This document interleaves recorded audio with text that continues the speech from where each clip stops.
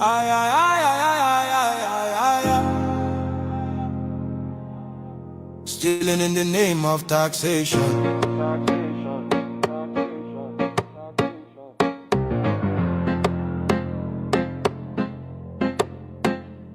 Shine your eyes, smell the coffee. This no be reform, now robbery with grammar. Then call them tax reform, but we see deception. Stealing from the poor under policy protection. Broad daylight robbery, pen instead of gun. Sign paper, drain pocket, tell us of a small endure. People they struggle just to stay alive. Food don't cost, fuel don't climb. Yeah, then still they tax the hungry man. No accountability, no evidence of plan. Tell us where the money where you not don't collect. Roads they cry, hospitals they beg.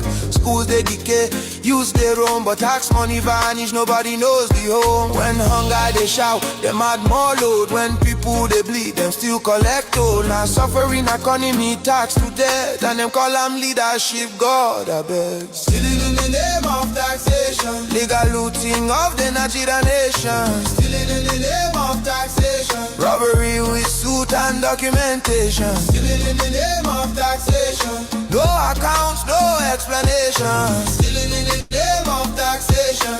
Wake up Nigeria before them finish us. Why France? Tell us why France. Why attacks deter they cross border by chance? Other African nations, they cut them off. But Nigeria, they rush, go sign deals non-stop. Now whose interest? No be our own. Smell them well, this thing get bone. Foreign hands on our revenue stream. Now start funding system dressed as regime.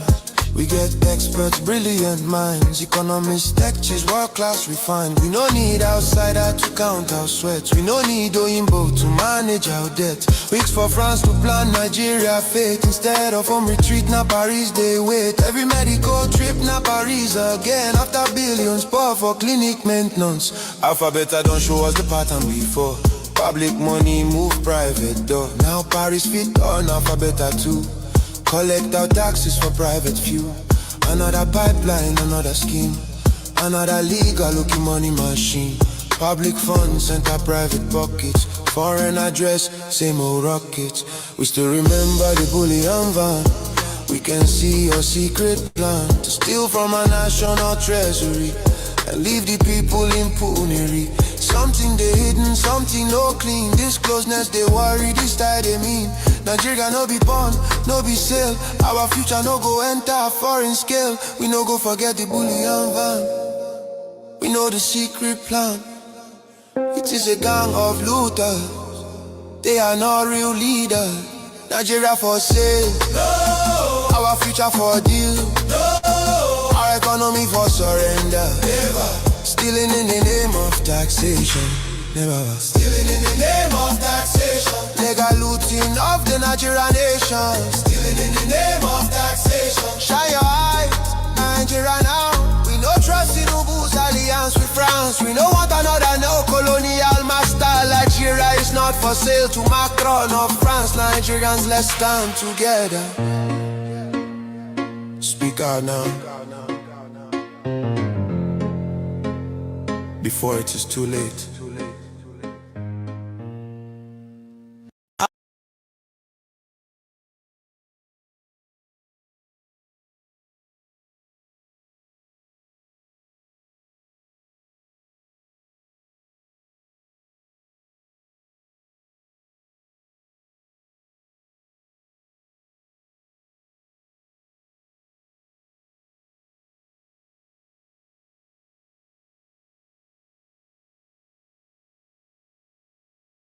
Fast and pray in 2026.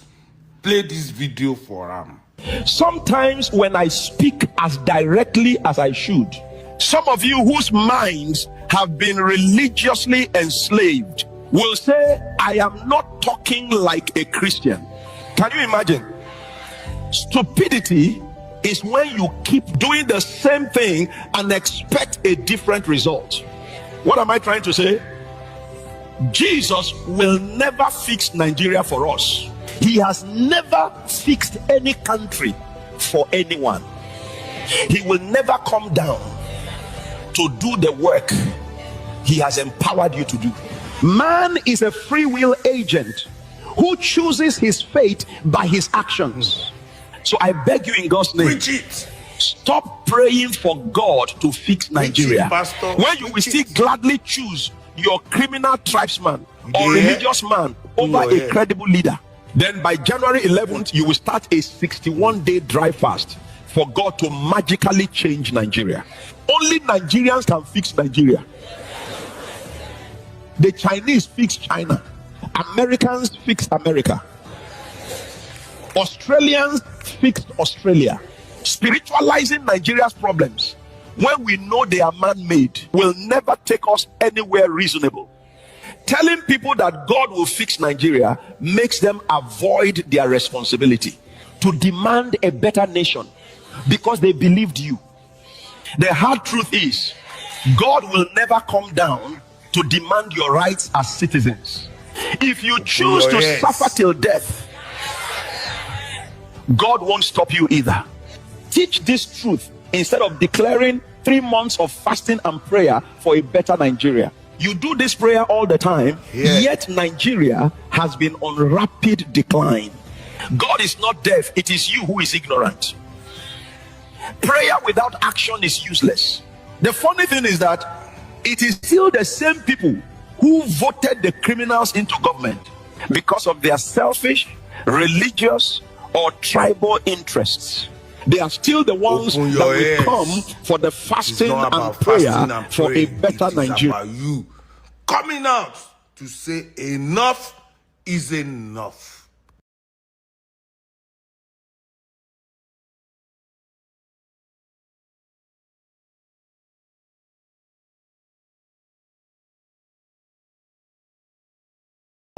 See na nakedness outside. When they say na Sheyi Tinubu nouns, they say to the cause. They say I'm too hot-tempered. This woman does not talk with respect. Where is it now? Students that came out to protest against the incessant killing and kidnapping, that came out to say they are tired of being scared of living in their hostels. They are tired of being scared to go and write exams. They are the students now that are in prison. In case you people don't know, we have a national body that protects every student from primary school to university. It is called NANS, National Association of Nigerian Students. In the old days, things like this, they go don't give president ultimatum. The president don't officially no go do one. But these days, they call it Sheyi Tinubu nouns. He has zones.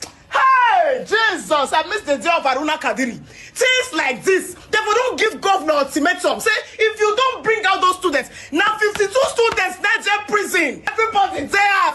Poor! Shame on Nigeria. Nigeria is falling every day. What do you even expect? When riffraffs like this are the ones who speak on behalf of the governor, what do you expect? When pigs like this are the ones telling us the mind of the governor? CP, shame on you. Shame on you, man, the Abonika. You pack students, go prison. You don't see kidnappers carry go prison. Kai. God have mercy. Who will give me visa cover for this country? I'm so tired of feeling like maybe I made the craze. Maybe I may not know what they do. Okay. I've heard everybody. Please tell me now. Where is the now? See, leave every other thing. Leave you human rights activists. Leave everybody. Ask for the head of the organization, the NANS president. Where are you?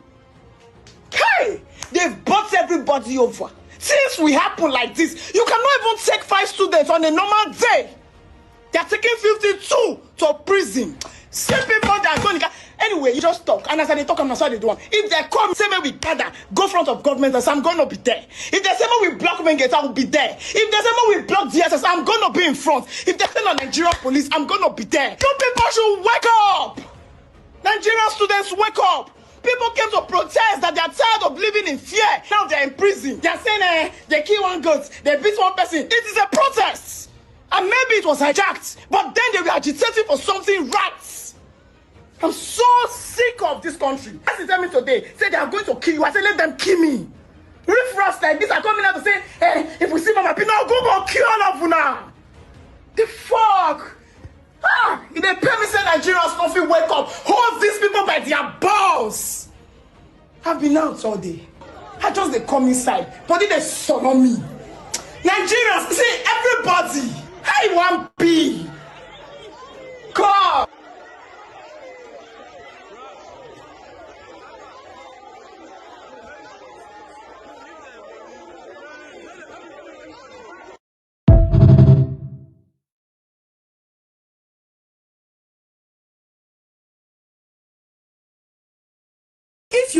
today, you dey go fire. Yeah. That is the reason why you can't turn Nigeria marriage. President Bola Ahmed Tinubu, Your Excellency, because you know, say if you fight today, you dey go fire. Yeah. That is the reason why you can't turn Nigerian married women to a shower for streets. God give you power, make you tell leaders. If they use that power, they intimidate us. You make everything hard for everybody, hard for married people, hard for singles, hard for married women. For children to eat now, a married woman go enter street, go dey fuck prick. 4 type of prick a day. As a 4, if you don't do 4, your bag of rice money no go complete. 30,000. Bag of rice now 130,000 naira. President Tinubu don't turn Nigerian married women to a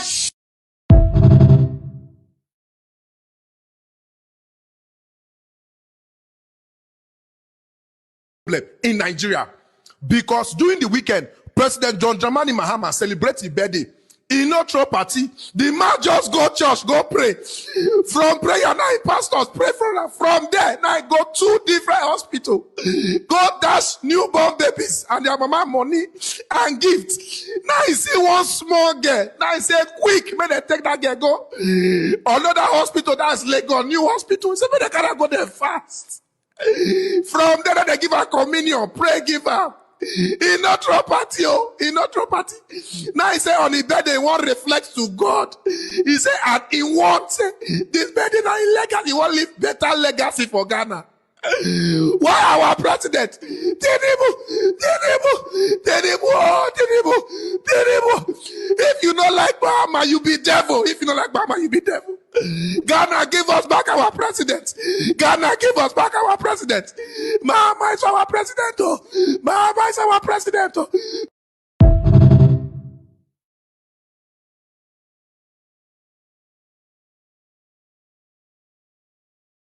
You know what these people have done to Nigeria? They have destroyed our life. They have destroyed our economy. They have destroyed our respect all over the world. What kind of thing is this? Every day, these people keep demarketing Nigeria as if there's nobody here. What kind of thing is this?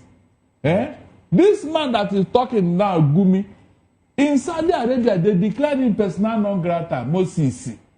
That is the seat of the Islamic world. But here in Nigeria, this man is behaving as if he owns Nigeria. Please, is that something that should give you some cheer? That a man is talking like this, giving us an ultimatum against terrorists and all that. In a country that you call a sovereign state, terrorists are here dictating the... Look, there are things you don't even need to talk about. When Donald Trump said that we're a disgraced country, I now realize what he meant. No country what you saw can tolerate this type of nonsense. Seriously. And people are here. We're blaming Donald Trump for whatever. Are you serious? The man is so annoyed that he had to come in by force. And Nigerian government and their ability, they are just there. If they had done the needful, will Donald Trump enter here? Why did he go to Ghana? Why did he go to Ghana? Very embarrassing situation that Nigeria have lost everything. We are not worth a penny now before the international community, and you are calling yourself a giant of Africa. In economy, in politics, in infrastructure, nothing. In democracy, nothing to show the whole world. And you are seeing here clapping. One man was making noise that he is growing the fastest political party in the whole world. I said, look at that. Look at that. The fastest political party in the whole world. Are you serious? What about the fastest growing economy in the whole world? The political party. Are there not people that are running into your party to save their head from EFCC for the crime they committed? Is there any other reason? Mention one person that entered APC that doesn't have a skeleton in their cupboard. Please mention one person. Let us start from there.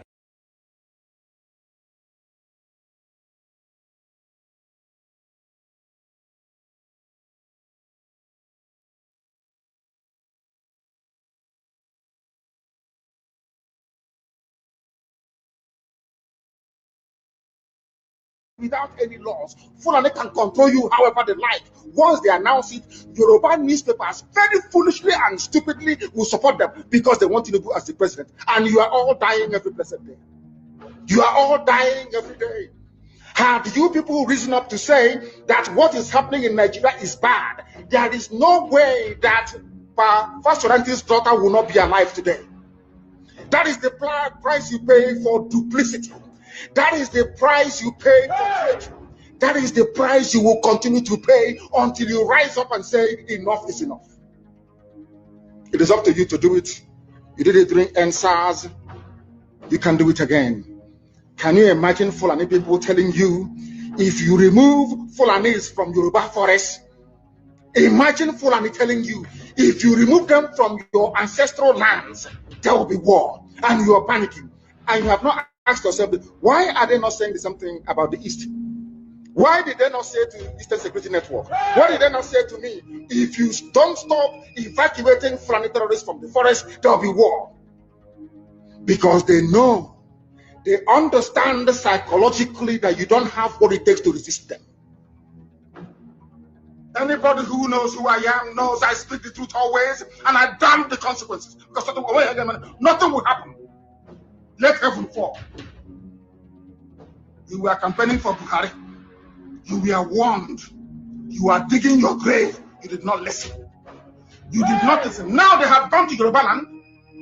They want to take over Yoruba land with terrorists. And then they face Eastern Security Network with the army. That's what they want to do. It's a very simple game plan.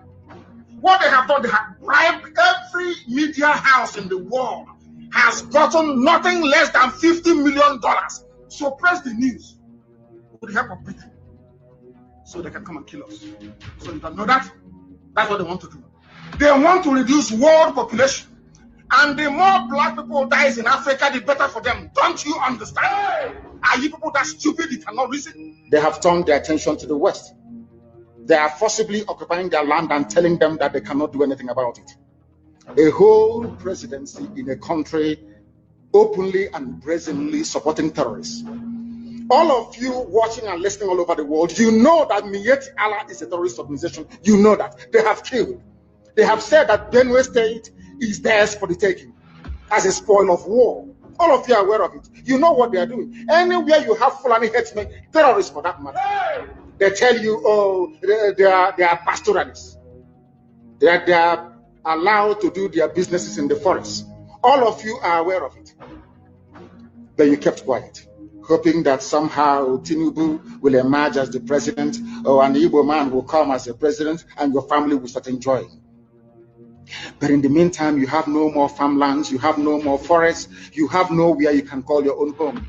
The same stupidity exhibited by Hausa peasants that enabled Fulani to take Sokoto from them, that enabled Fulani to take Katsina from them, that enabled Fulani to take even Kanu from them. Every Hausa land is occupied either by a Fulani emir or a Fulani governor. Some of you don't want to reason. You don't ever learn that the main aim of Fulani is to conquer your land and enslave you. Look at Hausa people today. As I wrote yesterday, they are worse than a discarded tissue paper. They are worth nothing. Only their language is what is relevant in their lives. Everything else is lost. All of you are repeating the exact same mistakes that the Hausas made. Your lives are being taken away from you. Your forests are being occupied. Your mothers are being raped. Your daughters are being abducted. And the whole national government, presidency, is supporting such people. And you're telling me that Nigeria is viably sustainable. Is that what you're telling me? That somehow this contraption is sustainable, it is viable. It can never be. Because the more you stay in one Nigeria, the more you are inviting the Fulanis to take over your ancestral lands, to take over your villages, and to make life a misery for you. That is the end game. That is the outcome. If you doubt me, go and do a bit of research. Ask yourself, who are the Hausa people? Who are the Nupe people? Who are the Bachama people? All of these people were steamrolled by the Fulani march to the Atlantic Ocean. And now they're in Yoruba land. They're in their forests. They are in their forests. And who is going to drive them away from there? If not the Yoruba youths. Forget about your useless governors. Your elders are very strong. I love Yoruba elders. The way they behave, the way they talk. Very, very strong. They say they support Akeredolu. This is the governor of Ondo State. They support him in what he's doing. People must come out to say that enough is enough. When you travel to the north, do you live in the forest in the north? The Igbo people in Sabongari in Kano, are they living in of course, it's Hausa land? Are they living in the forest? They came to the town. They work very hard. They build houses. They build mansions. They develop the entire place. Is that not what they do? What are Fulani people doing in our forest? Nobody can answer that question. They say that they're pastoralists.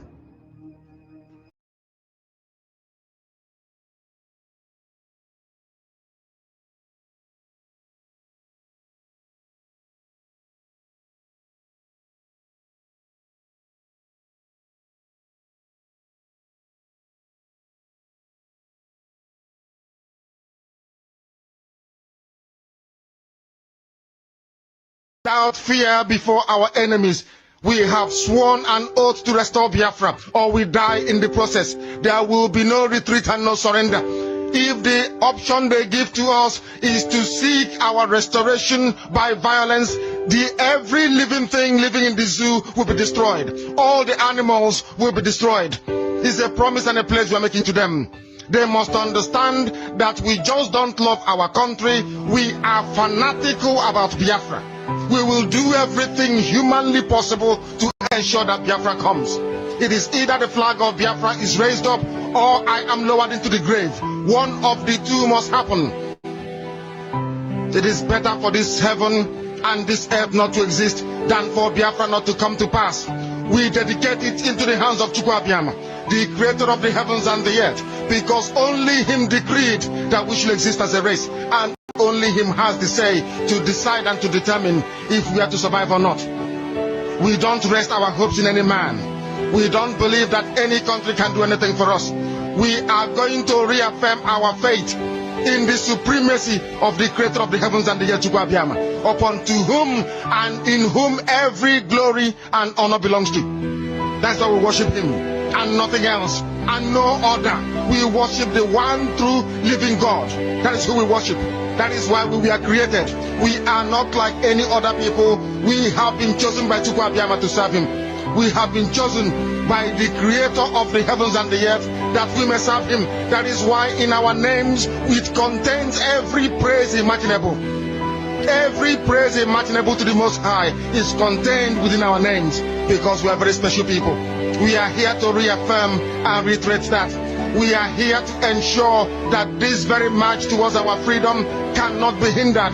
Any obstacle on our way, real or imagined, man or woman, adult or child, anything it is, once you are an impediment to the restoration of the sovereignty of Biafra, you will be destroyed completely and totally, in every way imaginable.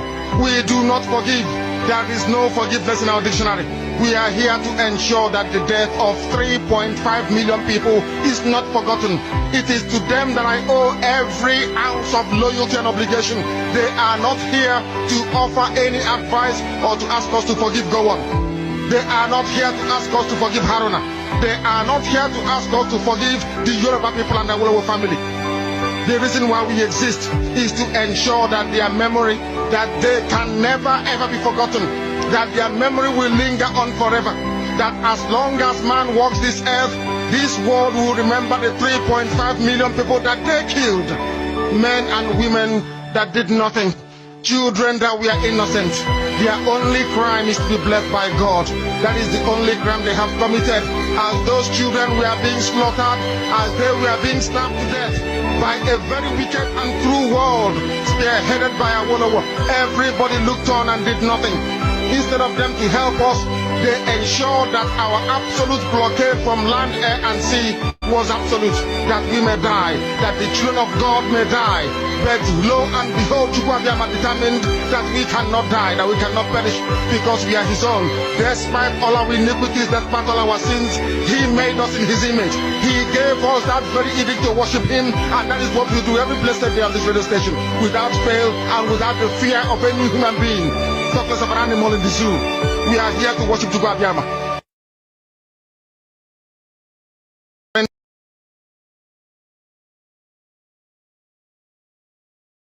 We have not declared that there is another independence that when Onyedunam they cannot come out from the Nigerian jail, then only do we declare this wonderful Biafra that nobody knows about. And this is being said by presumably those you see that have been parading around the Biafran leadership. That's why we need to sweep all of them away. Because without doing that, this Biafra that we restored will never come. Because they know nothing. They've been brainwashed by Ohanes Zendibo, all these delegitimized governors. That is why somebody whom the whole Biafran, our prime minister, we conducted the election publicly to delegitimize somebody like Soludo, and somebody in Biafra, somebody that pretend they are fighting for Biafra, will be telling the delegitimized governor to go and get more army to fight the United States of Biafra defense armies. Didn't that tell you something? Didn't that say something to you? And some of them will be calling on Donald Trump, come and give us our freedom. Donald Trump, we are in homeland. Come and help us bring equipment to remove the Nigerian terrorists in our land. Donald Trump, give us our freedom. No. The people give freedom to their people. America is just going to be one of the allies of Biafra, which they already are. Some African countries are going to be allies of the United States of Biafra, which they already are. Many of them are working towards that. But do not be deceived by the people. I don't know if it's ignorance or being manipulated by by Tinubu and co to keep saying things like that. Combination of both. There's a kind of combination of both. When you hear people, if you don't appreciate what you have, what makes you think Trump will trust you to appreciate when he comes and gives you? You must appreciate Dr. Roberza first. You must appreciate Simon Eber. You must appreciate Nnamdi Kanu. And know that these are the genuine people that are in the forefront of the restoration of one of the best countries in the world. If you don't recognize this, no, you must go and join Tinubu and do your own Biafra with Christopher Musa.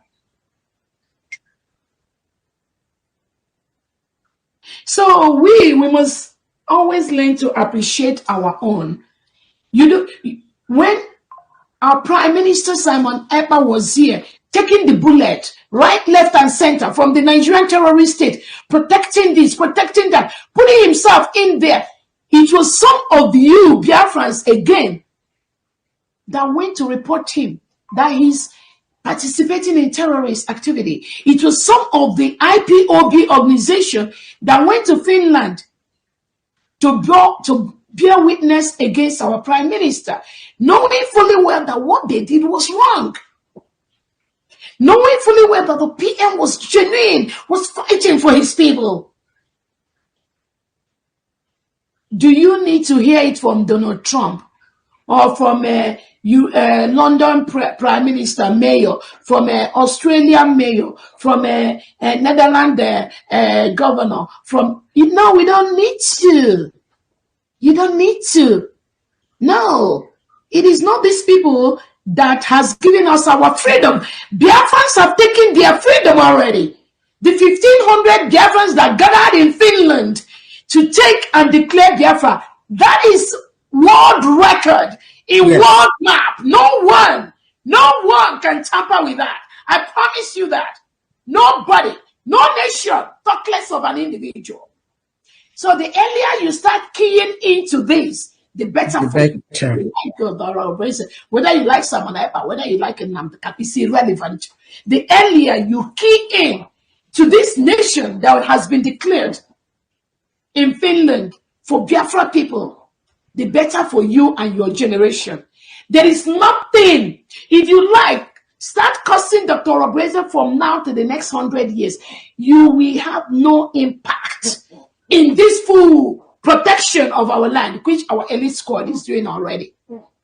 You will just make noise. After making noise on social media, you go and sleep. Tomorrow, you start making noise again or writing about Dr. Robertson. Next time, some of them that came out in January and told us, we don't know the power of the media. Where are they today? They announced it in Finland. Maybe Dr. Robertson does not know the power of freedom, the power of media. And I just smiled. I just said, what you don't know is bigger than you. Where are they today? And they still come out with their misinformation every now and then. How much Potakwa? Dr. Robertson, Dr. Robertson, Dr. Robertson, Dr. Robertson, Dr. Robertson, Dr. Robertson, Dr. Robertson is taking money. Look at mediocres. Look at poverty speaking idiots saying taking money from anyone. I am giving. I'm not taking. And I'm very, very proud to give. And I'm not asking back. God has already blessed me with so much. Mine is to use that to make sure the full protection of our new nation is sustained. So the earlier you key into that, the better. Better. There's nothing you can do to stop that. I'm telling you.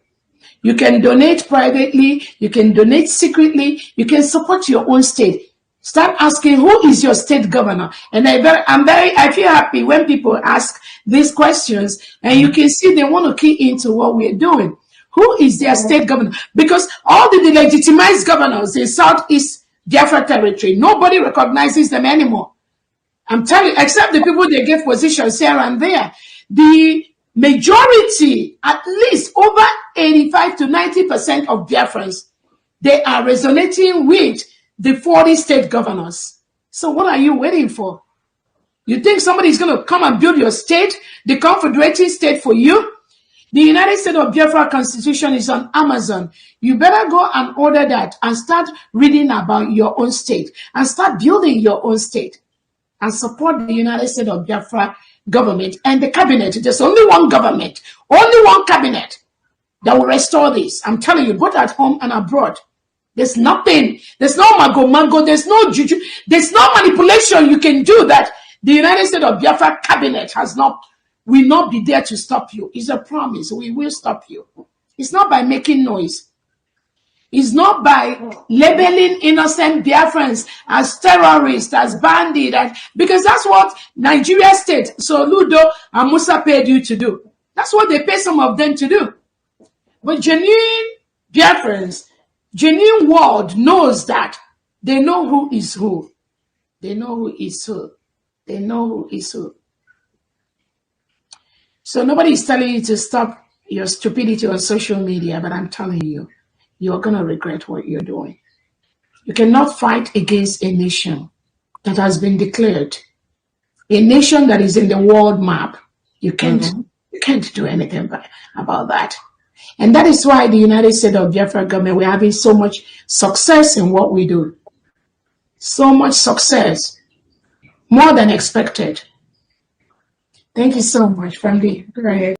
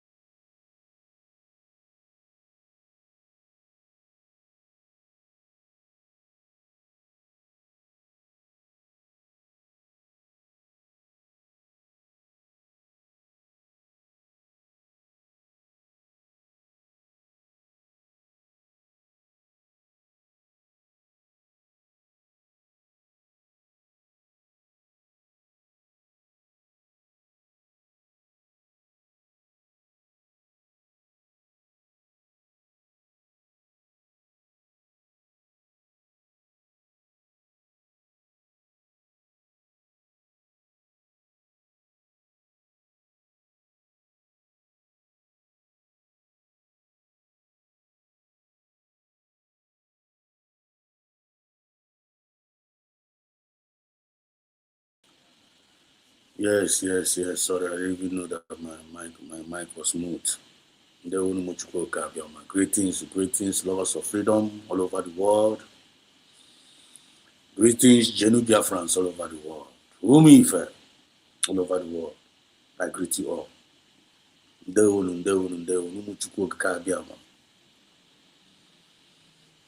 children of the light from the rising sun, the citizens of the United States of Biafra, and the lovers of freedom all over the world. I greet each and every one of you. And I salute each and every one of you. This is Biafran Exodus TV. Always bringing you the message of redemption. Don't forget. Always bringing you the message of redemption. The message of and liberation to the hearts. It must be to the hearts, to your hearts, and to the minds of our people. To the hearts and to the minds of our people.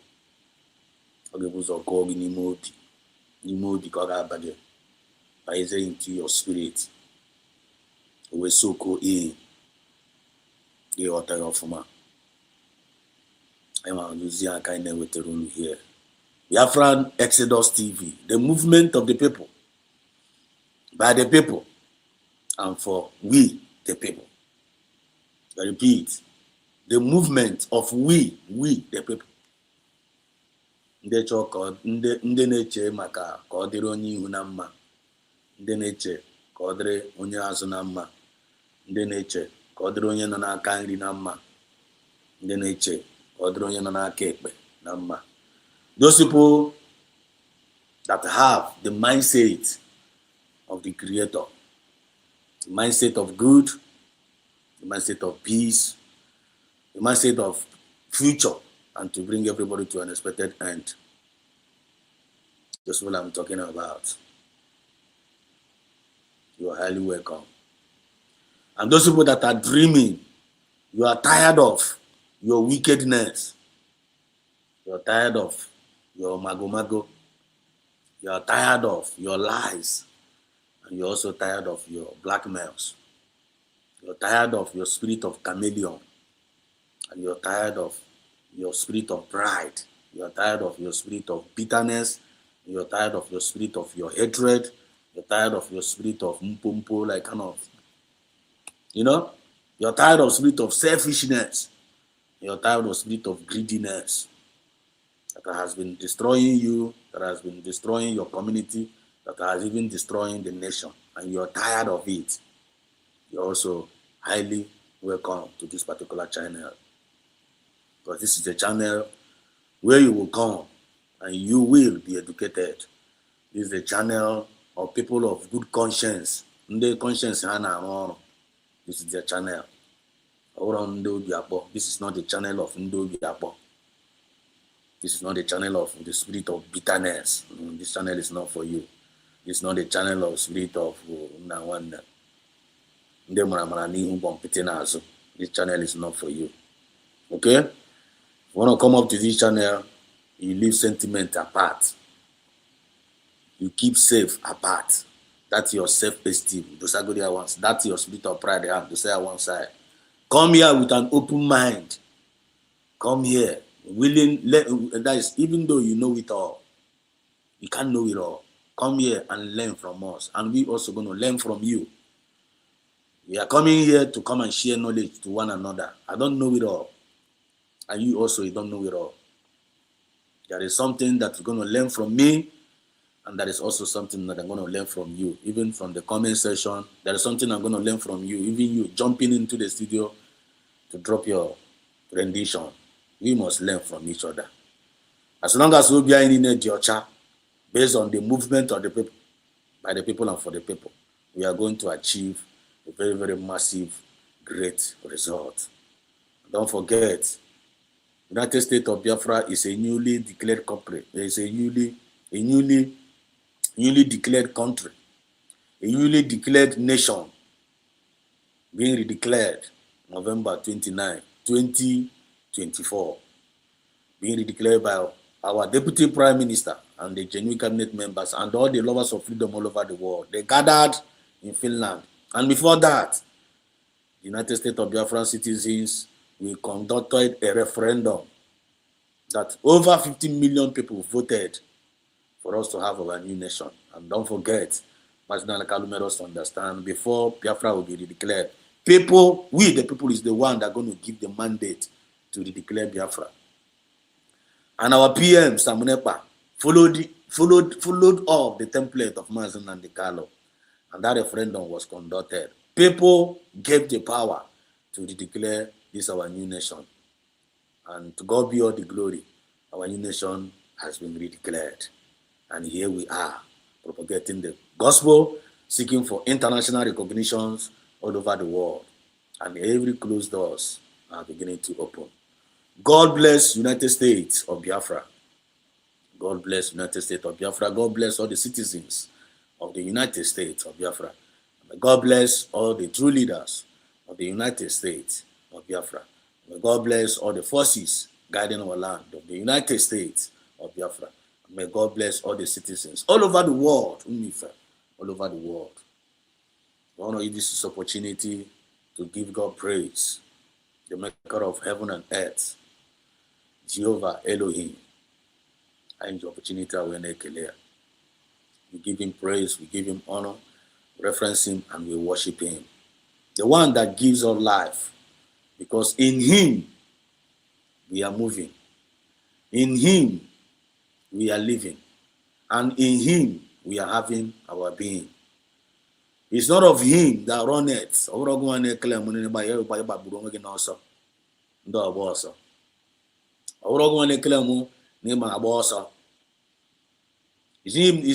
not of him that willeth. It's not of him that runneth. Or that if that no one catch a weather now one over by muzzle, or by a cow come and before, or by running faster than your shadow. No, it's all about God that showeth mercy. So I'm running back and I take care of our time. I am not in a rush.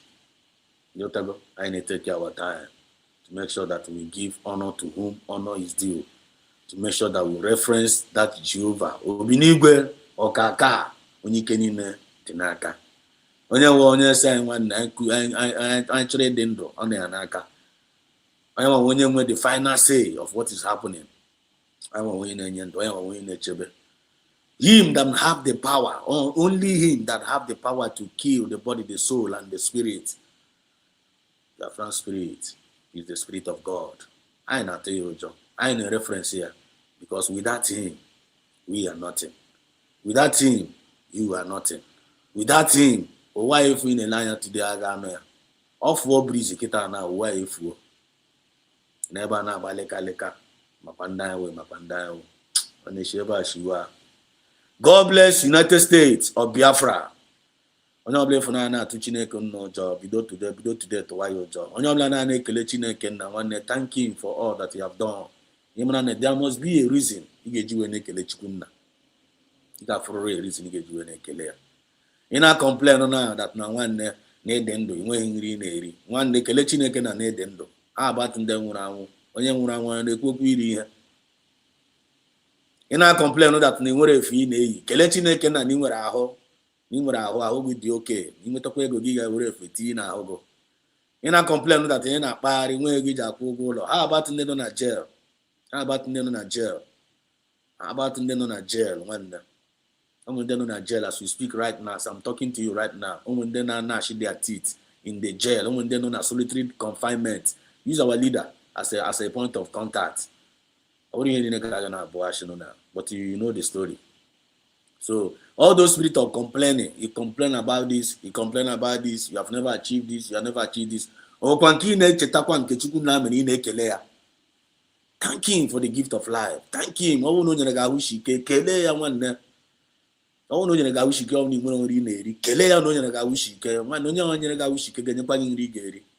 All common sense, one. It's time for us to be living by faith and not by sight. They made us to understand that man shall not live by bread alone in the stomach infrastructure. We want to only live by because of that. Your times are over. Power have changed hand. This is the time of self-discipline. This is the time of moral decency. This is the time of akonuche. This is the time of we receiving divine instruction from our Maker and from our true government, which is United States of Biafra. So I make a for his grace, for his mercy, for his guidance, for his protection, and for his provision to each and every one of us. And to him alone be all the glory. He said, we're not going to fail to recognize our genuine leaders. Our genuine leaders. Here. This is our Trinity. If you're watching where Dr. Ngozara was doing her opening speech, in the jingle there, also you must first of all appreciate your leaders. You know Dr. Ngozara put here. First of all, appreciate them. I only try to trade before you know one appreciate. When they give me pound of poor, I need trade aqua. I need trade aqua. You talk about drag issue before you kill a mass and the Carlo. You need the issue first. Cabotragia. Before you na mass and Carlo is a genuine leader. Oh no issue na go. Before I got raga before the Chetana mass and Carlo. One they give me pound of poor, and I got drag issue. And I got try me, I'm moving head in there. Biafra when I'm mad. If you let it talk, trega camo. Yotago, or you talk a trega aqua. Before you chetana, the Tongozara base, no Gagari declare reggae Biafra na Finland. Better aqua, Gary declare reggae Biafra. When you give freedom, mono giacamua. You talk each or aqua, a trega aqua, before you put a nominee homan on man, beguano. The Ponogu way I want to be a man enough, give one up on a go. And a trega aqua. You talk a better costard, and feel free. So you are highly welcome. You must first of all appreciate your three leaders. Here. You must not the or the teacher from here Jesus. The answer is no. Draw each. You PM Samnet Bamere or the teacher. These are the leaders who have to be who have tried their mind, who have tried their spirit. Up to today, they are still living and they are still fighting for us. And they have never given up on us. Why are we not going to acknowledge them? Why are we not going to appreciate them? Why are we not going to pray for them? Why? Long live Mazin Nandi Carlo. Excuse me. Long live Mazin Nandi Carlo, my supreme leader. Salute you.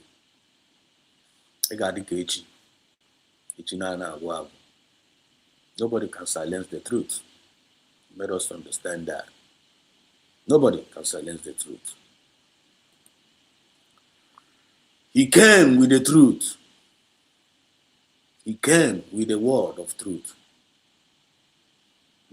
O wetara anyị ozi ọma Chineke nna.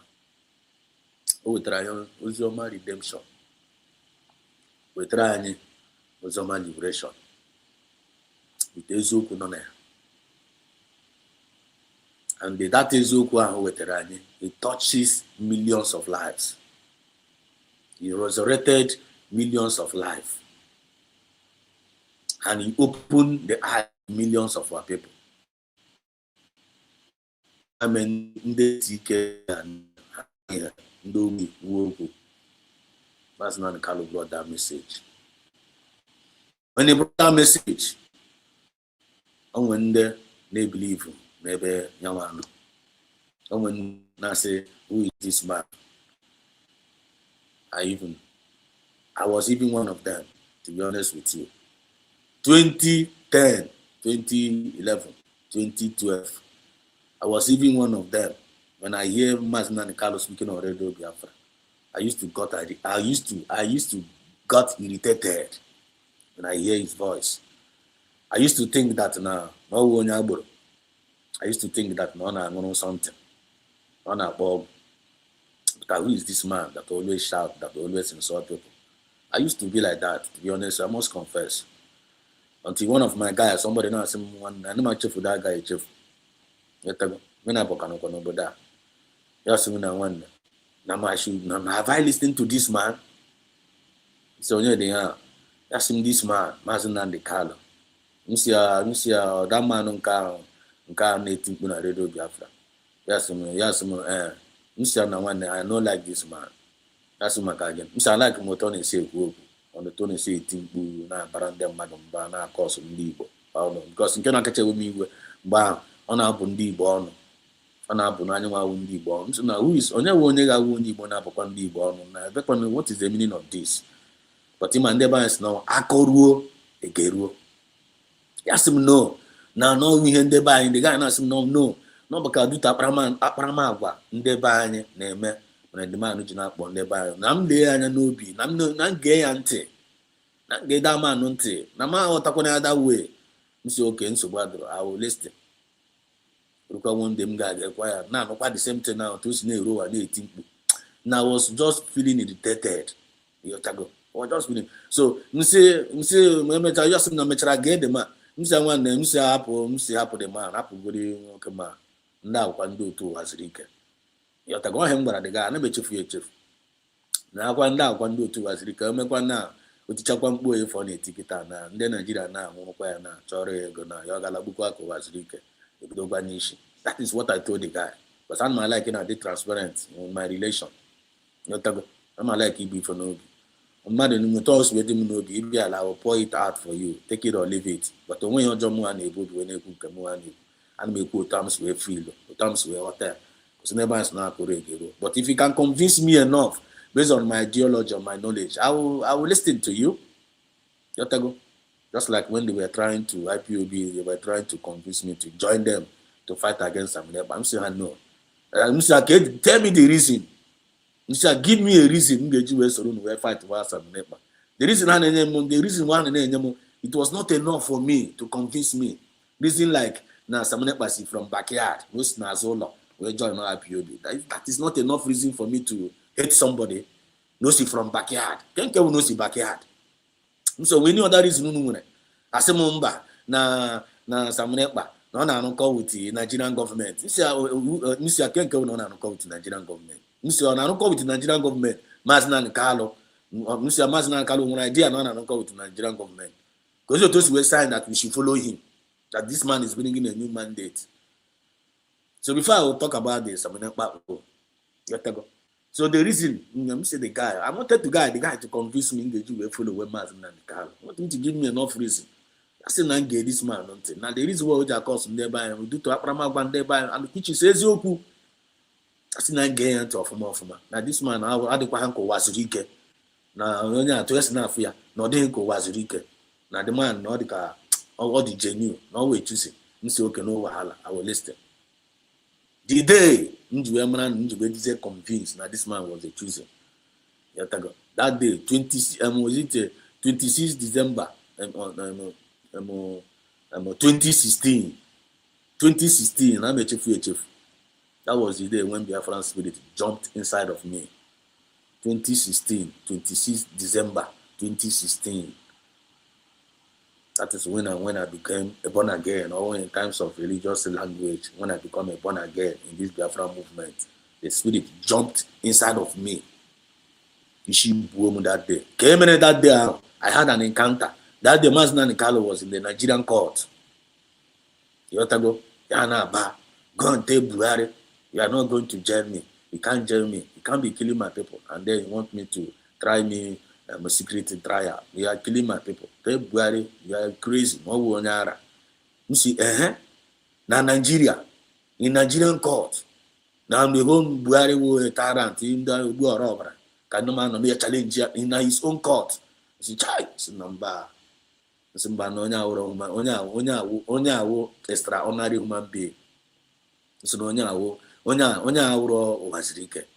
This man a camouflage. This man is for real. You say yes, I've gotten what I want. Onya even for that day Moses, I saw Moses challenging Pharaoh. Anyam jiwena fear that particular day. I saw Moses challenging Pharaoh. Simba, Moses is here now. So now Moses. So, which means you can send the Quran Moses now in our own time. You say, wow, I must follow this man. Biafran spirit jumped inside of me because I have seen a man that came with a rifle mindset. Simba, this is man, what will redeemer?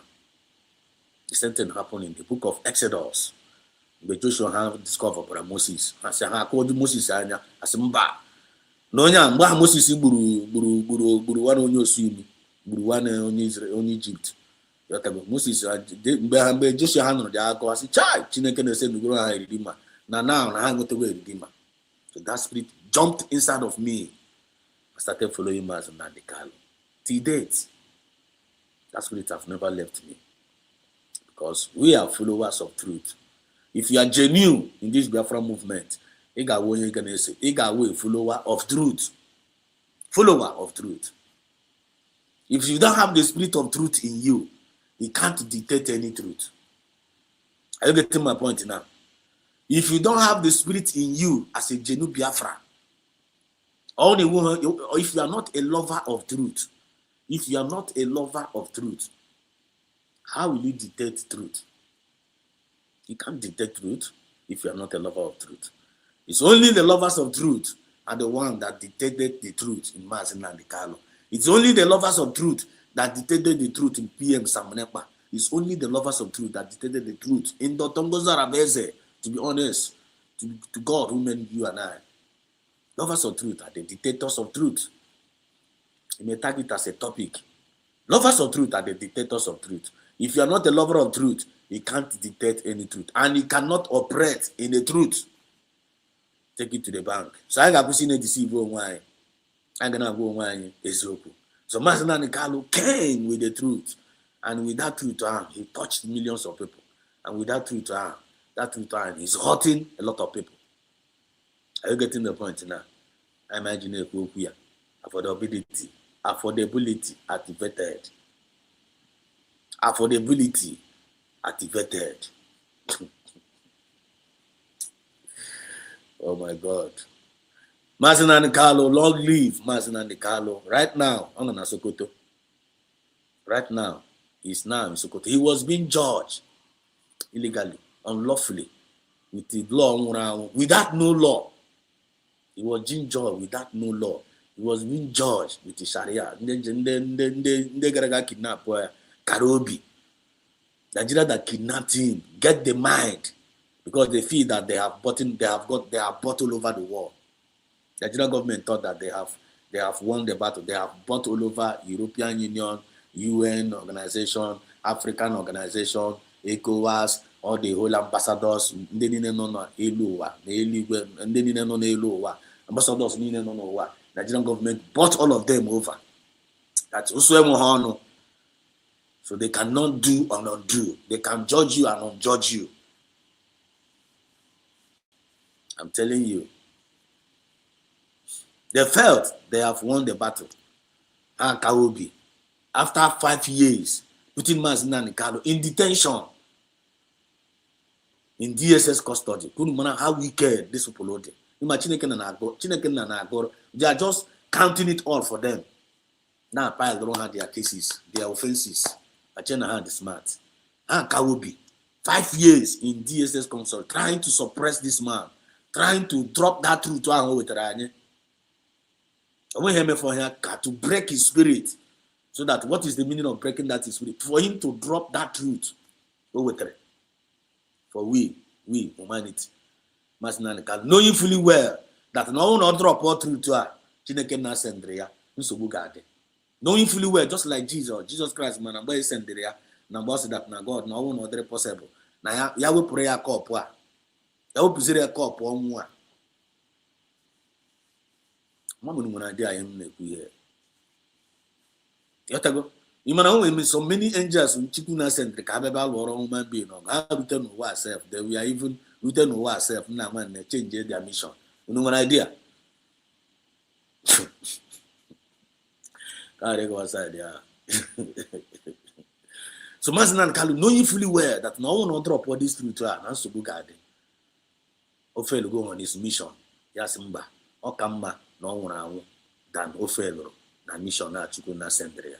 He now stood by that. He refused to be broken because of you and I, just like Jesus did, because of the whole world. God, just like we Biafrans, We Africans, Mazinan Chineke na Sendria, for him to bring us out from mental slavery, save us from the hands of the marauders, because we are being captured. We have been captured. And I mean they captured. We are being captured. Children of light, we are being captured. We are being taken to an exile. Just like Shadrach, Meshach, and Abednego. All of us all over the world. We are being buried in that idea. Buried under the grave. But God said that through this man, I'm going to bring you out from your grave. Not going to bring you out from every grave that is going to send us back to our native land. This is spiritual. This is spiritual. All in them more, it cannot find a call. Only one spiritual here. It will not go make sense. It will not go make meaning to you. Because that's that the carnally minded man will not understand the things of the spirit. A carnally minded man, you try to find a call this thing. I got hotel. I got some one this guy and I call the here every night up just like we said to Mazna Nicalo. But no problem. Then when anụwago ife ndị isi afụwago ụzọ ndị ogbi ekwu ego okwu. Amami you're talking about point. There are miracles happening every day because of the message of redemption and liberation that is passing through the hearts and the minds of our people. Are you in or are you out? In Anokwanti, they make use of the word they receive here. Are you making good use of it, or is it a joke to you? As a man thinking inside his heart, so easy. There are many millions of voices happening all over the world. And in Kinege, are you benefiting from it? In Kinege, on a buildugo, Kinege, on a tipia, in Kinege, is it building you, or what you are listening, is it destroying you? It's a question. But we have made up our mind, we made a decision. No Mazinan Nikalo, Kaineso. Mazinan Nikalo is our supreme leader of the United States of Biafra. He's the president of the United States of Biafra. He's our prophet, and we acknowledge him. I imagine I say, long live Mazinan Nikalo for all the job. And we continue to pray. He's coming out. He's coming out. Ilayana Sokoto now, what is going on in Sokoto? Update now, Tagaseba, breaking news. Sokoto has become a tourist center. At the same time, the bandits no padia, na chesukwa, excuse me. The bandits no padia, na chesukwa out. The community is away. And then one of our brother military brokers, Yana, covered that Namazna and Kala need to be taken out from Sokoto. Na the bandits na chase. Na one, Amamu, Kanka Para, and Noakoa. But the Kasim Kachineke name idea, Namazna and Kala no there. But the Kasim the power on Nainaka, Nande lawyers, Naga Bale, Nabale, Keupta, Sokoto. Okay, and the lawyer Meguru. I'm sometimes someone some certain thing no like this, you and a woman. I tell you, I'm not me otago. Our hope is not in the lawyers. Our hope is not in the Nigerian government. Our hope is not even in America. Our hope is in God. There's going to be a payback. We are declaring it, and so shall it be. With the truth with our declaration. You know, fine but watching a na when name is a good. And then when you use when you use, we may know we have an issue as not the Carlo. Master and Carlo on Sokoto. God is I will know what about. And Master and Carlo, his life is in his hands. The lawyer no dey Buriaga Abuja. Buriaga Sokoto. Nibo Satis politicians no there. Buriaga Sokoto. The whole world no kwade Buriaga Sokoto when you so everyone when hear the word memuru na ya, when the Nigerian government memuru na ya, when Nibo billionaires memuru na ya, cause these governors memuru na ya, when our lawyers memuru na ya. Why are we still hoping on them? Why are we still hoping on them? So stop hoping on any human being. Our hope and our faith is in God.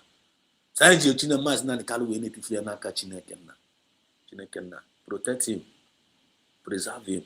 And you are not yet done with him. At the right time, he's coming out.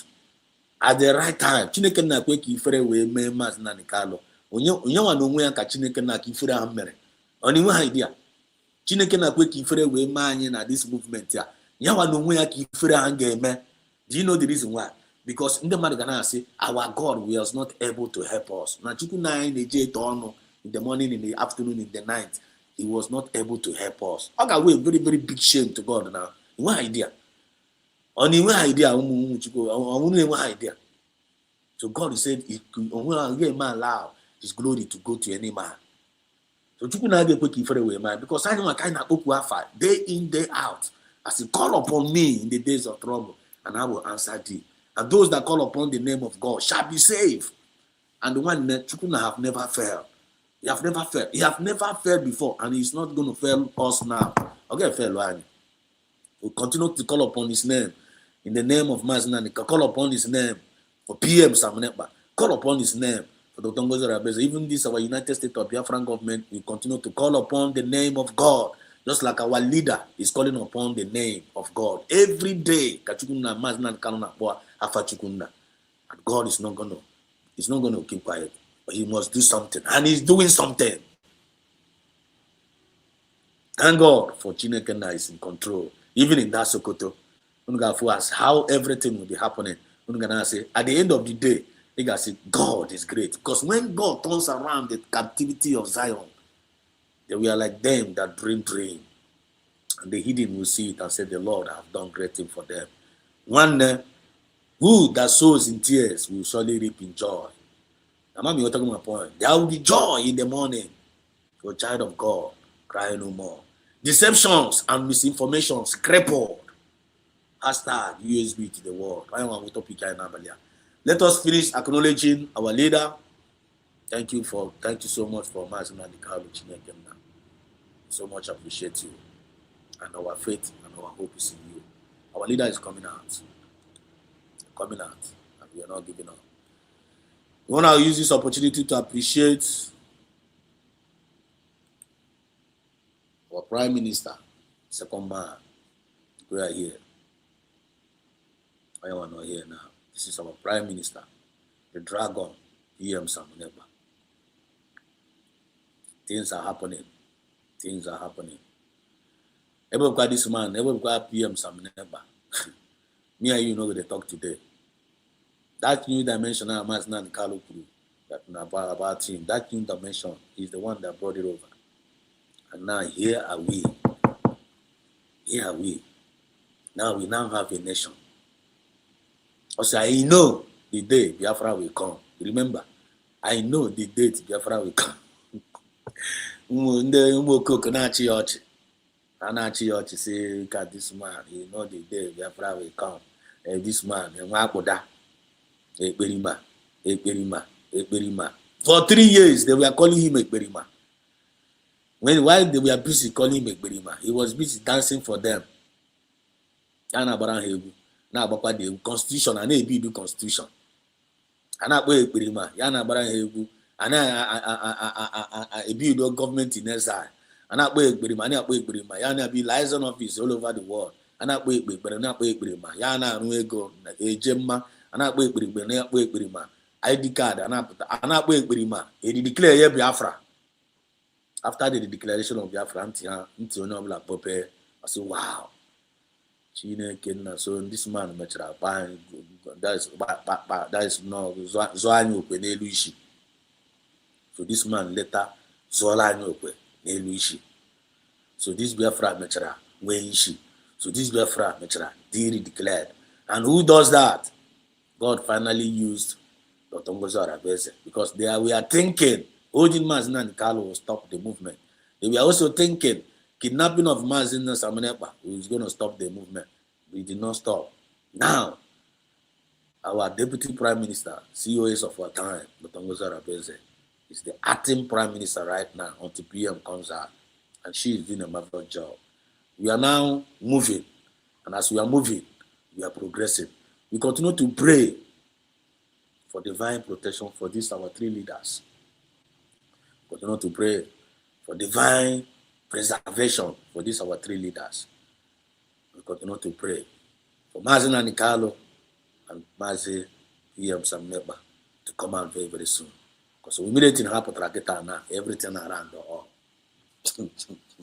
But before I want to happen, Chinekena is perfecting some things. Only you know has He's busy now. As he can see something, all we need to do is to fall in line and to make sure that now you check it in all right. I can't check it in all right. You want sanity, and when that is you don't can grow, and you focus on that your area of that your gift. You very focus on that your area of that your gift. Chineke na this movement here. You make sure you use here for the benefit of the people. I get to my point, you know. You make sure that gift and Chukwu nanyere again. That gift and Chukwu nanyere more. For Chukwu nanyere gift, only gift onyere again. Only more. Only gift onyere again. Maybe now, as in this movement, maybe you want it. Maybe in this movement, maybe I won't want to. Maybe in this movement, maybe you wanya. Maybe in this movement, maybe you waka. Maybe in this movement, maybe you olu. Maybe in this movement, maybe you wishy. Just like Maznan Kalu wishy, the movement here. Maznan Kalu is the head. Probably for Broton wishy or olu na ton wishy. Give my idea. Upon Maznan Kalu the head. Up olu na ton wishy. In my idea. In my idea, that philosophy. I didn't have idea. So in this movement, I don't need wishy. Maznan Kalu is the head. And as somebody with the head down, olu na ton no the issue. Akwa head can for here na bi. Ni me head there nwere anya. Nwe imi nwe ntị, nwe aka. Onya ka practical explanation of what we are doing. Owa bia na akoiri. Just be practical here. I gonna be practical. Now this movement. So Maznan Kalu is the head. I want to put the brain. I want to try the message. And he made the head, yeah. And when Anya na the head, Abi. And then when Olu na the head. Olu na gent na camera experiment. Nanya side ya na kifu halogo mayana. Emu kwa brain no. Emu give my idea. Emu the brain. He made the head ya kwa. And the brain na wonye na gba the head. Na nwanne gba the neck. Nwanne turn Olu. My idea. You need a network inside one body. Many components inside this. All of them are working for this body. And couple and others in Wensubu. I don't know. It can't be in this body. It can't be in this. It can't be a component of this body. And you'll be working against the body on air. Anya is working for this body. Anya ma kita na onwe yo for kita na anya akpo. In my idea. Onwe bo ile anya na anya ga akpo. Onwe bo ga kita na nwanne gi nwe injury. So Maznan Kalu is the head. And is representing as the head. Olu na represent as Olu. So only Olu nwanne I won't need Olu na movement here. Make sure nigga na direct in the right direction. I got something. You only will brand. But trying something the reasonable. Now, but trying brand, nigga, brand you. Or you bagi with a brand, you brand at this movement. Give a brand, not put brand for this movement. Wonyara. Isn't it on this movement? Not for this. It doesn't work that way, man. So that gift and Chukwu again. Make sure you are using it for the people. Because this is the movement of the people. By we, the people, and for the people. If the movement are making meaning to you, the movement they make is so much meaning to you. Give me direction. You know, the one again, man, one again. I'm talking my point. You know, your leader, man, and that way your leader. You know, your comrade, man, on your comrade. Can you where? Fundamental and ilu. Can you where? Ebonye be corner watching. I'm a kind of email. Ebe Berugo, Berenkesi Baby and Kugakwaya. Yotago Oberangaya Babula, one again, and Kugapianazo. So we are here as one family. Only a man Kalu be the Ruban IPOB. I want to remind you of something. And the United States of Biafra is reviving it back. Take it or leave it. You man, the thing by Maznan Kalu Prona, the thing fall into the hand of the DOS.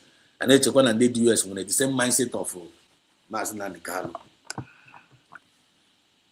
And we came to realize that Nande US have the same mindset, yeah, Maznan Kalu, Araba, Umo Biafra. Yetago. Maznan Kalu, when he was around with us, Maznan Kalu builded one family, IPOB, one family. You know that word. Oji that format, yeah. IPOB one family, IPOB one family. Oji don't format and we hold the whole world together. We are sinking into the minds of our people. People talk about and Chineke. Hi. And about Mazinan Kalum when he was around with us. When you do, ambassadors of peace.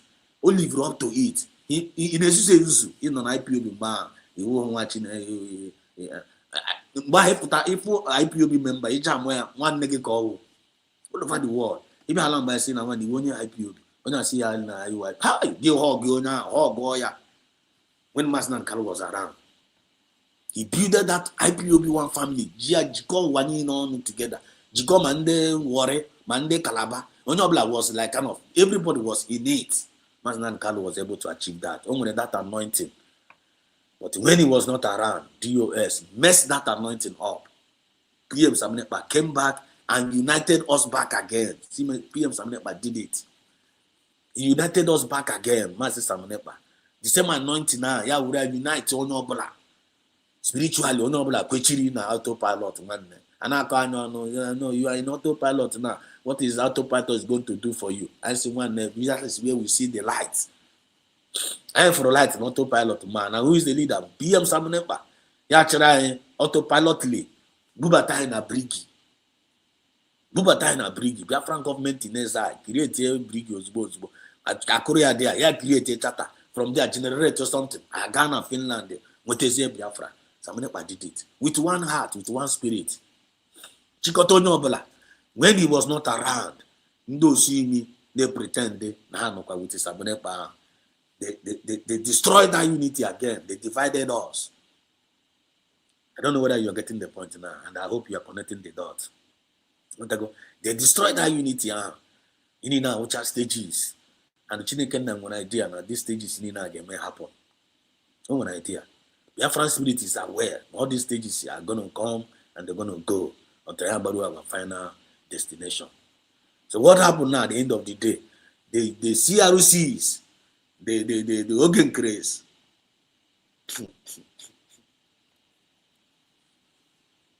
No be about the eye service. The eye service. I know there. Mbahano ya Masnan Kala no haram, PM no haram. I got one memo, Uzubo. I can put a Masnan Kala was arrested. That the same day, I got one memo. Which a memo happen again. Can we move through their leader?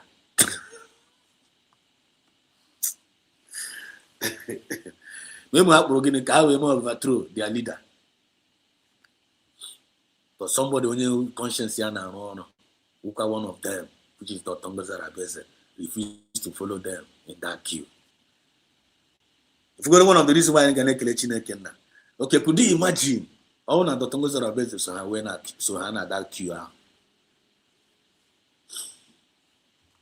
Where are we going to be today?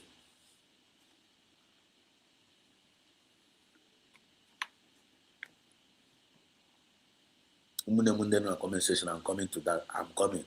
I'll be telling in a special way. Because it's already so here.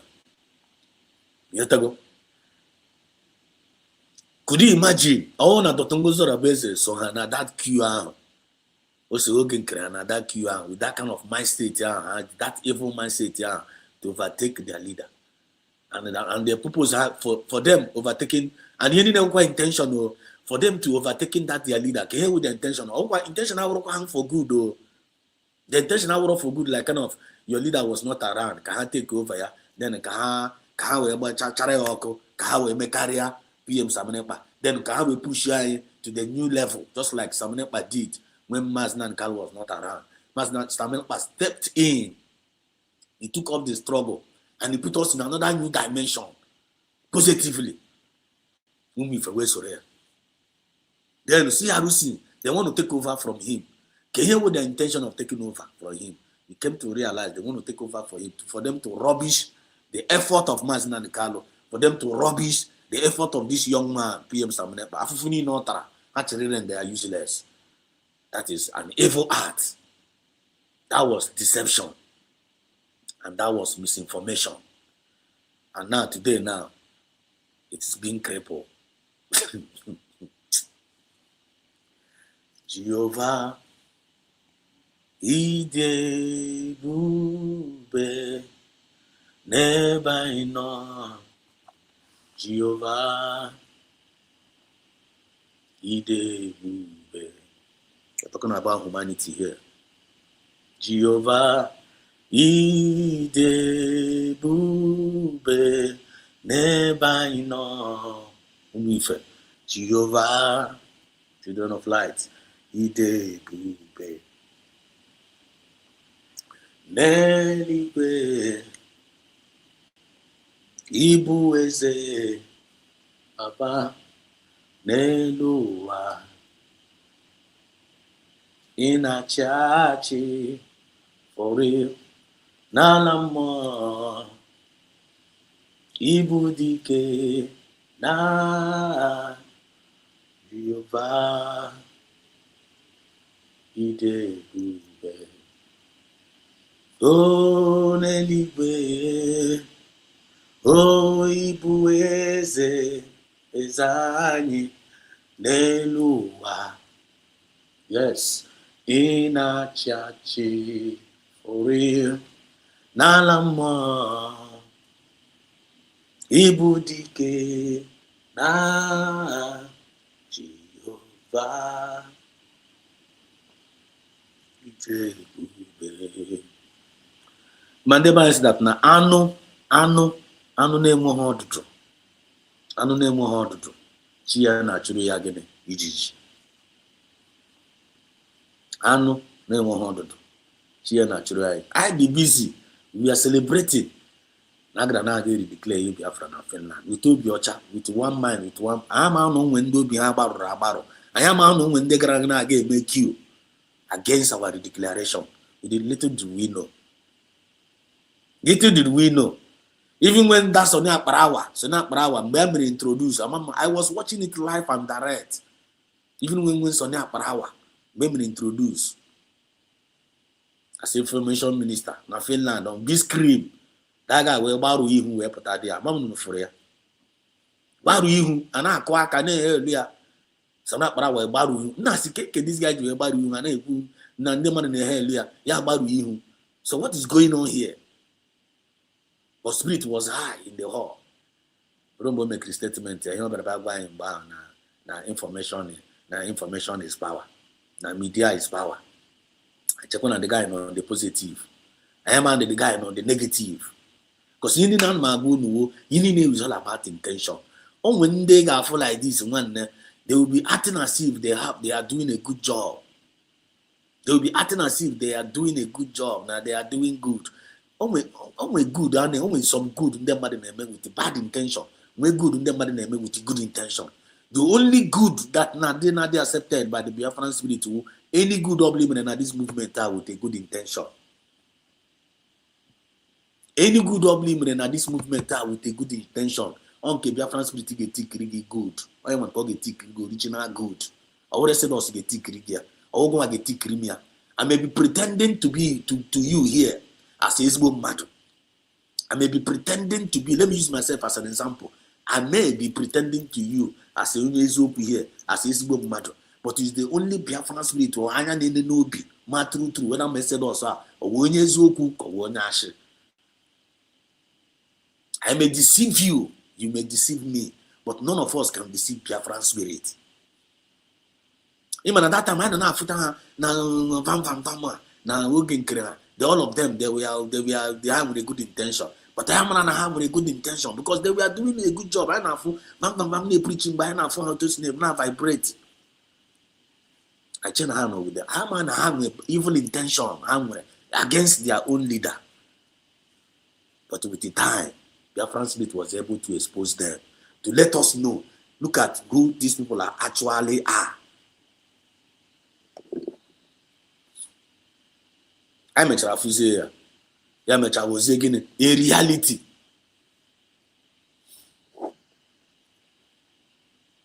I met a hogan a reality. Nananda will met a wogan. Evil intention of Kaji they we have been exposed. The manamata when he keep miri Man, nobody will say Adam testing now. I want to give you this example. Adam will say now. Exodus na man Adam testing. Na achọrọ mmiri. Ma were mmiri. Ma were kutere gị mmiri. Nkutere gị mmiri anye gị mmiri a. Ime ike na mmiri a ga ṅụọ ya. This Exodus, thank you so much for this.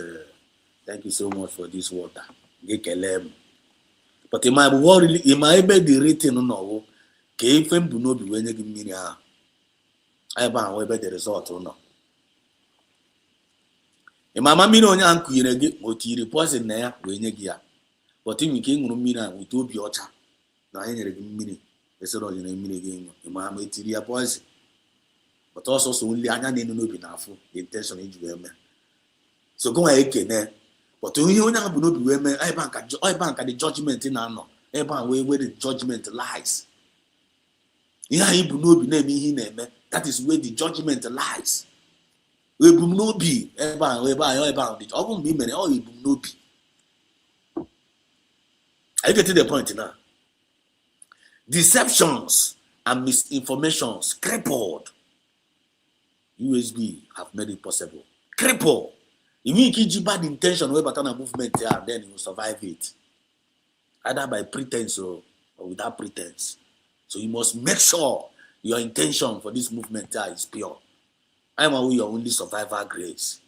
I am my only survivor grace. I am aware that my true redemption lies. I am my true liberation lies. And I'm gonna go one is open. You must be real.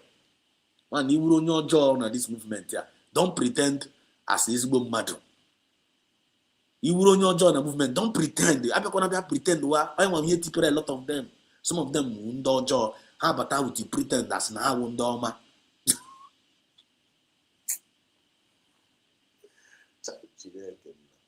Some of them won't do your job. How about how movement? They pretending how won't do ma? And I call her as an how won't do ma. Today now, the true color hammer as repetitive. So no matter how I pretend, more always said us now. No matter how I pretend as you know man at this movement, I want to know your job on a very, very good day. Only I'm on your job. Then I will know man on a very, very good day. By the fruit you shall know them. By their fruit, you cannot man. So I meant when I saw your black. Probably on your fine ako. On your black feel free Korea ga 1 year. And all no Kuroma can ako. When the Korea ga 1 year, never you have any regret. Make a reggae. Maybe I appreciate in your mind now. Maybe I appreciate. But I can give more appreciate. I'm going to appreciate it, accept it in good faith. Listen to God be all the glory. I want to know Kuroma can come a movement here. Korea ga 1 year, never you have any regret. And make we every day. You know, no project can ako. One, you need to be one no one nigga join and I come project on a nigga join. One Korea ga 1 year. Yan ma wabaч also I got go mad. Biafra spirit will judge everybody. I got judge on your bella. And the problem on that is on your loom when over, on your loma when over, on your law jaw when over. Deceptions and misinformations crippled. So only the deceptions to a pattern movement here. You all know this deception kids you a pattern movement here. Man, you are crippled. So much in there. I will not deception. Case does you wear pattern movement here. I will be crippled. You all not go the deception wear pattern movement. You will be crippled because Maznan Carlos said once you become an impediment, you will be destroyed. Ebe you get me apply. I can't use it. It's already crippled. It's already gije. One only already crippled. When the blue deception will be a got damn goro. You got Biafra spirit got goro. And the Amadole, I couldn't have gas in them goro. I couldn't have wagon them goro on a movement. Abi, couldn't have gone and then I got bije. This is cripple now. They are aware. Are you not seeing cripples? Are you not seeing no when they do cripple? But due to the word of message of redemption, I'll be the Kawije. I couldn't free them. Powers in the change gas in hand. Oh, when they cripple because of deception, the madumera, how deception cripple on her.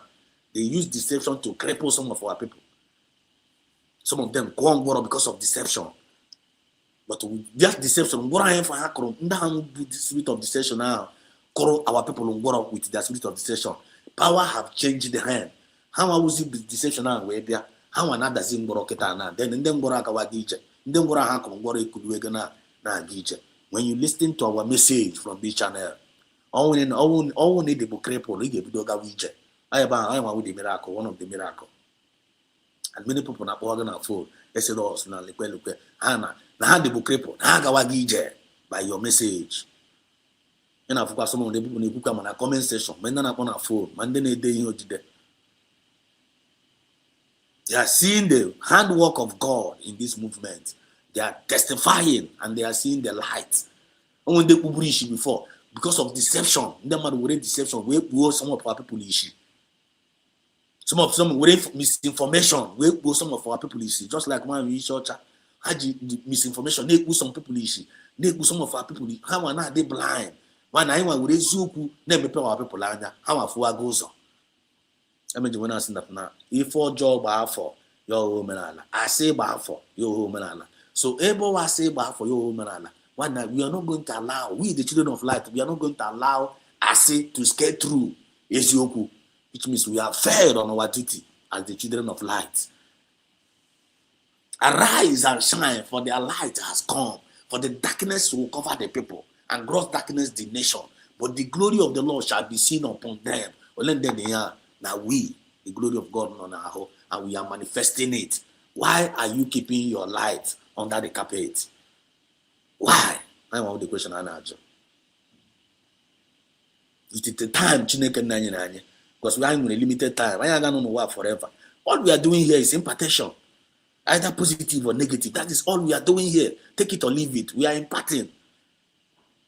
With your silence saying or that, you may impart. You may impart there in your own life. In silence, you may impart.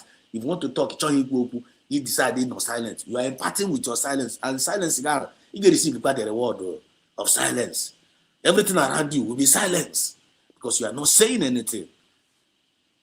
Then only when you you to bring results. You will save your life. You will the enemy, and then by doing so, you are a warrior.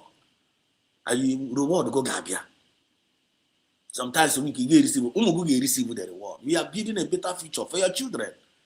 Your father was one of the warriors of the United States of Biafra. People will tell you your story one. So when you need to see VBN movement here, if you are a deception man, if you are a deception woman, you will be crippled. Your reward will cripple. You got no like this. You got this. You got this. I am a pillar of salt if I didn't cook here. But when the man water, it feel in a bread, and not bread no round. Come and get with the bread. Chicken and a bread, you would what are you bread no man movement? You would have bread and apple bread no round. You hear what I won't get enough in your life. Only my idea. Bitter truth. Long live our supreme leaders. Lepahan here. You must acknowledge them. You must respect them. If you want to have respect, when you respect, when you're not a big go. Let's continue. Let's move on. So we acknowledge our United States of Biafran Army soldiers. Go on here. This is the future of our soldier here. Forget not the days of our little beginning. The United States of Biafra. Don't worry. We are not forgetting the days of our little beginning. Next year, it's not going to be like this. Next year will be greater than this year. This year will be greater than last year. I can make a movie. Biafra declare, they go to army, they go to the security number, they go to the match anymore. They can make a history. Which is doing a very, very wonderful job. And please, Biafrans, you subscribe to Chino at Real Biafran TV. Some of these things, the Ghana station, I got covered on they make researches. More side more or less on the spiritual aspect. You're talking about point. I'm on the side of spiritual aspect, under sanitization. It sanitizes our mind. I'm on the spiritual asset. So, Majichino. No side researching, on our researching, this declaration now. So, one of his statements, he says that now, the find him at this movement here. Mazichino say, he didn't find him. It's being recorded. Any activities is recorded. Activities is recorded. Don't about in history. So time will come. By the chetakwa, see, they were doing matching when 1 year anniversary. Now no more here. Now match here. Name parade. Omo time you say if we send am here, superior more than here na phone screen now. Because this is what I see. Bob if na for you our USB. Here mo anafu. Here mo anafu. And I'm after today. Here mo anafu future. I'm not seeing today. I'm looking at the future. Future coming. I'm looking at the future. I'm not seeing today. All these mediocre self now among us, they are not seeing tomorrow. So see how now. You have the written now. Nara bribe will hear the thing, cost everything. We only actually one we have more. But genuine Biafrans, they see future. You have the future. What is future is going to look like for our future generation. So this is our future of our army. This is our army. This is USB forces. This is USB forces here. And they are men and women of integrity. They are volunteers. They are volunteers. Army of volunteers. You can never win them in this world. Media of volunteer, you can never win them on media. If you don't have USB media, okay, fine. I berempe, but we are doing signs and wonders because you know the reason why. Happen Ezioku, the highest weapon. If you gather the whole media, my Jazeera, CNN, my UK news, my Nigeria news, you can't beat the United States of Biafra media. You can't beat them because man you can't beat them. Go and take it to them. You can't beat them. But on your level pronezoku na the media, on your hard is a cripple. Just like we go 247 pronezoku. What do you go cripple? Are you not getting the point? Pronezoku, yeah, the cripple. When you shot up pronezoku, she was cripple. And van pronezoku, yeah, the cripple. Okay, pronezoku, I need the cripple because of deception. Because of getting misinformation. Deception and misinformation cripples. And they're not gonna excel in our time. How they win? As long as Ndezoku are on board, you can't win them. One broadcast from Onyezoku will destroy all your 100 lives. You put it on them. Long live United States forces. As long as you know that Ezoku, your neighbor unu ji when I guide our land, na guide our people. Iji ya gana aga kidnap ụmụnne gị tinye ha n'ime ọya na anasisi ihe ego. You only ji when I guide our people. It's your life on the line. You're volunteer because when you force gị ga when you force na ị ga-awụ USB army or USB forces. So go and make a decision. You want to be a part. And again ṅụọ iyi nọ na ya. So ụtọ ha ṅụrụ iyi nọ na ya. Make sure na ịgba ha ebunyere gị ije na arụ ezigbo ọrụ. Make sure your intention is for good. Not for evil. Because intention go for evil. You only pretend for good. You are a deception man or you are a deception woman. So you got the cripple. Oh my God. God, you are bearing me witness. I'm going to see you. Ozia ka esi and I'm gezi ya copy and paste otis we na agba m ya onye chọrọ ịnụ ya ọnụrụ ya chọkwa ha ịnụ ya nụkwa na but ọ ga nọ record that message was preached. Mo asef na preach mo asukwa we na anụkọtakwa the same message the message still goes to me. Nobody is an exceptional. Me no na cabinet me no na head me no na homeland this message is for each and every one of us. You must avoid spirit of deception. And you must avoid spirit of misinformation. No matter how smart you are, you bring misinformation. You change the smart. You're only king or queen of misinformation. When ngoro we are portion, you got that ngoro, you got the cripple, and they got the blind. Not only cripple. After being cripple, you got fuzuza. Just like when you shut up, you shape bone, or can have fuzuza. Vam appreciate Buga or can have fuzo. Kawusana Brawa, Hana Fuzo, Hanos on the hidden, Hanos on the ground. They are no more on the art space, Hanos on the ground. I mean, Hana on the ground. In a poison mind of our people on the ground. Hapatahana Gagwa people in our WhatsApp group now, we Kanka creating group and creating. And don't listen to USB government. Don't listen to Dr. Muzara Beze. He's working with the Bubago. Is working with Inokwa. is working with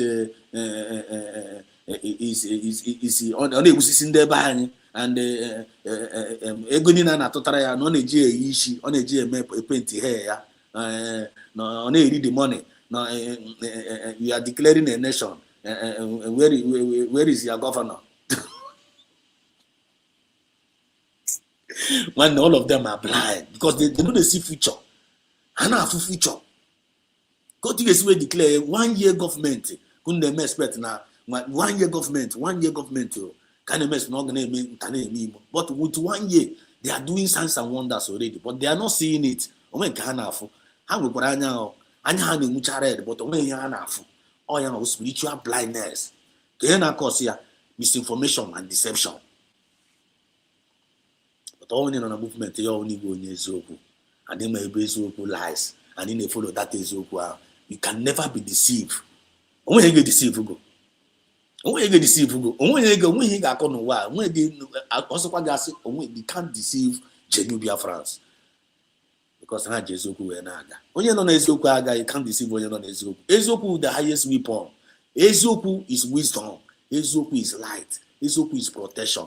Ezoku is war.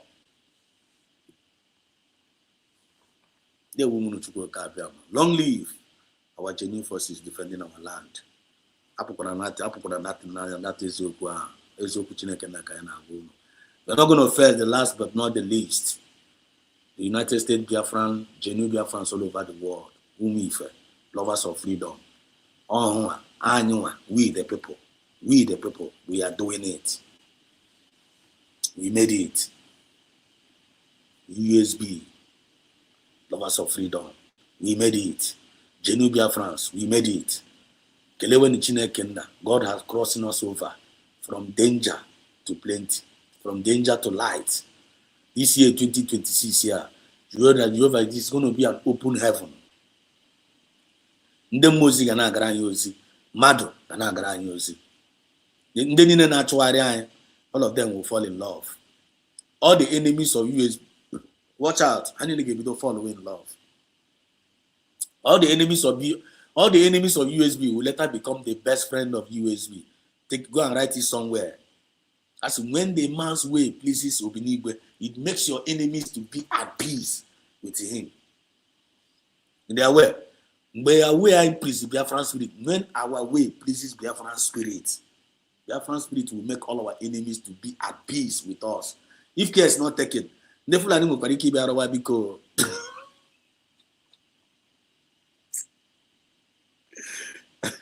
Mama Kakurula over statement. But yeah, our spirit now. I'm telling you. If care is not taken, Fulani can even be our best friend. I can make Biafra because Biafra got open hunting. I want to Chineke use Mas Nan Carlo.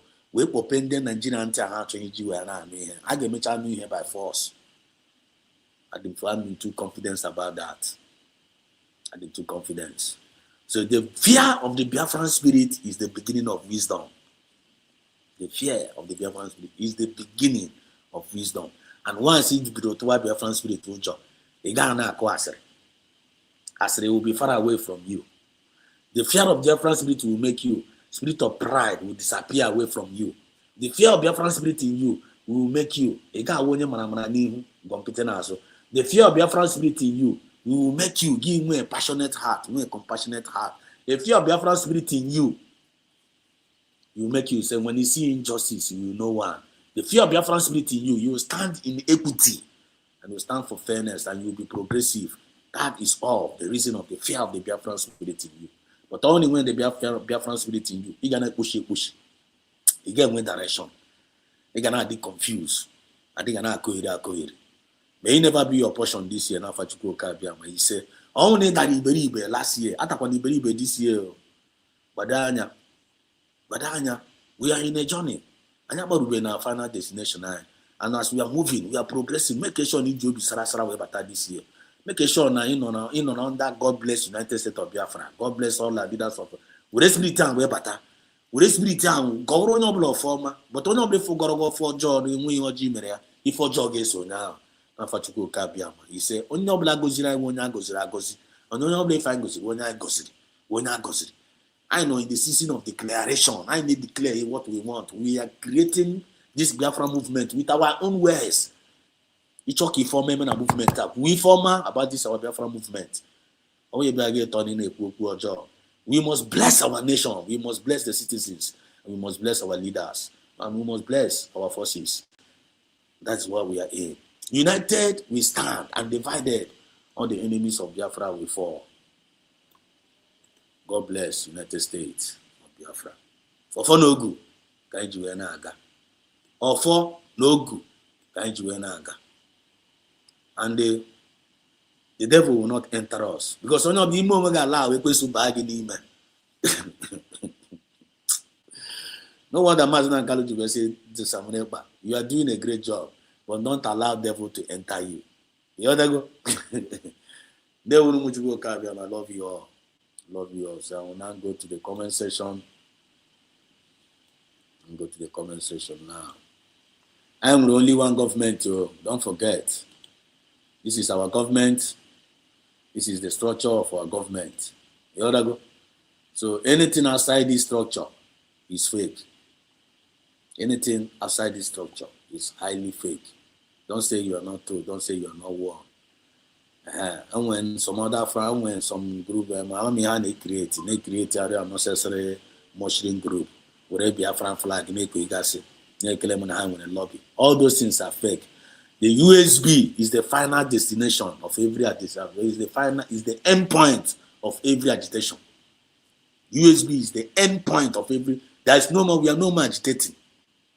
USB is now a nation. We are now a sovereign nation. So, I want to know when they can have agitation under USB. Am I agitated? What are you? Okay, what are they still agitating? What that thing which our leader is seeking? We have already gotten it. The government is seeking. And he sees some mediocres, some miscreants. But I'm asking agitation. All of them, USB, that is all of them. They can't even talk anymore. Because they declare go to Biafra. That is deception and misinformation. Crippled. Because here knows now hashtag USB to the world. World recognition kind of email. Akoroga kind of dog mepe. If you mepe the door, only also get mepe. And I buy. You will die and I will eat with you. After you go to you say. They won't me fair. Let me go to the comment section right now. Let me greet my people in a very, very special way. Onyambara first today, Ahmed. God bless United States donors. Ako Igbo Sube. Anwa Ahmed. Akwụkwọ onye Igbo, akwụkwọ onye Hausa, akwụkwọ onye Tulum, akwụkwọ onye Ahmed, akwụkwọ onye Igbo. I'm going to decide to choose Ahmed. Nke onye ọbụla chiri ya zara. Ya nọ na ya wụ your fruit. Ọsọ gwa gị zaa Tunji. Tunji Bello. Izacha Tunji Bello batakwa na movement. Ya agbapa gị, onye were touch gbapa gị n'ahụ mara ma ị na-amịtakwa mkpụrụ ọma. So this Ahmed ị na-anya na I am always one of us. Ọnwa afọ Igbo ka ọ bụ. And onye Ako Igbo Sube. Nwekwara afọ Igbo ọ na-aza. But you choose to be answering this name. And ọ na-amịta mkpụrụ ọma. I'm onye ọwụ. Ya marakwa na anyị. Ọ is one of us. Ọ na-amịta mkpụrụ ọma. So Ahmed Ndewo, Ako Igbo Sube. Welcome to the program. Thanks for joining in. Good morning from here. And he says, God bless United States Biafra. He said, God bless USB donors. Nke was signature. God bless USB donors. So I'm up here alaya. You're like here. We can go for the other one that one. But he's a good guy. He's doing a good job. You go. On ke yon aketere. On ekpere. Ote phone na oketere. On ekpere mo Biafra ekpere secretly. Onya na ekpere. Onya wonye that is ofo. Onye traditionalist. In his own special way. Na ekpere mo Biafra ekpere. How they so passionate about this movement. I mean, you know they talk too much. So young marketer, young man on that department in care, and he's doing a great job. And why him and I feel quite the impact. So Akio Igbo Sube Jiden Kiji. Here the Kaga Kokonai. Samuel Jackson. I'm going to second today. You're welcome to the program. You're welcome to the program. So we can never forgive them when time comes.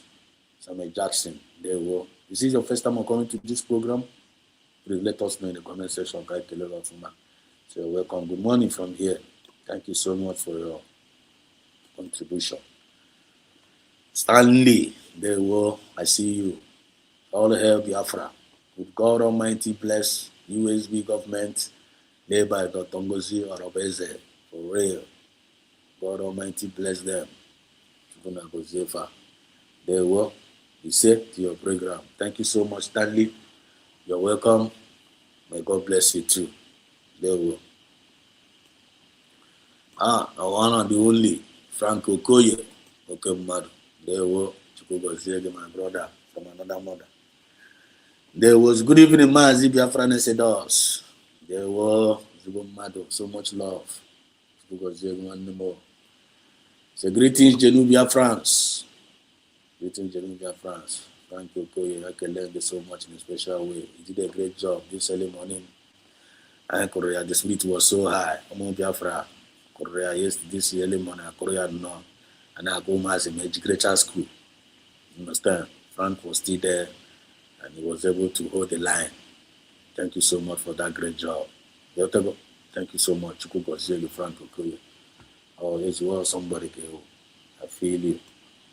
It was a wonderful program indeed. For people, we expressed ourselves. It was a glorious program.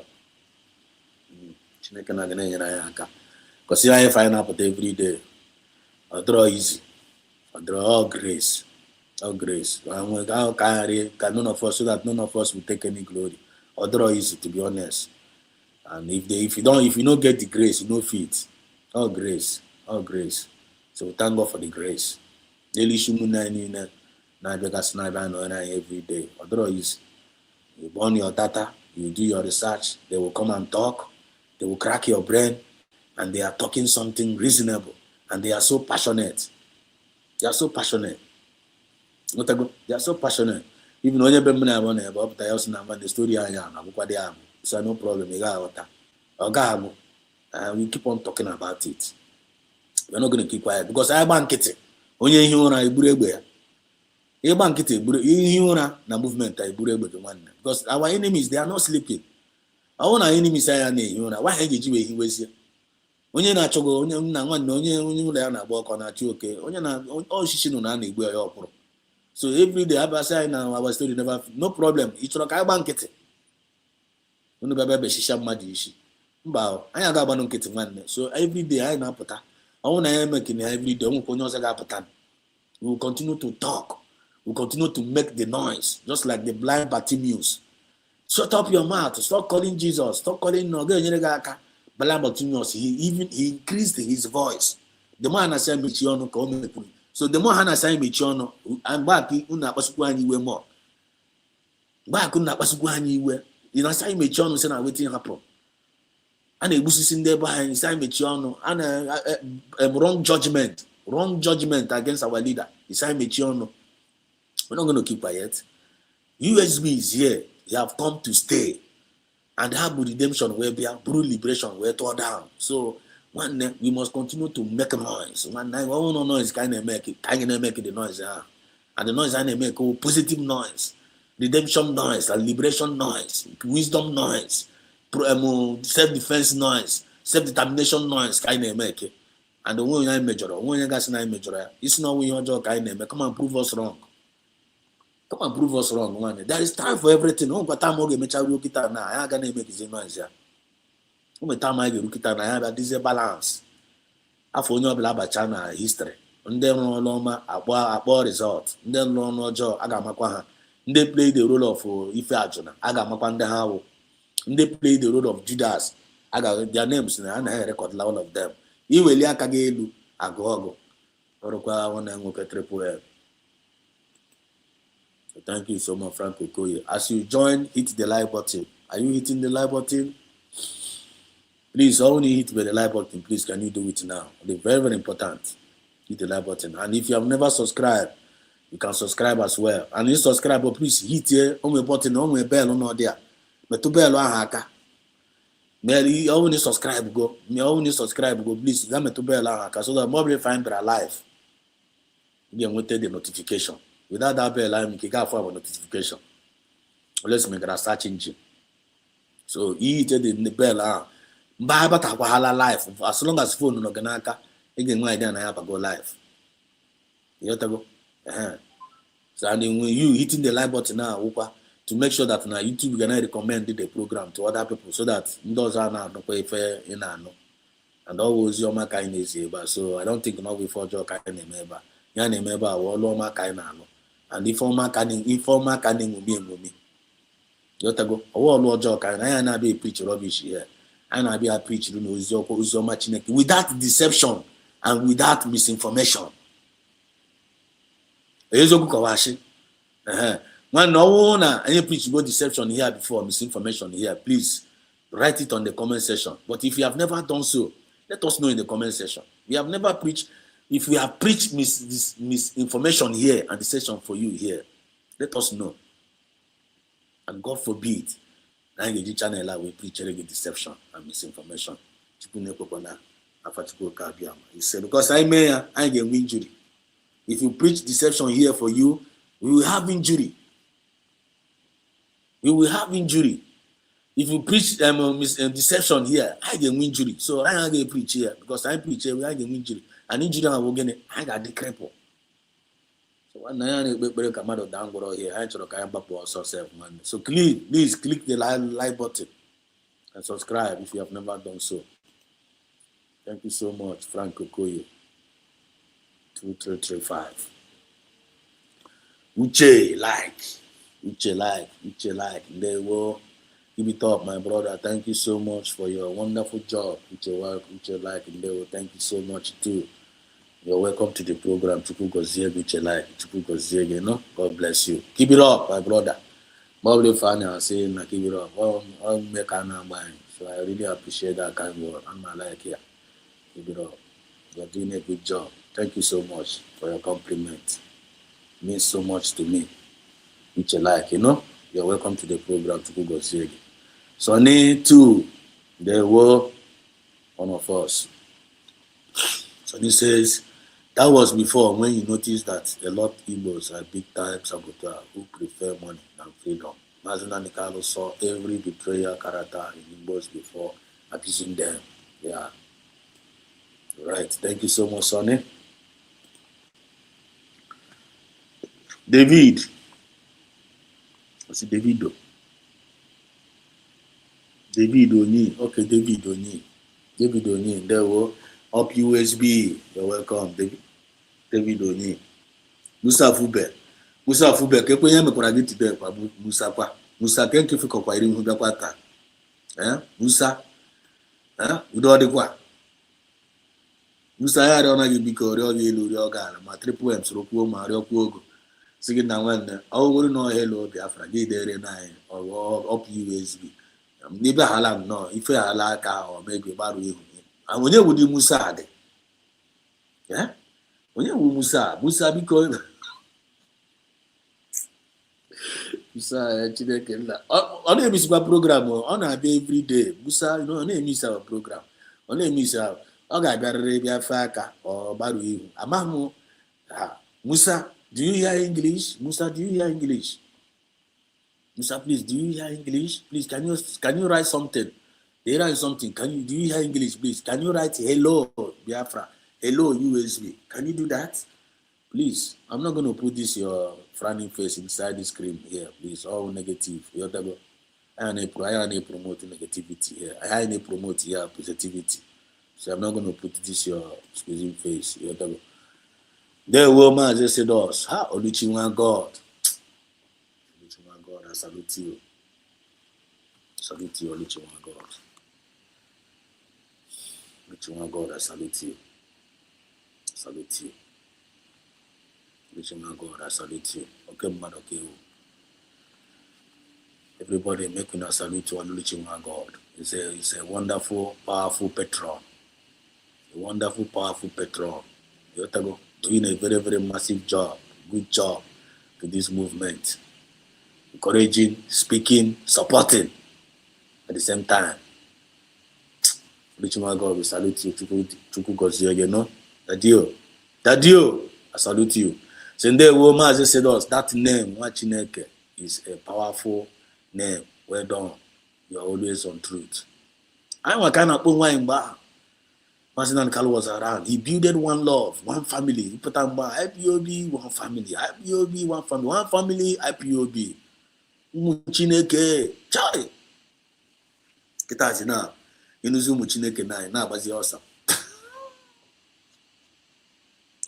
USB have restored it back. You can as well now call your brother because that trust. That trust is coming back. That love is coming back. That unity is coming back in a very, very massive form. In a very, very powerful form. Even Oga was the times 3 of Mazina and Kalu own. Because I imagine a preach message, if I preach here, can go behind our mind and our soul. Because when we hear Dr. Muzo Rabizi na Finland, not that now, because of what have happened to Mazen Samenepa and what Nigeria has done, and it is hard to trust nobody. You don't need to trust you, you don't need to trust me, but we must learn how to trust each other. Also, we must learn how to trust each other. Very, very powerful statement. So that trust, we are building it back. Nafachuko Kabiama, he said. We are building it back. That love, we are building it back. That unity, we are building it back. That one Chineke find a bone wine. That one family, we are building it back. Nafachuko Kabiama, he said. So thank you so much, Olichiwan God. You are highly welcome. You're always on truth. Thank you so much. Sonny said, Mukife, Jisike. Thank you, Sonny. Sonia, thank God, Neuro Sonia Barawa. You are funny, Master Silos, by saying many are crippled now. Ono wezo kwa say ona vanga mata bengoro ko onu wa yisho cha ono de be cripple ko so na para all of them are crippled now because they brought deception, they brought misinformation. That's why they are crippled. And they had that deception now, had that misinformation now. We cripple a lot of us. You know idea, cripple a lot of genuine souls. Some of them reside in her name is. Some of them Simba and one and Nika Bugoha. They did it now. They crippled a lot of our people. But Kitas now, they are the one being crippled because of their spirit of deception. What goes around comes around. And then they didn't have Hakoro, Umwife. I couldn't go. I want to go Hamirako, Hanina Kuruchano, Hanina Kuwagoto. Didn't Hakoro, Akuakonoto. Didn't have with their misinformation. Afuapanosa. That is what is happening now, and we are living witness of what is going on. Mwani Igbo, chai mwani, mommy ndewo. Good morning from here. Good to see you. Okenne. Be real, simple, like the mirror. Your friends can see through you. Bam, confirm. Mwani. This is our great mother, 83 years old woman in our midst, typing and fighting. Salute you, mommy. May God keep you, protect you, and preserve you. Till your joy is 100% filled. We cherish you and we are always pleased having you in our midst. Mommy, a great woman. Thank you for your service, holding up USB mandate. Happy New Year. Happy Ume. I salute you also, a great mother. Happy New Year to you too. Okay, another wonderful mommy.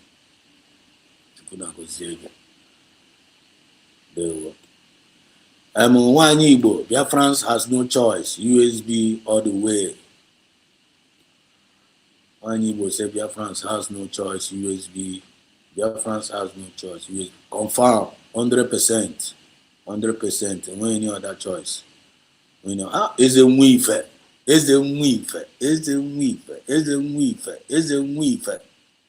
I salute you. Another wonderful man. Is a weaver. The king of lights. They will. Is a weaver. You were a sign and you were a wonder. Biafra nwere mmadụ. Biafra nwekwara mmadụ. and more, many more mad na abatakwana Biafra. This is just the beginning. Biafra with mad, wonderful souls, all wonderful souls. See, I can't talk kahame na. The somebody like this is a wife. The fallback na to ikubu more ya. Look at his izbo more. The fallback to ikubu with kubo good spirit, huh? And also somebody like this in wife. I want to fall back manage the kubo spirit here. I got a blessing to this movement now. I got a blessing. If deception and misinformation is a very, very dangerous thing. Deception and misinformation is very, very dangerous, or the very, very poisonous. And one of the greatest miracles Chineke na mere now, or crippled go. And can you hear crippled? Ezoku Chineke na keji we crippled all this deception and misinformations. Always Ezoku Chineke na keji we crippled, and they can never rise again. All the deceptionalists, all the misinformationalists, all of them are crippled. Go and verify. Go and verify. All of them are go cripple. Go and verify. All the deception. Mandela and Nigeria, even in the whole world, deception and misinformation cripple. Spiritual. The Egyptians you see today, you shall see them no more. They didn't enable deception against us. And in there they go cripple. They didn't enable misinformation. All of them are crippled.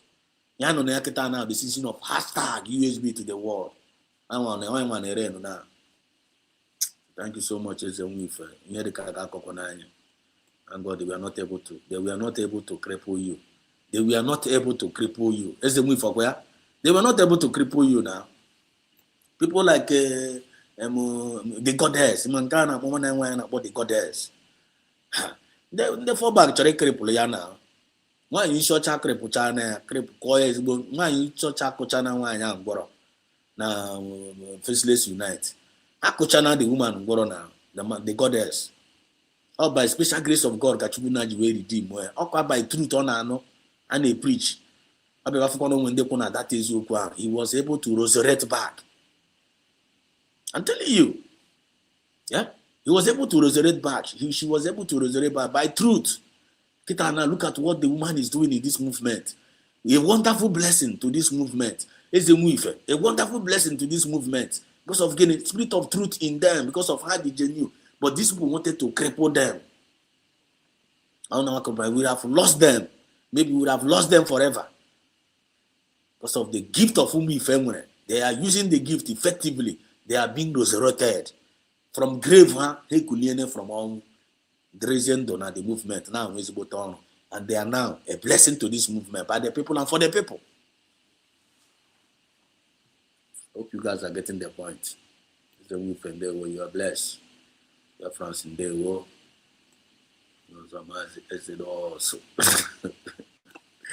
He said we should preach it. It's the movement say right on. I preach when we don't. It's the movement to go again. No, thank you so much for all you do. Wonderful gift, your comment, your prayers, your support, angle of assessment is the movement. You are there. Chukwugoziege. Say Chukwugoziege. Say the movement. Achiana. He says the movement in a good mood. Juliana, you're welcome. Juliana, Halaka. Thank you for your waving of your hand. We appreciate you. Beating for Christ, beating for Christ, I see you. Good evening, Master Sedos, Jishike Nolo. God bless you and your family. You are much appreciated. Thanks a lot. Chukwugoziege too. I appreciate beating for Christ. You are also doing a very, very wonderful job in the comment section. I appreciate you too.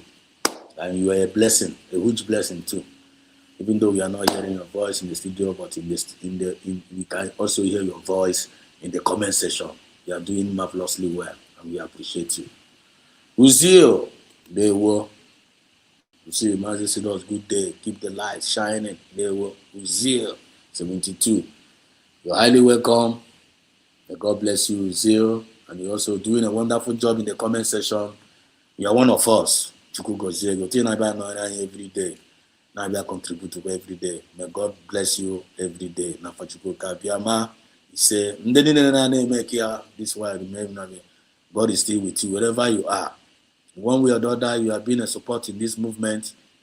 You have been a contributor, even in the studio. Maybe you're not available in comment. Wherever you are, God is with you. Chukuna will protect and will preserve you. You are highly blessed. Maybe you have a chance. You are highly welcome. Afa Chukwu Kabiama. He said, this channel is for everybody. On your blood positive. But if you're negative, don't come. Deception and misinformation cripple. I know our topic tonight. You know our topic tonight. And at the same time, I want it to be hashtag USB to the world. Actually meeting link now. You know, it can be an open mic. Come in, feel like come in, want to talk. We can jump in now and start talking. At least we wanna before my buying to some of the videos that I have for the day. So the link is there. But now you are free to come in. According to how we are led. The good in here, Mamuno for your name here. Look at this. The good in this particular one. Because you know, say if you buy today, you they go fire. Yeah. That is the reason why you can't turn Nigerian married women to a shower for streets. Yeah. God give you power, make you tell leaders. If they use that power, they intimidate us. You make every. This is very tears in my eyes.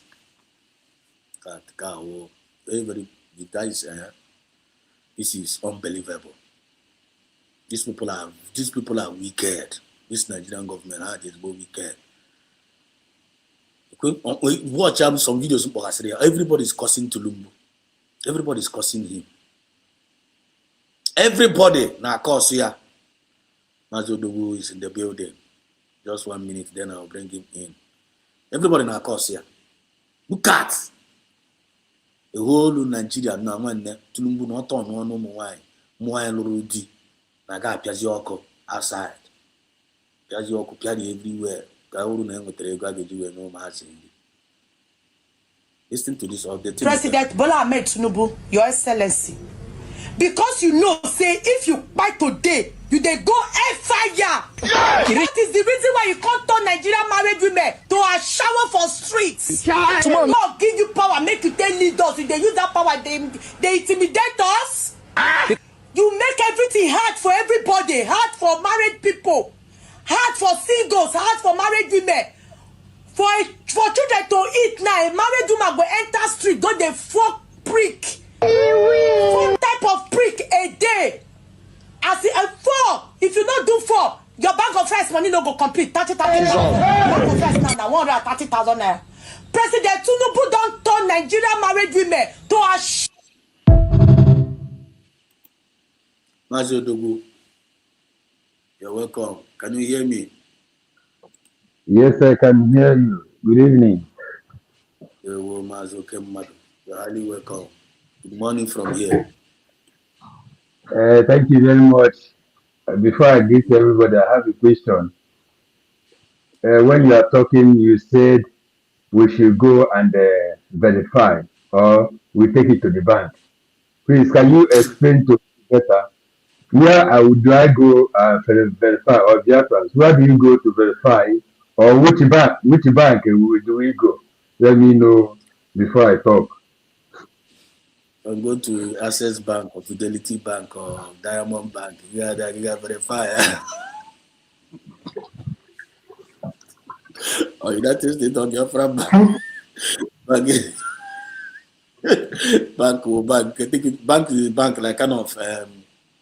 like kind of take it to the bank like kind of it's your risky statement. You ought to go like kind of a short term. You might have videos in a bank or something if you don't hear to save. You ought to go anything that you took to the bank, maybe your document or your money or something like you want to save. So bank is a short something that anything is in the bank is safe. So if you already take statement, you ought to go. Okay, thank you very much. I just want to get the point now because If it is bank in the zoo, none of them is working. And I don't know where to go to verify because One United States. Kaiga was I'm in the talking, United States of African Bank. eh? United States of USB Bank. Kaiga was okay now. Spiritual. Okay, spiritual because we have not, we have bank, but we have not activated it. Except the Yeah. Bank of Biafra is the genuine one. The bank in the Yeah. zoo is not working. So I don't know any other place we go and verify. Just like somebody say, go and hug transformer. Where I am, Mm. you can't see transformer to hug. In the How zoo, you do? there's no right. So the transformer, How you do? How you do? Yeah, broker. anything that works is once you go and jump inside lagoon, inside the ocean, that one is working. Thank you very much. I hear first as a week. As a week, Udo Chineke Derege, I have your name. But my fear is that anytime I greet you, he just shift, Ibamu bullet. Yeah, na tumujo. Rose, our river goddess, agree. Could choose one mother, one Igbo, Ocean Master at Triple M, John C. John C. or Carlo. These are the people they wanted to confuse. Even me or Dogu Nda Bochanam Di. They wanted to cripple me, they wanted to deceive me with their lies. But only by the grace of God, when I was listening to the truth, that was how I escaped. I escaped them. And today I am privileged to be here with the children of living God. So thank you very much, fellow Biafrans. Thank you for today. I was able to get my uh, uh, my break by this time. If not, that's why just want to chip in. So, dear Festivals, thank you. Deception, deception is no more working now, and they have found out that deception is over. That's why they are fighting against themselves. I had one of our brothers today. Where one of them they are fighting, exposing themselves that they refuse to join them, or they sack them, or they give condition. I just who are you an individual to give a government condition? Who are you? Who are you? Even Abacha, out of all when he was alive, he could not give the government a condition. Talk less of who did not even know their left and right. You want to give government condition. Imagine. Even myself, as I am saying now, thanks to Noreba, I didn't know do my time. I didn't know do my time condition. Then I forgot if there is government condition. Or the government, the whole United States of Biafra. I want to go here, United States of Biafra. United States of Biafra, immaculate, immaculate conception. This mediocre side, I'm not telling I become illiterate, man. I'm telling you what somebody that is illiterate, the meaning of United States of Biafra. Eh? The kingdom of God on earth, yeah, United States of Biafra. Yes, with the condition. Okay, Nambikanu said that United States of Biafra is the last miracle. That's the last miracle I have to do. It wasn't condition the last miracle. Who are you? Get behind me, Satan. Get behind me, Satan. Get behind me, Satan. You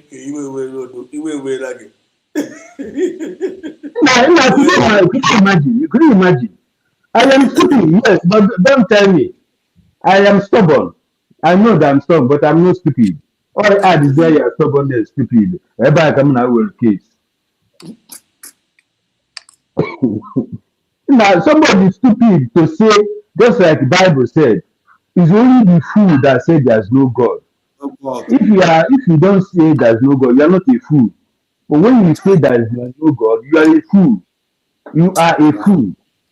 So when you say that there's no Biafra or you should give Biafran condition, you are a capital fool. Capital one. Capital. Message. Nobody does that. You don't challenge God. The miracle on this earth. You don't challenge that. We do cast.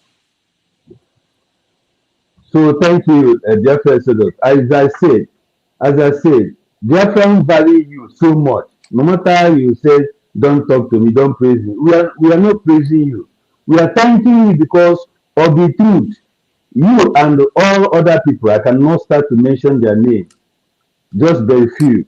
Kai Report, Terena, Biafra, Biafra TV,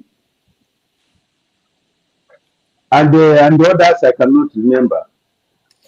You people presented this truth. You stand there as a pillar upon the right, the additional from the zoo. That's the deception. So I want to pray that God continue to confuse them, because they are presented themselves as enemy, as enemy of the truth. And anybody who is enemy of the truth is enemy of God. Wow. Is enemy of God.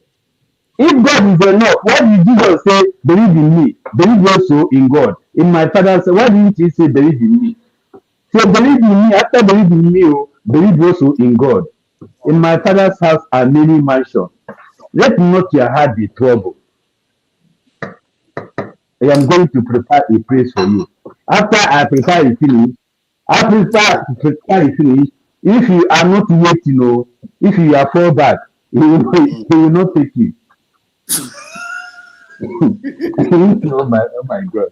He will not take you to that father side or prepare. As the government is preparing the house now, if we don't wait, if you don't have discipline, if you are not you don't have moral decency, the government is not going to take you to Biafra. We don't care. I'm telling you, you are well informed. It is well informed. Nekwe maya asị mmadụ na ọkụ bara ọkụ agbagoro ọcha ọjọọ ọgbara atọ ọnụ. Yeah, very, very simple mathematics. So very, very simple mathematics. Plus 1, 2. It's not really. Very, very simple mathematics. 1 plus 1 2. Chikobi ka nwe na Chikobi na master of mathematics. Chikobi ka nwe. Chikobi ka nwe. The master of mathematics. Chikobi. If you don't have self-discipline, if you don't have moral decency, there is no Biafra for you. Oh yeah.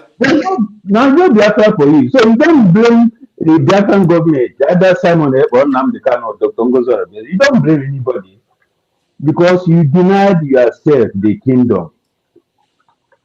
My people in the village see Ochuruwe n'ugbo asịna na ugbo erutere ya. Onye ọbụla chụpụrụ onwe ya n'ugbo asịna na ugbo erutere ọ bụ achụpụrụ onwe ya n'ugbo. So there's no room for deception again. The tendency and the final boss is that you must fall in to the government and be doing anything you want to do. It's not compulsory you will be in the presidency before you work or in the cabinet before you work. You contribute as I'm contributing. I contribute it. If you don't want to contribute, you come to this thing. I thank the people that know how to write. I don't know how to write, and they are writing it here. Wow. They are writing it. Triple M. ocean master, he's a minister. They know how to write. If I got it. So everything must not be you have to talk or you have to have platform. You know how to write, write. Tag all here. Or if you don't want to do that, go to Biafra government, share and the like. If you don't have access to that, go to Umife's website or Umife, like Biafra students. Don't be greedy. Share the program, like it, comment. You are contributing. You are contributing. Thank you very much, because I go now. Go can you laugh from America? Dear friends, you all are fanatic about Biafra, the restoration of Biafra, or the recognition of Biafra. We have to restore it anyway. The recognition of Biafra. You all are Umite. And I want to pray as I pray for Exodus. Onye na-achụ ga-ada. Onye na-achụkwa n'unu ga-ada. Eluigwe ga-emegide, ala ga-emegide, ọkụ mmụọ ga-emegide, ikwu na ibe ga-emegide, agbata obi, ụmụnna, ụmụnne, eke, orie, afọ, nkwọ, amadioha, arụsị Igbo ji eje ọbịa, arụsị Eziagụ, ụtọ nsudi, ụtọ amagụ, mmiri iji aba, ha ncha niile ga-emegide, ndị nze na ọzọ, ndị niile Biafra Exodus, onye ọbụla si na ọ gaghị adịrị na mma. Ndewo. Thank you very much for this opportunity. Thank you. Thank you so much. Try Mazodogo. Wonderful man. Make a nice again. Protect you, preserve you. Protect you no kwano. You know, no brupas no. No kweba na-ezugozi ọma Chineke. No kweba na support kwa government with your sweat. Onye ọbụla na-achụgo ga-ada. Onye ọbụla echukwara na ga-ada. Elu na ala ga-emegide onye ọbụla sị na ọ ga-adịrị gị na mma. N'afa Chukwu oke abịa ma ise, you and your family. You see, I heard this one. Thank you very much. Hey, thank you. The only problem is that when I achieve for, I will impact that.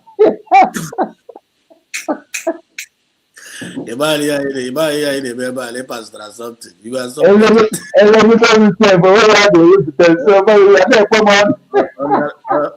honorary person on Azodogu. Honorary person on Azodogu. Thank you very much for your prayers. You are a dogu for us, a dogu USB. One that you can not protect again. Honorable Achorogo Gada. You took one at your Nangada. Yotago. Elu Nala, Gemigide, Honorable Snoga, and your generation number. Nafachu Kabiama, you say, you have seen the light, and the way you're gonna get that light out. You have known the truth. Nobody's going to take away that truth away from you again. He said, you will always be here to be guiding us. And we will always be. You're a comrade. You and the Oluchiwa God. You guys are wonderful. We must continue. Here now.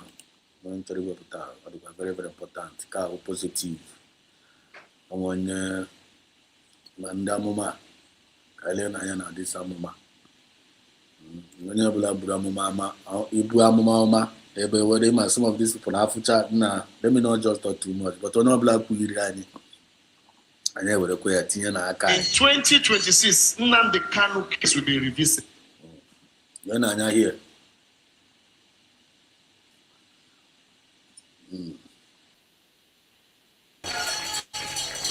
The people who jailed him will be stripped of their here now. Triple M is doing a very, very wonderful job. Now, Triple M is a very, very wonderful comrade. Some of the videos I display here. Triple M is also one of the contributors. Triple M, Kelewenia, he's a wonderful guy. He's doing researches, never see some things. I know about this one down there. And I watched this one, say my yes, on a rhyme of about today's program.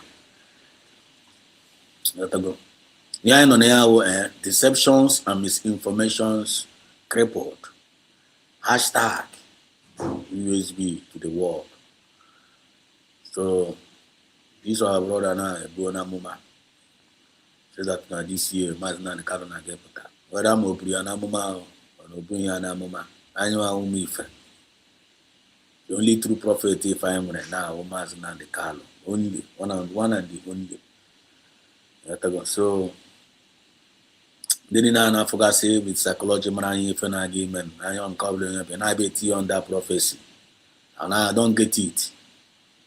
I don't get it. But I know I know me for one only I carry. A guy be no kata with religion I be but I need preach brag the word. I'm what I say boo bag na the word God very very practical. But to any of them that is saying good about our Mazin and the Carlo, they can just say, no, they prophesy. I hope we hear prophecy. I hope we are able to say, Mazin and the Carlo is the only prophet I want. Authentic. Aside Mazin and the Carlo, there's no other prophet on that Nigeria. I'm not going to life and direct. Not to go. So, I need an enemy, Mamma. I could see nothing and they prophesy. They can just say, I will pray. Mazin and Carlo will come out this year. We pray. Yotago, you declare it's coming, and you can't say I will declare Mazin and Carlo is coming. You can declare it. Oh, no, I be on that moment. Now, necessary credit and glory and again. Nobody can share his glory. Obligwe, when the glory. Yotago. I'm no enemy no some but no wala. But all black Iriani, I am no young Iriani. But you can come here, I prophesy, I will read why. I'm an Amazon and Karana Gepota. Very young Apota this year. Ogapota, needed in prophecy. Ogapota. I can't need Giankitana and Nini Gabajisha one by one. I can't need Maznan and Kaloga Bajish. Because they are getting it hot to read. Continue Katan no giga no got no give when who does that? Kayema's not Kalum and Agaji. Kayem when you offense or commit game Agaji Sinana to younger. Now Baranketo because of na dito Fulani and Agarachashi. This was in a Gokumas in terms of physical realm. In terms of physical realm. This was in a go Kumas and Carlo in terms of physical realm. And then you because I the busy Naga Abuja, Naga Ratashi and the Fulani. And the Fulani will raise deception and misinformation, cripple all of them. Deception and misinformation, cripple all of them. And in a Kuchang Boro, I'm making a move. Because I want to hack around Boro, and in a Gejuna Abuja. I want our people are happy to make infrastructure. And in a physically, man. If nanya.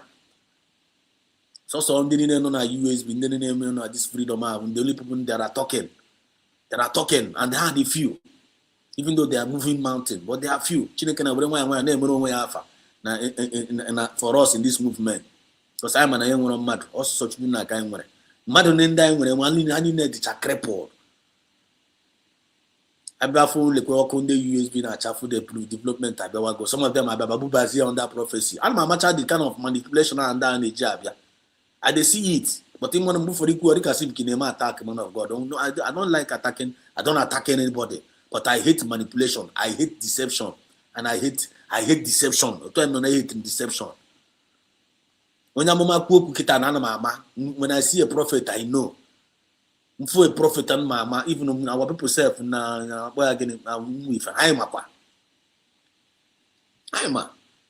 now let's listen to I'm not going to take this as a prophecy. I'll just take it as one of the positive confessions. Let's just take it.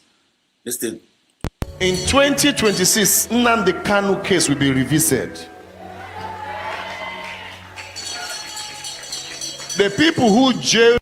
No, they know in 2026, not Nantaro will refuse them. You know, Machapa. You know, Machapa. Nanda self real why just no real no why no can carry on and when one no. You know, cut all of them. Let me just finish there. Go and go check on him will be stripped of their authority and their garments. Nka won the normal thing. Nka wo normal. Or the prophecy. This one only is the prophecy. Then in conspire mass and conspire against our leader Mazen and the Carlo. All of them that conspired against him. I can't have the knowledge making up where. Oh, yeah, I mean Daniel. Daniel, the moment they conspired, Daniel, I got conspire Daniel. Daniel, no Bushala, Bogara, king of Babylon.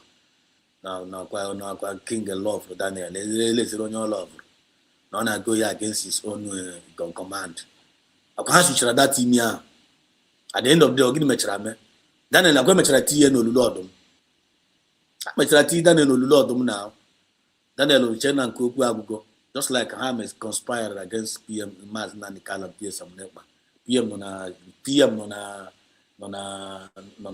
Finland now.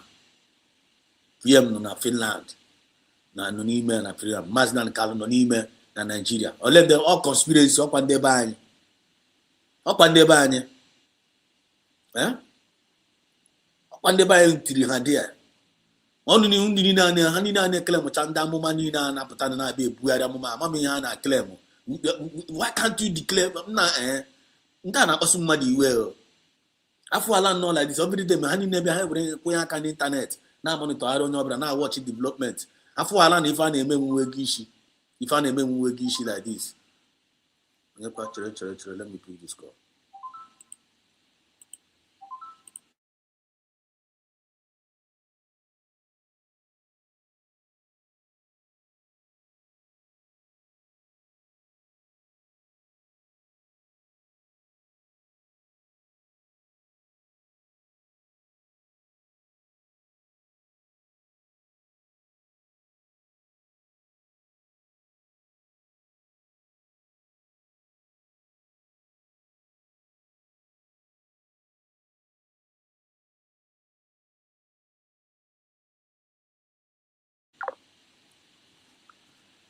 Yeah, please, can you hear me?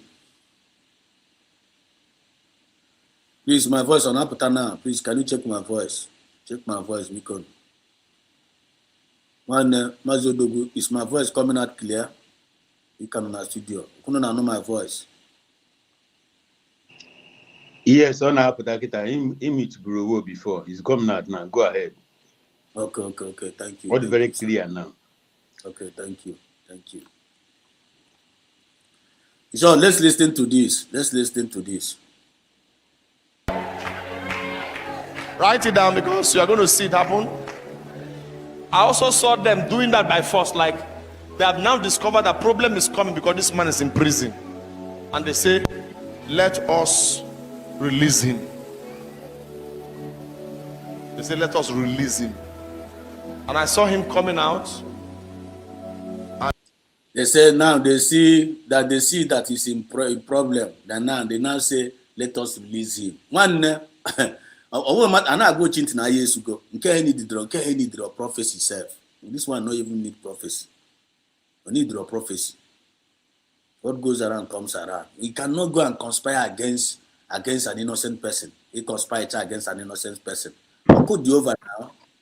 How could you is over? Ani no kona agba hanine na ahụ. Ani no kona agba hanine na ahụ.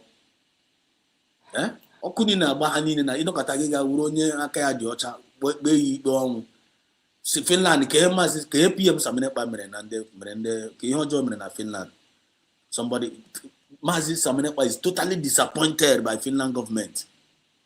Because Madogwa Saminekpa that na ndị Finland ga-eme anya family. Saminekpa no go believe her. Even self our leader, Mazin Kalun, can even have a little knowledge of man under Nigeria the weekend. All the well informed. Mazin Kalun be well informed what is going to go through. Nigeria, offering Very, very clear. My going in here, my coming out here. Maznan Kalu the well informed. Maznan Kalu ma the date or got herself now that Maznan Kalu know everything.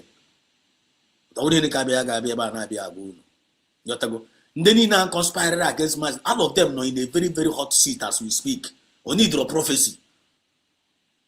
Only draw a but I kuya in one and I be the Casico when you're not for the 10. One day, Conobla, they are aware. Unnecessary glory. Imagine can see all the hate Madina and glory. But I would go those since I would an ebuba, no loca. Unto Nana Fosa. It doesn't make sense. The United States of Biafran government, Biafra I got fully activated like an awful. I get our hand our constitution got fully activated in our homeland. When all this nonsense will stop. All this in die for it will stop. If you want to talk, we no Ghana pulpit down, with a microphone down. Ban the congregation now when they need for them to acknowledge USB. Now Biafra has been declared. Why am I kind of all these men of God there now? Yeah, all these men of God. I want you you are an Igbo pastor. You are a Biafran pastor all over the world. Me on abroad though, me on a homeland though, me on a one Nigeria. When they use that your platform, tell them that Biafra is being declared. Tell them that USB is being declared. Now everybody should focus on all eyes on USB. That now every evil hand that is holding Mazina and Kalu down, break. You command, you see, let it be broken. You command fire as Elijah. Elijah no. Elijah mentioned about Jodoria command or command or Kusineli, but to Repio in the midst of Nakara Media or command Ebekande Elijah no Nigeria.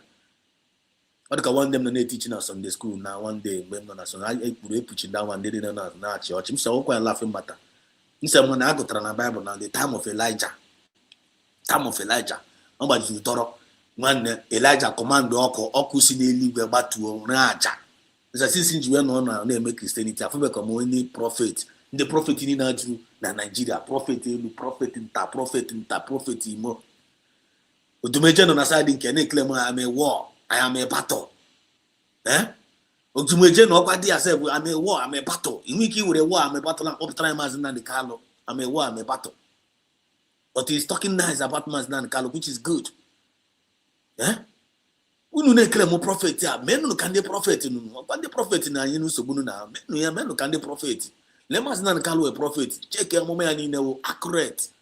Nka Mazina and Carlo wrong ke no nke fiction ke ya you na mari na eche ya kwuo ya nka na ihe na eche ai mana that no onye ruru aru ala ga-enwe reward ya unu putuna na be tii under prophecy. People that conspire against Mazina and Carlo will be penalized when they go pay the price. Over here be na regret na one na they want why how they choice I get release here only draw prophecy. Preach to your people for them to recognize USB. Na Biafra na Biago no you blaga tinyishi there. Tauna be une with Mazina and Carlo na cash out. Kodika sim kono na onu na area. Whereas me jana cash out. That is deception. Deception. And if they continue with this kind of they will be crippled. They are crippled. No more deception. They are all crippled. Oh, mo Biafra kana iji mtagi with prophecy na be and iji prophecy. One they should do the needful now. We don't now let them direct their people to the USB government. That now you be a USB are already declared. They are not because we know. And traveling to London, coming back to Nigeria, traveling to London, they are not guiding him. Well, if you think that they are going to kill him in prison, you are lying. The angels that are there in prison with him are more than the prisoners. Are they going to attempt it? Yes. Huh? Are you kidding me? No.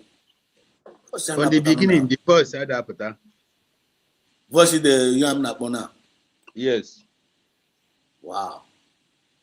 Now, when the people come join in our comment section, please, this thing I'm playing here, Martins, you are there. But I know here, I'm not seeing what happened. They say, no. The thing now, but I don't know in a comment section now. You can't think one and the same one. The classic and John Hannah, all done again on here now. No, ife ị na-ekwu na-apụta ihe onye ahụ ị na-akpọ ị na-ekwu adapụta. Anyị ka m na-ajụ ha ka m jikwa ha na comment section mara ma ha na-anụ ya ka a confirm kwuo na ka ọ bụrụ kasị ka mụ na gị ọ bụrụ m na gị nọ n'ihe ụmụ ndị ọzọ nọkwa ihe ka m jụọ ha so that ka m nwee nwe ụlọ ha sị na ha na-anụ ya ma ewepụ the thing. Biko nụ listen. But a man of tomorrow cannot die today. I say a man of tomorrow cannot die today. Okay, please, is the voice coming out? He says it's coming out. He says it's coming out. Origin just about something else is coming out. So Mazi Odogwu, a basic case in Opukata, even loud and clear. You know, the other room. Huh? Whatever, none of you here, none if you know what happened.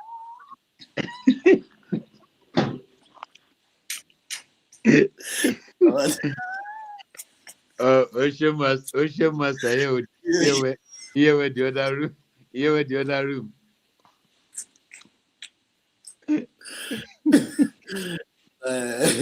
Because the Fulania, I will call them to a guitar, Gana, Poaria. I don't know him them now, never know, and no guy to the Arab. Okay, let's continue to listen. Thank God for our confirm. Okay, Mazodugu, you know what going now? Campus here for again, Mazodugu. This is thus said the Lord. There will be a mighty jubilation. You will hear it. You know going now, Mazodugu. Mba don't want ya. Gani robo na na no gani. Ewere m nsogbu. Ihe niile neediri inu your voice. Na ga na akpọ biko. Okay. It's all right. Thank you. Okay, Freya. Okay, can unmute your.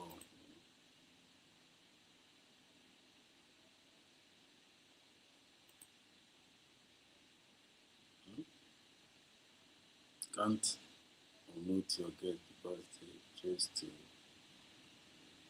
should check the budget and touch the volume. Okay, say you should check your gadget and touch the volume on the playing video clip. Okay. As you should check your gadget and touch the volume. Thank you, Madam Origin. Thanks. You're always on time. That's one thing I like about Madam Origin. You always on a career appear. On the critical hour. Give your appear. So thank you so much for your appearance. Thank you so much for your confirmation. I really appreciate it. Gani, I'm the problem. Gani, don't worry about it. Gani. Okay. It's all right. Ngoila na Biafrans. Okay, for here the man we here. Ya nyini na macha. Ana the man kaina the real here.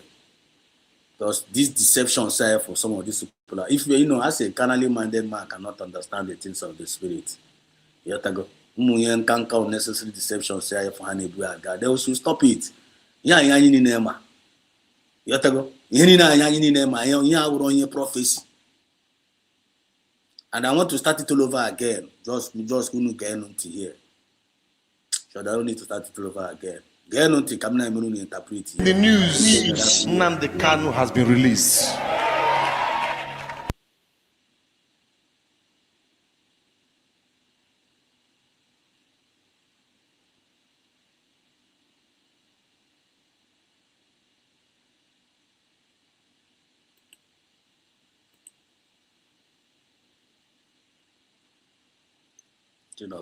Play. Now stop playing.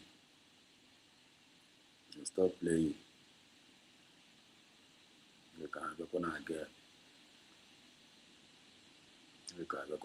Maybe you just want to kick us out. Maybe actually kick about out again today, but no, maybe keep saying what I'm saying. You have to go. So this thing will deceive some of the time. What we all know about.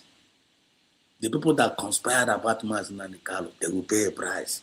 They didn't conspire against BMC. All of them will pay a price.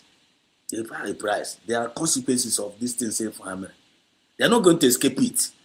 When Mahage may escape, no matter how smart they claim, you can't run faster than your shadow. onwe ya ga-anọ n'ụwa gị nọkọta ụwa na shadow gị gbakarịa shadow gị n'ọsọ afụbe m mebe before. So Chineke nna kere ụwa kechie ụwa kee otu ọ dị suppose ịdị. Onwe ya na gị kegharị ya.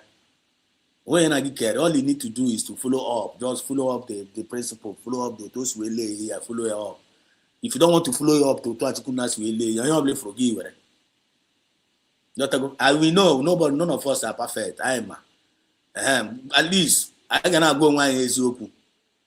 Yotago. Oto ya no na nwanne onwe eziokwu karịrị iwuru onye aghụghọ. Gba ndị mmadụ na iwu onye aghụghọ. Ọ bụ eziokwu ka ikwu.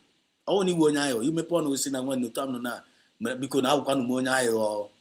Akwụkwanụ m onye aghụghọ na akwụkwa m onye straight. Ikwu data eziokwu a ndị mmadụ ịmakwa na ọ bụ eziokwu ka ị gwara ha. Ọ bụ ịbịa ebe iwuru onye aghụghọ ị na-pretend as onye dị straight. That is deception. Why can I call deception now? You will only one man in you. Just like in a watch and a cross of Calvary, those two criminals are crucified Jesus. According cause I got away is open. Also, I won your jaw. Now you have put a young one won your jaw, and I come out won your ma. Also, cause I come on, will you shut up? Name a coin not condemn now. No one your ma cannot condemn. On your denaka. On your denaka, you're not condemned. No, they are in Aka. I won't dodge. We are criminals. You know, Katabagena say, "I go and kiss you on your ma." Can you save yourself and save us now? That is deception and all misinformation. Because I say about you, now I am a criminal. Yes, no one your job. That is who could not go at Jesus na Calvary. According to that particular day, that particular moment, yeah. Because I'm going to is you. So now this Biafra movement, if I know email one, you will don't pretend to be on your ma. Don't pretend to be on your ma. You pretend to see on your ma. Every money will on you talk a woman Biafra law of organ movement. Yeah, me pono go hand. You will on you will remember you will split of fire on a split of fire or keep your party. Gaumo Biafra is opening one eye. One day they will love you. Why you won't ayo? No ten on you won't ayo. In case of no one this way ayo on a movement here. Ebukwana gebu. No, me more this akosayo. One I go room man, they will protect you. Because I got money for Izoku. But a place you got Ogoko, you won't ayo. Guinea pretend you won't know ma. You won't district. I have a law of Ogo based on him pretending in the Gosia. And they can't follow you. You move Biafra. If they want to follow, and they follow mad spirit, soul, and body. They can easily like somebody. We can easily like people, and they don't take their heart for granted. You look at how Biafra say, I won't do be Sarasara. Even I got no local. I need spirit, soul, and body. I got no local. If I am in the Yoruba, you write Nebuba. Nuba, write Nebuba. And talk about the same man's non Calababa. Say one night we say I got church in the Europe, and now we doing, and now criminal, now we fake pastors. Must not come made us to understand them. Yeah? Now is with the fake people, but Yoruba, how we fake. I would the same thing I believe now. We are near turn into their slave. Go to Yoruba land now, on Dibo now prosper their church. Go to Nabana, all in Dibo, everywhere. Because I believe from Chineke. I would say that word of God, I would in one USB will end all those nonsense. That deception now is all of crippled. All they go crippled. You can't blackmail and brainwash any Biafrans anymore and get away with it. You can't. That their times are over. All they go over 100%. Yeah? They will love you. You will know him now one secretary as a treasurer. If you can go here, then you announcement. I think one certain time actually be treasurer. Battery be treasurer and ban on a IPOB. As an actual man. Mr. One, only you can treasurer, only you can require the go. They require me to go abroad, they require solve a problem. Mba eziokwu unu ha ndị na-echere ọchị ha chi ya sị na keke misa ya m na bunu eziokwu unu nye m ego a nwa njide ya problem m ga-ejikwa ya solve a problem and unu ga-enwekwara m ndidi mgbe ọbụla m ji nwetakwa dị mọnụ menye unu ya ka ngwakwu na-agwa unu ka obi furu ga-enye m ya unu gbata agwụgwọ m nke wee eziokwu nke so unu kpọọ m sị m na ego a na msị gị na ọdịrọ unu ga-enwekwa ndidi so unu mara unu aga enwe unu were na trezọra nye onye ọzọ nye onye na-aga aka akụkọ nye na ya onye ahụ na nwanne ajụ ya sị ụbọchị ga-eweta onye ahụ ya weta the money onye akụnụ ga-enye ya ọ wee bịa gị bịa kele money iwu nna nwanne ị ga-eri the money na isi nye gị the money na ị ga-eri ya na we should trust you aga were ego onye gị inyezi ego ahụ with trust ahụ bụ ịzọ na ị kwuru oruzie mgbe gasị gị bịa mezie akaụntụ nna gị were ego lari ya just like oge nkere mgbe nwaanyị batara bịa gwa ọkịfụrụ otu ịfụrụ ụtọ a nwaanyị ịfụ ọnụ mgbe nwaanyị pụtara mgbe ọ bịa gwa ya na ọgwụ eke ọgba at the beginning mgbe ọ gwa ya na ọgwụ ọgbụpụ ya ọrachara ọ kọpụtara nsị n'ọgwụ onye eziokwu ụmụ Biafra trọsụọ ya nwaanyị isi ọcha they gave her their heart their mind na everything onye ọbụla wuru obi ya wee nye ya because of na-enwetago afri na-enwetago ada nne amaha na the woman wee chameleon at the rose mgbe apịba marazi na ọgwụ chameleon kifotes wee ladi ya. But do you know that not only non-lady, the thing destroyed a lot of soul. The thing destroyed a lot of our people because of that deception.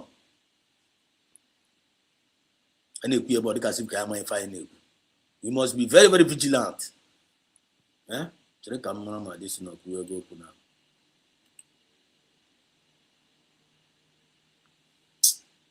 video could say let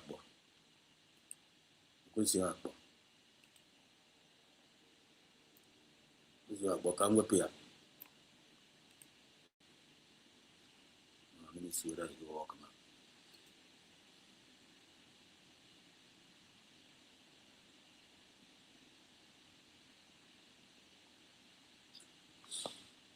No, network out. I don't know. The thing now refuse to play again. I'm going to record and I don't know why. For now, you don't have to come to him to read. Let me see. Biafra Exodus, without playing the voice, you could take even more than the truth. Never. Abi, yeah, so go ahead. Okay. Don't worry about it. You see? In a heat. Ndeba is that now atopo nkita akpere na ahụ egosi ya ka ọ dịka sip ketụrụ ya mbọ I am not ime ebe a but thank God na agụma m kwuru understand so ekwuchago m ebe detinye kwezi akpọ ka nkopụrụ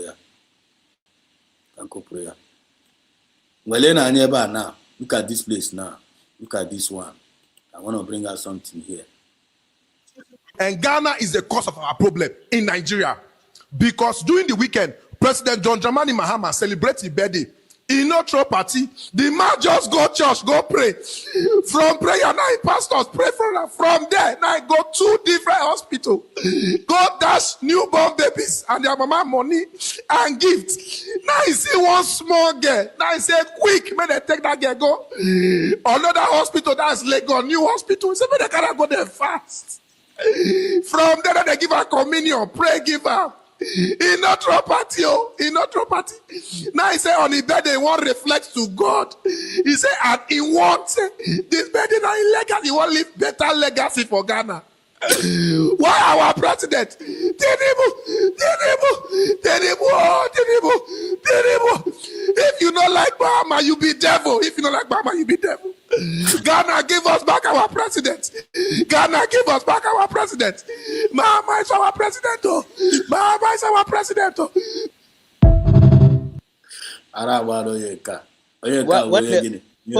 First, go do it. You go do it. No, and I need phone. You go do it in the comment section. Anano. Go ahead. Okay, no, go ahead. Now, you know, you're Or if local, I'm my phone. No, go out. Just go out and come back. Just pour patakwa. Just pour patakwa. You got nowhere. I know I need an near. Okay. Just pour patakwa. Just pour them like that sometimes. Just pour get patakwa then. You can take the link. Let me put the link so that I don't care. Can see a fresh link. Let me put fresh link. So Mazodogu, you can still click this link and come back. Maybe cameraman because they are hearing. Unulanya Kitana, I'm there when Muchuko Kabiaba. I see you. Martins, let me greet our people, sir, because we will Chidimma. They will say good evening, all Biafrans. God bless USB government. And they will welcome. Thank you so much, Chidimma. Highly welcome. God bless you. Onyekachi coded. Said he said, Chai, VTV, Onyezoku, Martins, Triple M, they will Cabo program, Cabo Puchagafa, long time, a little while ago. Onyezoku one madu do the reggae one Triple M is bomb madu. Watching again. By their fruit we shall know them. Fruit Biafra na meta. Check them on their fruit. If you want Biafrans, if you want to know real Biafrans, man, ọrụ onye ọbụla na-ekwu Biafra n'ọnụ Biafra. Onye kwu hala mepa hala ọnụ n'ọbụ Biafra. Check lewe anya na fruit mkpụrụ ọ na-amịta. Ụta ka esi ama ha. Genuine ones. All by their fruit, we know them. By their fruit ka eji ama ha. Ọrụ by ebe ọnụ. Triple M wee ezigbote real Biafra. We know them. We know them na nwanne. Ọwụ na ma bụrụ kwa original, unu agba m. Malo tabla kita ala wale. I'm original Biafra to get I'm original. By their fruit, you shall know them. And I'm a by Mpurohana Meta. Check them in the comment section, Biafra. Check them, check them. One, check the way they talk. Check their attitude, check their character, check their discipline, check their moral decency. You know them. You know that I be joining the Biafra movement and I be trying to put a job. You know this movement here. Now I'm trying to put a job. You know my expert and I get mega acknowledge as a genuine Biafra. It's lie. Any them be doing mutawan put a job here. The Biafrans will handle me. They will handle me live and direct. On no bless of my hour. Even though Timo go to PM Samanet Pano na Mas Nancalo. Mas Nancalo says tomorrow. Biafrans and Naman how well Lagashike. One idea. They know they look face. Just see Hane so Ezoku. Biafran, Jinu Biafrans, they follow truth and light. Truth and light can so. Once they don't see truth in you, forget about it. Once they don't see that light in you, forget about it. They want Hana Choyin Apple. They want Hana Choyin get to Lang. Oh, maybe I could today. May get out and I can again. Human is now. Mazubu, you're welcome back. Can you hear me? Yes, I can hear you. I disactivated the call we made before. Okay, check out the thing again, cameraman and something. Okay. They are not guiding him. Well, if you think that they are going to kill him in prison, you are lying. Now. Yes, I heard this one. Okay. I was rethinking. And I tell you, I can't see Kevin Amram. I can't see Chesa about me. Forget me now. If an idea, Niku, I had to be important. I was going to go there. I'll draw what about Na Ofoyaga Kariwa. Forget about this. I tell you. Even on Chiwagon, I have to go down. Chiwagon, see the house. We hear everything. Okay.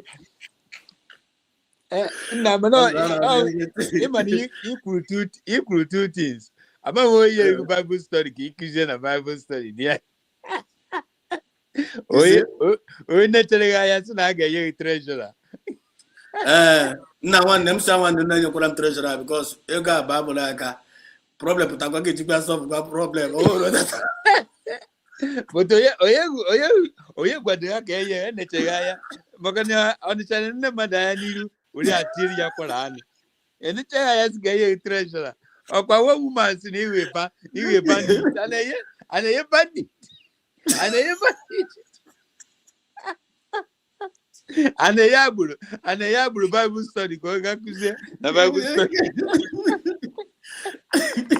Well, Emma, image na akọwa the thing. Emma, eziokwu ife a na-ekwu okwu ya. Onye karịma dị na-agwa onwe eziokwu.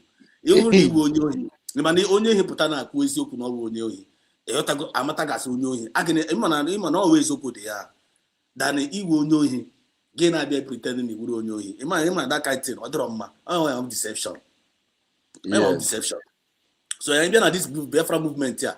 None of us, let me just say, none of us is perfect. Onye ọbụla nwere weaknesses here.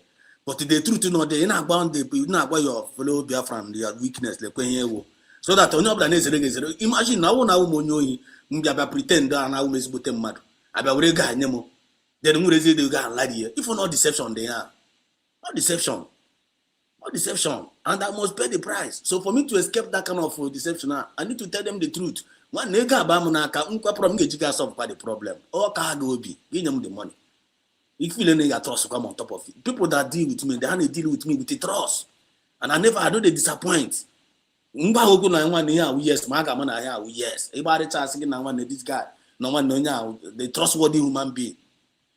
I'm telling you, that is the relation we are building. If you make that is when we are people that Biafran coming, Oga stop so many things. Even about this deception, Abrona Biafra. The deceptive, all because of the policy and system. Like you, I go. So why are you taking money that don't belong to you? Obuna Biafra take care over our resources so that can matter now. If Biafra take over our resources and the government start taking care of it, there's no need for you to be deceptive. There's no need for you to tell lies. The reason why in the Fulani how bandit or how about terrorists, but that they all how the economy, all how the power. When we start to have our power, mano onka ineku oyori ada put in ya nekwana abu moyo moyori.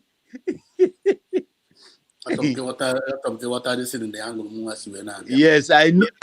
I'm just laughing.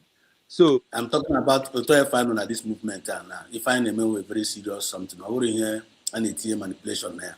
I wouldn't hear name. I haven't said not the dangerous. I'm not going to got Mommy, what my point? I know that one for sure. Yeah. If you're not at this movement, if I'm on email, you do suppose you down mindset based on here in we batana movement here. Or on this Biafra movement. Why would the cocoa? Exactly. Now movement now this movement are the separate USB Biafra movement is separately entirely different from every other thing I name outside there. You know idea? All entirely different. So all bro, your idea. I know. You on point. Go ahead. So honey nigga work with that deception. You only were deception person. Me way outside. Only bubata na movement. All the dangerous. All the very dangerous to that individual.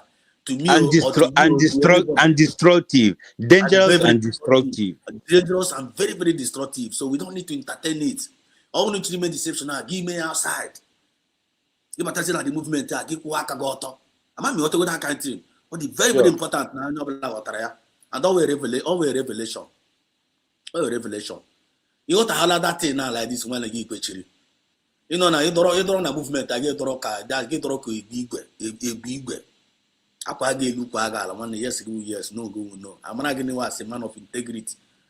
Then you cannot be reliable. I rely on you. You have to go, I rely on you. Any position of the you go deliver because you go mess up. You know go mess up. You have liquid in a minute, I give man liquid to go now. Don't take it. Even when they got a natural position and movement and I am they are getting in here. I just got there. For sure. Then because they got deliver any I got Ghana. No, I'm not a Kroga condemn. Every man on a critical situation. That is what we call deception. When they want one nigga for rifle information, they will twist it Now, they claim one on this movement. They claim us an angel of light. Whereas we are carrying out misinformation, it is also very, very dangerous. When you're going to practice it, people like Vam Vam Vam. Now we put 10 fingers and 10 toes. What kind of nonsense is this? Hey, Go there, play there, because go there, play there. Ima na street. I'm going to iti epele. I'm going to epele before. Epele. You can't bring it in this Biafra movement and survive. I need iti epele na movement. I need iti epele. I need iti epele. Iti kwa ne epele. I need iti epele. Yan on this movement with teamwork. Teamwork and on there. We think kiji. Can we think kiji? When you abakota ka no man you obo fufu. I want movement I mean them. You know no side am one anyo. On that one man no you know some side again. Man zoku from side again. You know we take gift from side again. All of us are gifted in many different ways, and we are uniquely gifted. Just bring it on. Put it on the table. You know full time you see we now rise. He will if he put tomorrow. If we no he gave me tomorrow. As no prophecy. No, you are prophesying. I'm telling you. Prophesying of what? Prophesying of what? Him and he gave me or procrastinate. He procrastinate na miri gezo. I say prophecy. Miri gezo tomorrow. I man a miri gezo shadow my dear. Get away. Namdi Kanu. I man Namdi Kanu gaputa. I am Nnamdi Kanu. I'm an Ogapota. So and actually put before go ahead, but actually inibi diogo. Ya potazia man no gave Oturugo. David Ogo to Goliath. He didn't rejoice until ya ganso when my belisi when he see where rejoice. Obu no battle David Goliath no there. Since I Professor David Goliath is there. Na Kaine. I'm an Goliath awugo. But totally gosi. So I'm an Amirigezo. I'm an Namdi Kanu Gapata. I'm an Simon Gapata. As now he procast. He prophesy. You prophesy.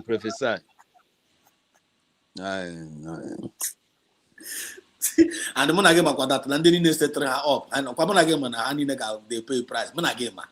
Ufọdụ na yo obaranike as of now. Na say no. I swear. Ufọdụ na yo obaranike.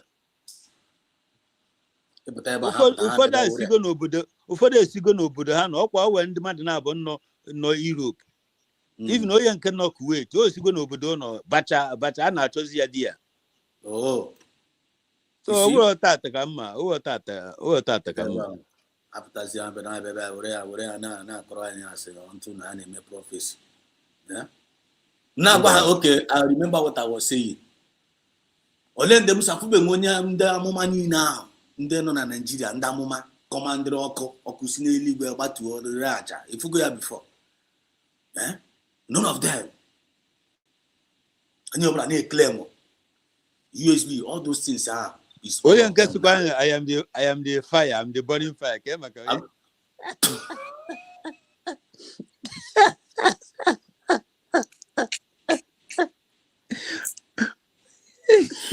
the war. I am the fight. Nigeria now going down every day. Nigeria now going down every day. Oh, I am the war. I am the fight.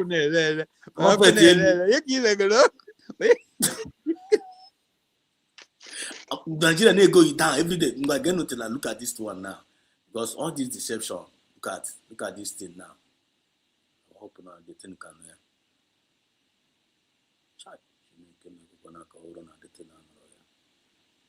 What's up? Today the cameraman car.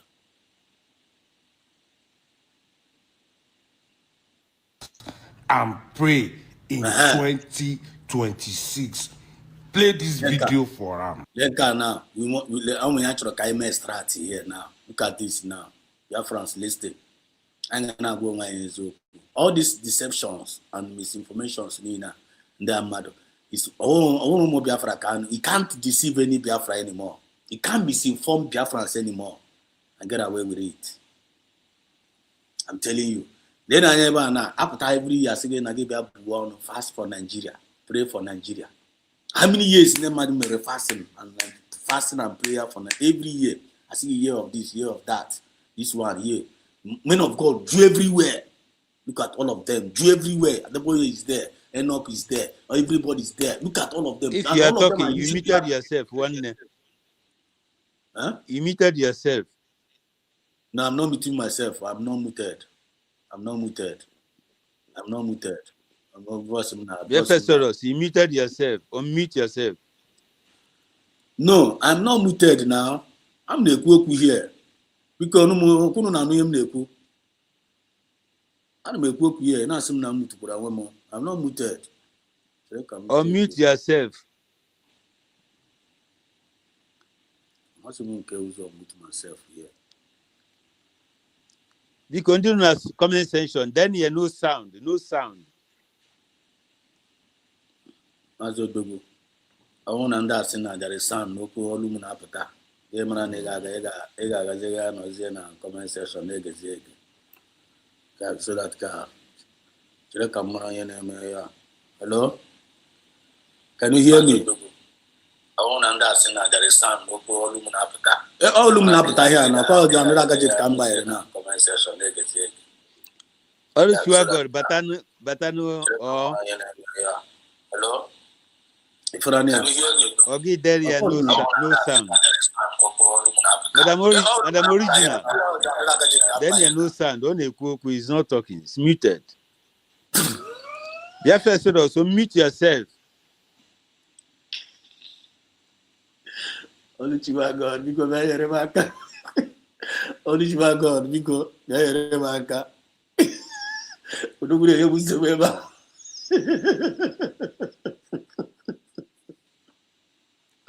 Only God, because Biafra said also mute yourself. Kaumu ifena ni hine ku ifeni ni kuro ko yenno ya. Odogwa nrokwa. Attacking card kwa too much. Oga ya bare, oga here ekwensu. I ga-ekwuriri eziokwu atata. Biafrans must hear the truth.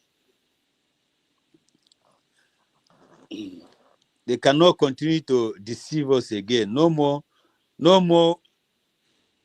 more way for deception. No more.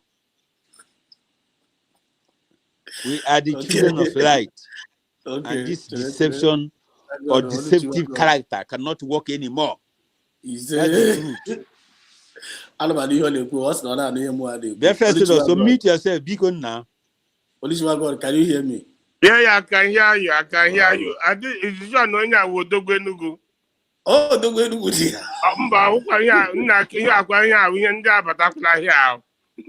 I was a particular Exodus. Yeah, I would do. I'm telling you. Huh? Yeah, I would do. It is Please, can we tell Biafra to unmute himself? Because he cannot hear me. And I cannot write in the comment section. No. Oh, yeah, AI, because you are AI. Well,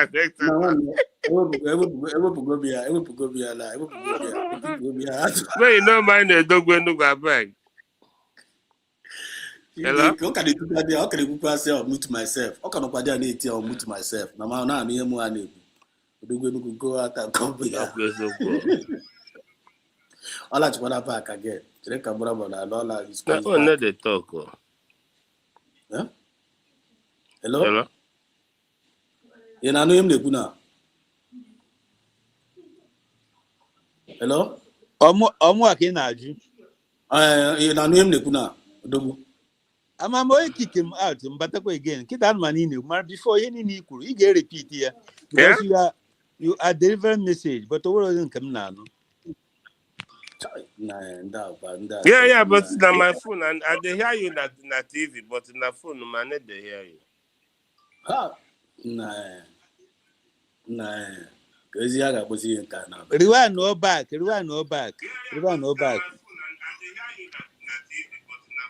Hi. Now, I'm going to take the station now. Now. Rewind no back. Hi.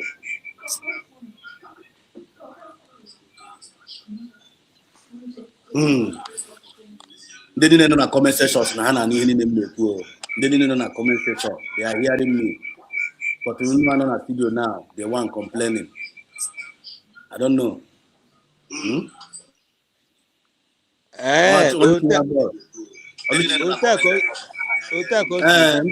Ndị niile nọ na comment section na ihe niile m na-ekwu, but Oluchimago batakwara na complain kwa the same thing. Odogwu dey right. I dey hear you. Now they hear you for.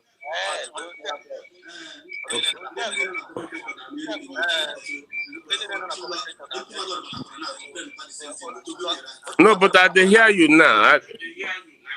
Okay. I dey hear you now. Okay, make una mute my mic. Mute your mic. Mute your mic. No, but I dey hear you now. I dey hear you now. Okay. Mute your mic. Mute your mic.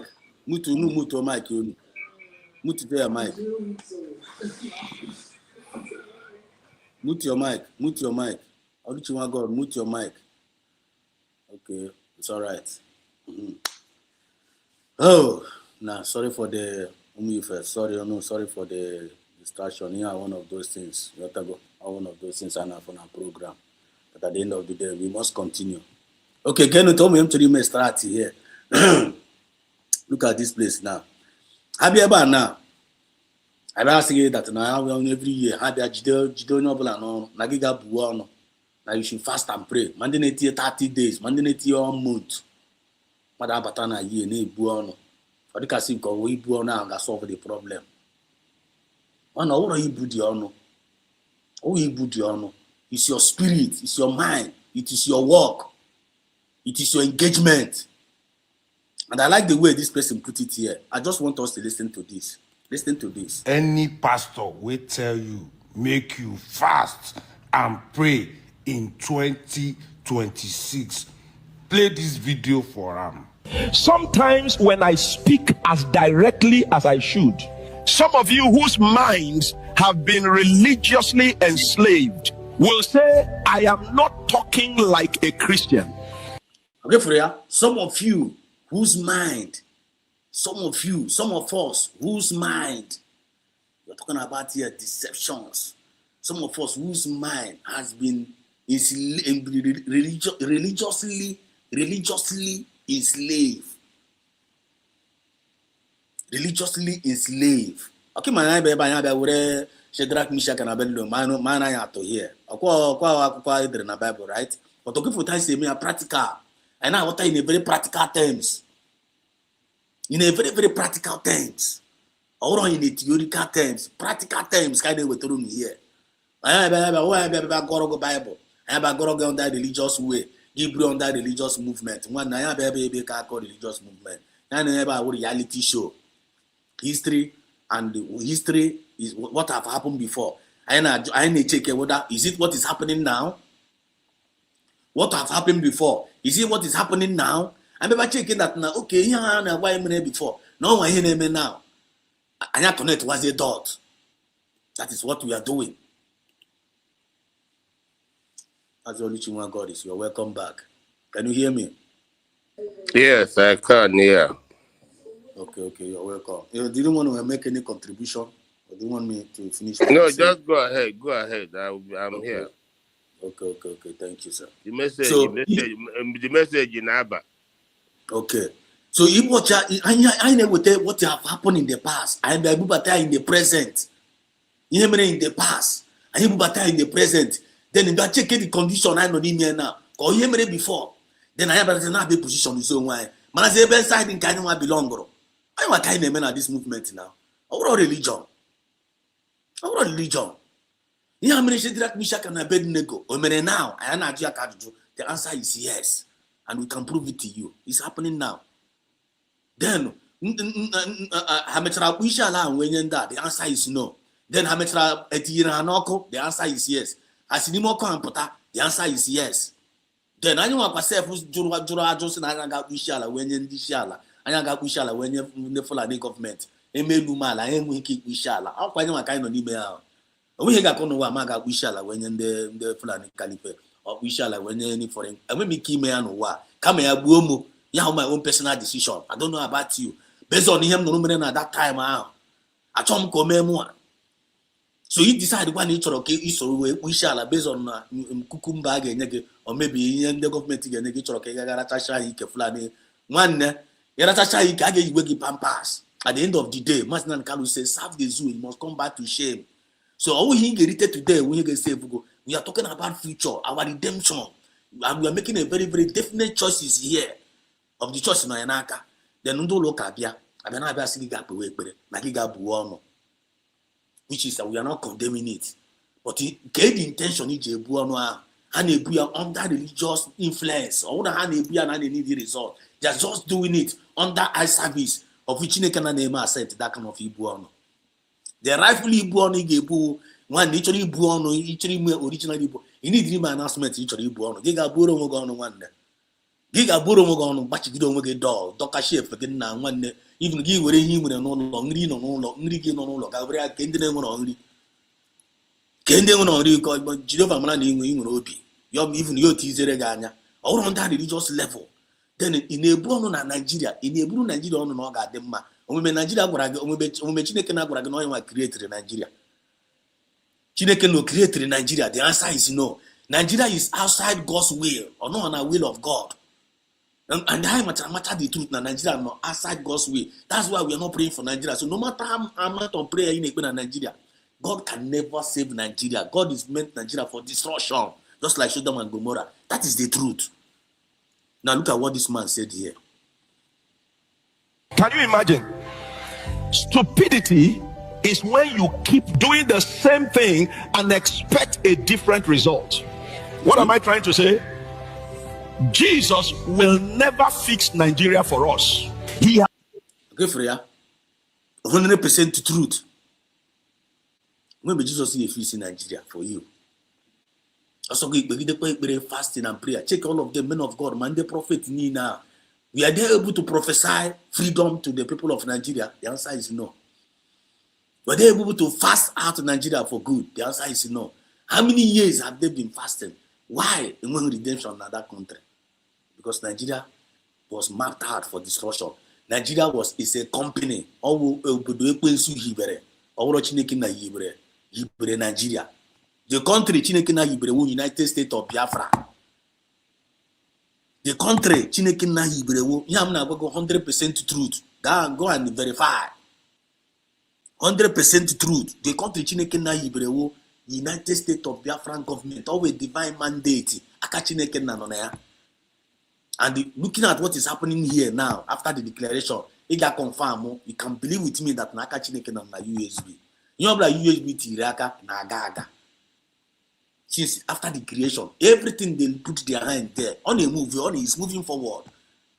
I'm talking to move forward now, because Naka Chineke na na. And in the Chineke na the movement and around the USB on them with an upright mind. Then choma, then the mindset of God. On around the USB. All no be gather ocha iba ye there ga patakwa. Olichuma God, always ogu kowashi. Truth. Imana in the now. That man in the quote that said Nigeria, Jesus can never save Nigeria. Oh, Hamadike have said this now. You see? Nigeria was a creation of God. Nigeria was not created by God. They are just man-made something. Anything God made can never fail. God bless you. And so that's why they are suffering for truth mode. Only truth will just destroy Nigeria. So that is to show you who is truth. God is truth. Confirm. So God is truth. So that man, I watch his message, but the thing like you rightly said, Mas, Nigeria can pretend, they can pretend. One Anya Lago. Bagam. Anya Lago. All because people are mahan what is happening. A lot of people are mahan. Ebe ihe bagorola. Ihe ha chege edide ha ga-eji nta anụ ya. Now I will have recognized Biafra as a sovereign state. Ofu onye ga-ekwu ya ugbu a I got no that woman's eye na call. He gives the quick. You no go rest. All of us no go rest. I got not was that one day when we talk she no when before they got passing you contact Exodus. Only thing I got just hold it there now. Are you a prophet? The answer is you are not a prophet, right? Yeah, I'm not. But okay, man, if you go already, man, not hear an argument. It's going to happen. Just to watch. That's what is going to happen. It will happen. But none of us claim a prophet. Mazinan Kalu no for Brunama. Have you heard Mazinan Kalu one day say that no a prophet? Never. I've never seen Mazinan Kalu say that he's a prophet, but he said everything okay name. But how was Zaka not a prophet now? Now then they take their mouth now they call him prophet. I got speak to my contact to Dogwenugu. Now get to a big call. I'm when I baggage at Bafabaya. And after talking about these things here, I need to get people with Okolu. Yeah, that is it. I've got more these things, but we are not prophets.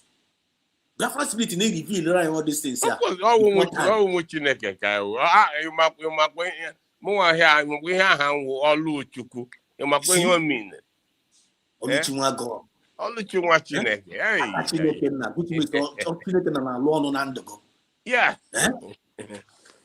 Only the Nazafa. Now we. Now we, no be there. It's very honorable. It's honorable. Nah, I buckle about. All the my God. Honorable. I'm good honorable. Here, but I hear. I get not with the Kubundo. I'm telling you. Now we not here. I will have to drop good honorable. Drop or I know how is the Kubundo. Original. No here. It could go key here. Call. Oh, and I no line. He had in defense of United States of Biafra. I am going to see I have Faru Saperapi. Nigeria Waru Saperapi. Waru Saperapi. Here, Exodus. Come, Rachonia Fulaniki. I'm telling you. And the owner chicken has not get saved from Nakaha. It's an English no mark of ultimate and working now. Come on, outside someone. Everybody had the man that come up out Nigeria to die. Then they are praying to that the same Chineke because they say we Nigeria or map out. Ndị ga-aga asab ndị na-asị ndị situ elebi ndị jugoro rice nke n'ebe awa God nọ. God forbid. Then after Zachara, after Zachara, Oluchimwa God. You guys got position like this. I was there when we is there ala Jiba Mecca. I beg.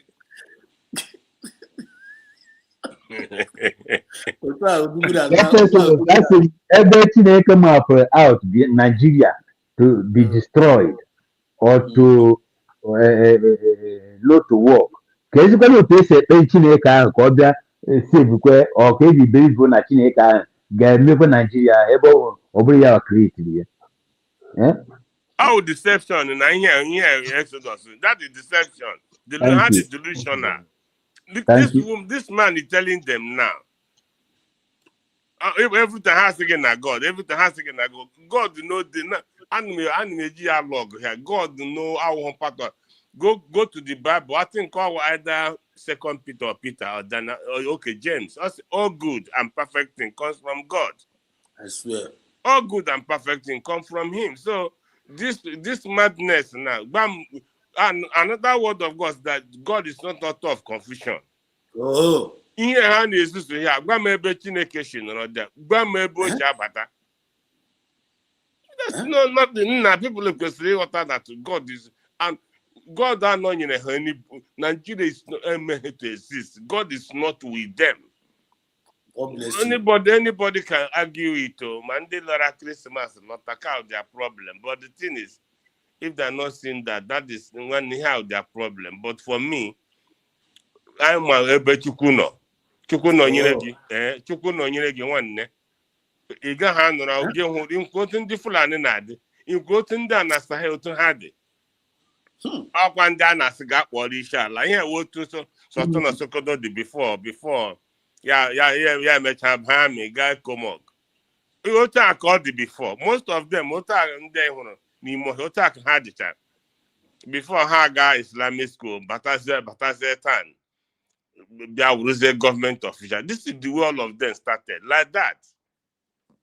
So onwe mgbe a hụrụ ebe ha kpọrọ tai n'ime ọhịa otu ịhụ ha na-ebu ajọ ha bụ n'isi otu aka masọtọ na otu aka ha chicha bido before nọrọ otu a ha nọ today. So aga m akpọnwụ isi ala enye ha na-egbu nse nchenwe nwụọ na ya ọ gbasaghị m agadị m enye ya second thought. So wetin happen Biafra bịa ụmụnna anyị ndị asa Igbo Muslim this and that. Anyway, constitution anyị enweghị provision for Muslim. So oge ahụ ruo ajọs chọrọ ha trela ma ọ bụ long serious ọ wụrụ 10 nga ha wụrụ Igbo Muslim ebuge ha ebe na-ekpedite no problem. Enweghị ya ka ya ga-eme gị ihe oge ahụ ruo akpụrụ onye ọbụla kpọga gị ebe the headquarter nọ gị nwee ike dị blessed that side. Ọ na Biafra land ọ ga-adaba anyị na ha ọ ga-awụ ọkụ inogo wọk ọ ga-adabara anyị na ha atọ. Then ndị niile a na-emekwa ha dobe ahụ na anyị ụka ka atụmọfọs ụka Christianity and the government by your constitution will now like kind of sanitize the Christianity sanitize ya wee ị ga-eji ya wee rie onye ọbụla ọ ga constitution will do it. Nwanne isi na-agwọ ọya enyeghị ndị ọya ga-egwọ. I'm telling you. Isi na-eme onye gbajiri ụkwụ ya nọ straight gbajie ya ụkwụ n'ihu anyị. Ọnwụ na imeghe ya come and play us game.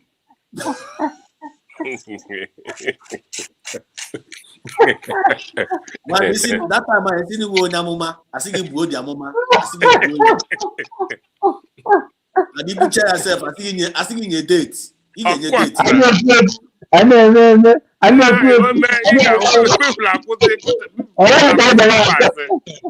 kwụsị ịtụ asị ọ problem ha na-enwe with Matthias Ezak every time ya eburu ndị be na-aga India mepe ụlọ ọgwụ na-agwụ awa people mgbe o buruzie ndị mmadụ gaba na ke pastọ ekwe emepezi church. This is deception. This is too much.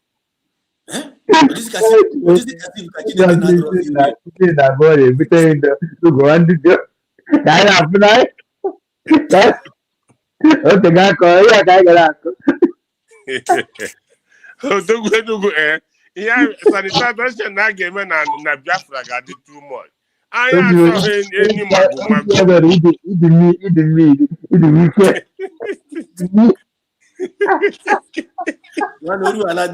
oru ala date ibuchara mama ha burukwa the file bute gị n'ụlọ ụka live I think on a day so day like this yes. I'm mentioning attack force. I'm mentioning attack force. I'm mentioning attack force. I don't care with this date. You will not go ya. I say okay, basically I'm buy you Bruno. You got area your backroad na Biafra land. We will not accept it. It is shown I'm winning boo. A shine he could hear me. Ota Isaiah she make or we here. He got quite fine. If you want, my game was it. That's indirect. I jogo on you my God. I jogo that they say by la jambru Abubakar on combat really. Yes. Ngwa That's why people campo in Canada we go campo. Okay, Simon na to Jacob. So, oh, pastor, pastor, she don't la fire. It's okay, la fire. Okay. Now we're not NATO get testify against Simon. Now to have him back, you make his go ahead. Also, you have a no political. So everybody use you. Check your mic. You don't even know. Oluchi Magode na ni ọ na-ekwu. Yeah, they hear them. It's again. No, well, Pastor Muniaji, I cannot answer up till now. Are you Okay. hearing me? Yeah. Okay, Simon, to Iga call. Then, oh, Madinato, guys in Hage testify against him. It's okay. Madinato above new pastor, it will power in the name of kind. I mean, Nanto ka equal that equal brightness. That waste, that waste, that is check out waste is about knowing him. I do. Nanka against okay, you that your power. Mayor, we're not assuming the power of this, the power of that. Oh, in my one, you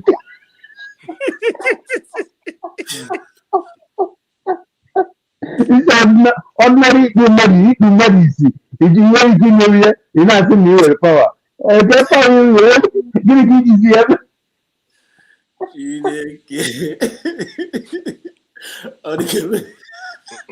Oh, that not yeah, which you are going to do. Now, with the constitution, it's in a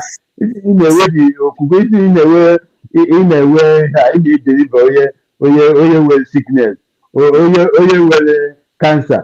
If you don't the cancer, He double cancer diagnose all the person with machine. ọ bụ na ịma mmiri ebe a na anaghị thank you very much. Rie ndị Bible too much. Herigo ndị Bible too much. The thing is too much. The deception is too much. Onye mere na ị na-ekwu okwu Biafra, they are not listening. The deception is too much. Fulani na-abịa, Fulani ha na-ejikwa anya ha, ụfọdụ a na-ekidnap ụmụnne ha, ụfọdụ a na-ekip that the uncle, ha na-eji anya ha na-ahụ ya. The ha ka nọkwa ja na-anọ na the thing dị painful. All the painful. Ndị mmadụ amaghị ihe iwe ji enwe anyị. Oge nne gị Rose, one of these guys is very, very bitter about it. Nigeria no talk among my brother, blood, the same name, the same house. I kidnap Roman name above. I kidnap the first one. I gave Baputaya. When you get a Baputa, Bukre Hego, he kidnap quite the same on your Buegobia. Kidnap when you busicate the money with Trehe, on your can't turn count for no funna. I would the same house. A kidnap on your Butekuresi ego. Late midnight, Mama said, how he go na cogine. Can't put us the money and may escape. So in the morning, how they no ye butrek him escape. For this cable, that's my younger brother. You know, go to go for this, no, a baby already. And when you butrek ha balagala. You hammers the happen go to happen my younger brother. Of the same blood. Now my own house. See, when we come here, when I is angry, that is the reason we are angry. Now, Nana has support to USB. Among what they are looking for, but have a new logo program. Got support. What are people waiting? A lot of people check it. I don't know. One Nigeria is one. Our people still not the one. Support USB. Can Elijah once and for all. Can who's go to Fulani again? No, Fulani abata buy. Ota America no get say Fulani. Even I get like a dry ekwe. We know this shit. Ma okwa this shit na adoro ma.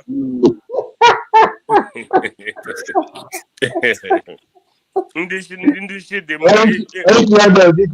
you for being in the studio. I am really only having a biological no. I no take go jem get nya next Saturday. Thank you.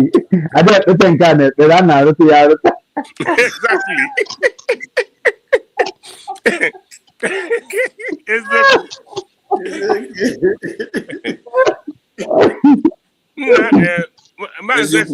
Our people, even when the Bible say aka manu aka elotation aka even when the Bible say onye na aru ha agaghị eri Mom, here, and the buy in a brain. I don't know. This word it's in your head, the section. You could go this word. This thing need to leave our people. Look at government to support. United States of Biafra. Why you not document the whole world? Because Ogamana Hagwaha, Otinyona Kwaha, all you had you feel again. Man, we put as a geek on your Chanaka here with the bad USB. You know, one must do not. Because you're not doing, they tell you to what are you talking about? KB Bobo Baja, but I know my office. Because I'm going here ways people are talking our people the thing they pay them every day. Even here in Ireland where we are. In memory, IPOB memory, Kembo, Abraham, Jacob, and Isaac. I can't make we hear IPO. How long is it? You know, but you know, bag say long time agitation, and now who's the gas as a cocoa. As a cocoa. Now from there, he declare, as wait a minute. Hey, I think in that I'm going to yes. I'm this set of people. I wanna how a man has to put it only because they don't research. He has just no one way trafficator. It will be one family. Equal look one will be one family. I will one family. The family is the family I share. One family. On your kin one family. A man me go one this does man here one family. Come on, here one family. United States of Biafra. I have to go now. I will be one family. USB one government. One government. Only USB one government. Not always IPOB one which one family. The family in the Nakutamada is in a labeke. Ndị na-akụ mmadụ asị na chere nọ ha ga na-akụ ndị mmadụ achere here ndị one family abeg my sister does eziokwu ndị bụ na ha one na argument anyway so ihe m believe in USB and anyway I'm going na-ekwekwu Nigeria sị gị when I'm not a Nigerian m pụọ in the midst of my people say when ndị Nigeria the Lord honored our money Biafra. One me but okay, time will come. Okay, I don't see one lotation me him see a lay how. You see me here USD owner. Okay, no, it is on your hand and magazine. Me say I'm going got me any this task force. Kahanye give maybe I constitute the tax force. They got about to go. One dinner we have. Yes, man. That is when there will be problem. God will use the freedoms of this world to confirm brother, this topic everybody not online, no Machi, no Makai, Makelena. Everywhere is on fire. Everybody is on fire. Thank you so much, Mazi. Thank you so much, man. Nwere ihe a na-akpọ egwu agwụrụ ụgwa. Ọ were redio program egwu agwụrụ ụgwa. Echi na nke efere na nke echi na nke efere na nke atọchila atụcha ihe niile. Ọ bụ ihe ime gị n'abalị egwu agwụrụ ụgwa. Ịnụ ka gị nụ nke nụ nka ịnụ nka. Nwanne United States of Biafra onye ọbụla ga-akele me Dr. Ngozi Orabueze. You my hotel call me to greet him for you. Hey,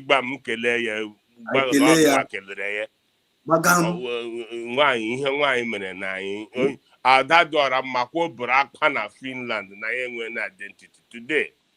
So on so every time on our social media baby. That one I are interested. Telling you. We are not interested. We are not kids. Time when you is when you can now it's up to you. United States of Biafra where ban. I hear IPO Gago, Brigia Gago, in autopilot, everything. United States of Biafra. We have no apology to this For nobody. government, whether I will be one of those people, whether you are doing it right, whether you are not doing it, as long as it is United States of Biafra. When I did inside, I did. So, Mazi, what I call Hakwa Oluchunwa God. Thank you so much. Thank you so much. Hello? Thank you so much. Everything. Are you in I'm not going to hear you. Hello? You hear me? I hear you. I'm not name Neku. I'm not know. He's not hearing me, Abi. Can you hear me? Are you hearing me? I'm not going to hear you. Mba, I'm not hearing you now. You hear me? I hear you. I'm not name Neku. Okay, I hear you. I hear you now. I hear you. Okay. I hear you. I hear you. I tell you, say, I don't tell you, say, I don't submit. Okay, yeah. As I'm going to say thank you so much, Mazi Oluchunwa God. Thank you so much for your wonderful contribution. Yeah, I don't submit. I don't submit. Thank you so much. Thank you so much, for all your support and your encouragement and your wonderful submission. I'm not from here. There. Hello? Right. Yeah. Has never fixed any country for anyone. Okay, he will never come down to do the work he has empowered you to do. Man is a free will agent who chooses his fate by his actions. Yes. So I beg you in God's name, stop praying for God to fix Nigeria. When you will still gladly choose your criminal tribesman or religious man over a credible leader, then by January 11th, you will start a... I'm hearing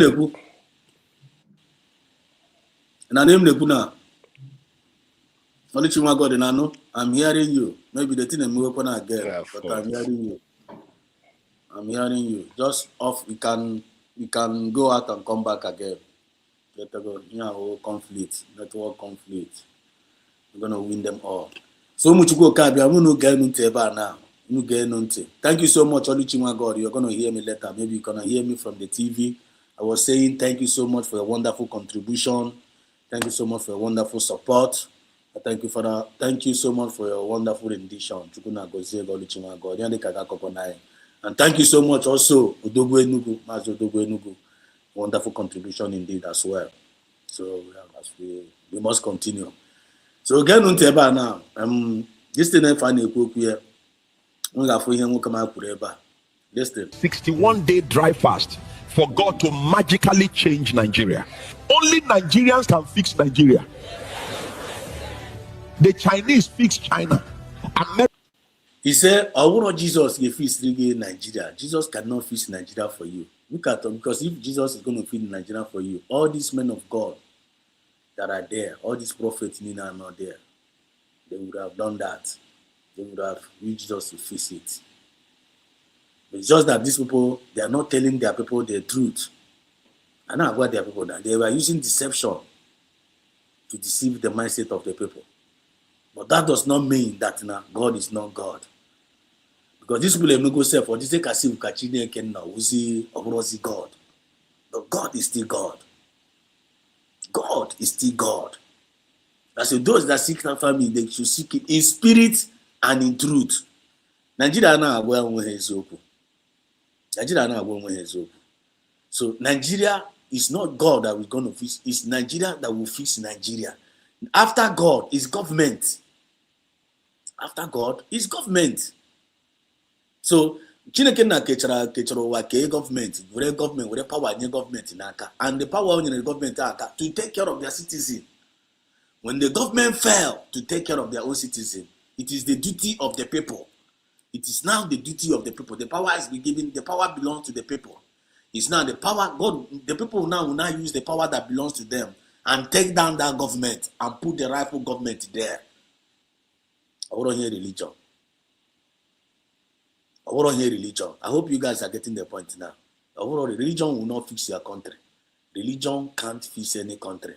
What fixes the country is the good governance. Good governance fixes country. All good government in a fix country. You took my point. Chinese, now, overall religion, when all their hard work Chinese, you watch this man of God.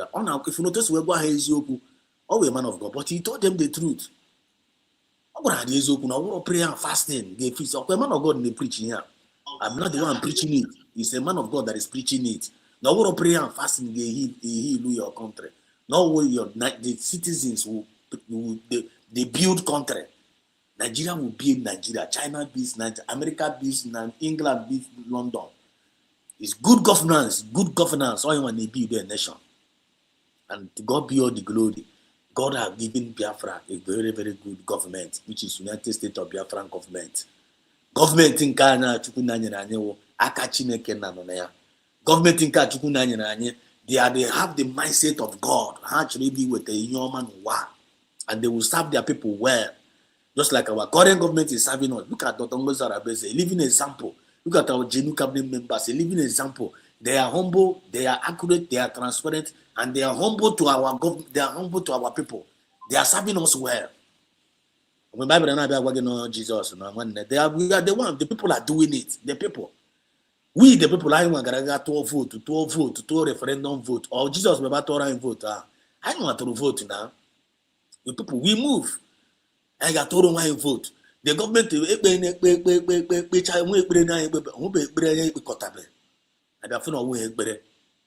even though now we are praying, the different. The different from Ghana. I put a Chineke na Jaya recognize Aya. Urondo anti-fair naka, Yanyana naka, ya protect our government. When your government is good, you pray for them. When your government is not good, one day you bring them down. The people you bring them down.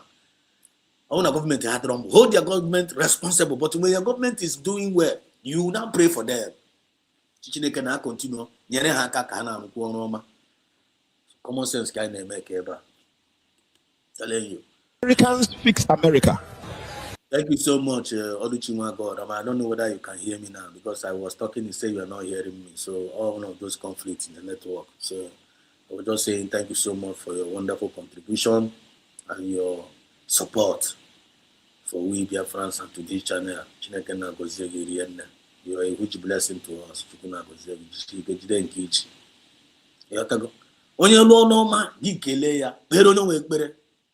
But all for Nigeria. Nigerian government is marked out for destruction. So stop praying for stop praying for Nigeria. So all the Nigerian people need to do, the indigenous of Nigeria, all they need to do, march on the streets, bring down, look at what is happening in Iran now. Upon Iran is a religion where crippled their country down for decades of years. The whole Iran had a religion, crippled their nation down. Now they made religion. Where all you Chineke na nyiro all you where you help their citizens. No, I would go now they examination. I just tip and Israel. I want to hear what their problem. And I tell about war. War in a gaba. Israel in a gibu. Ibucha on a war. God gave them government for them to take care of their citizens. They have the natural resources. Use it and develop the life of your people. I say no. Now. What is going on? Religion was not able to save them. Now the people have taken it upon themselves. Now they need a change. The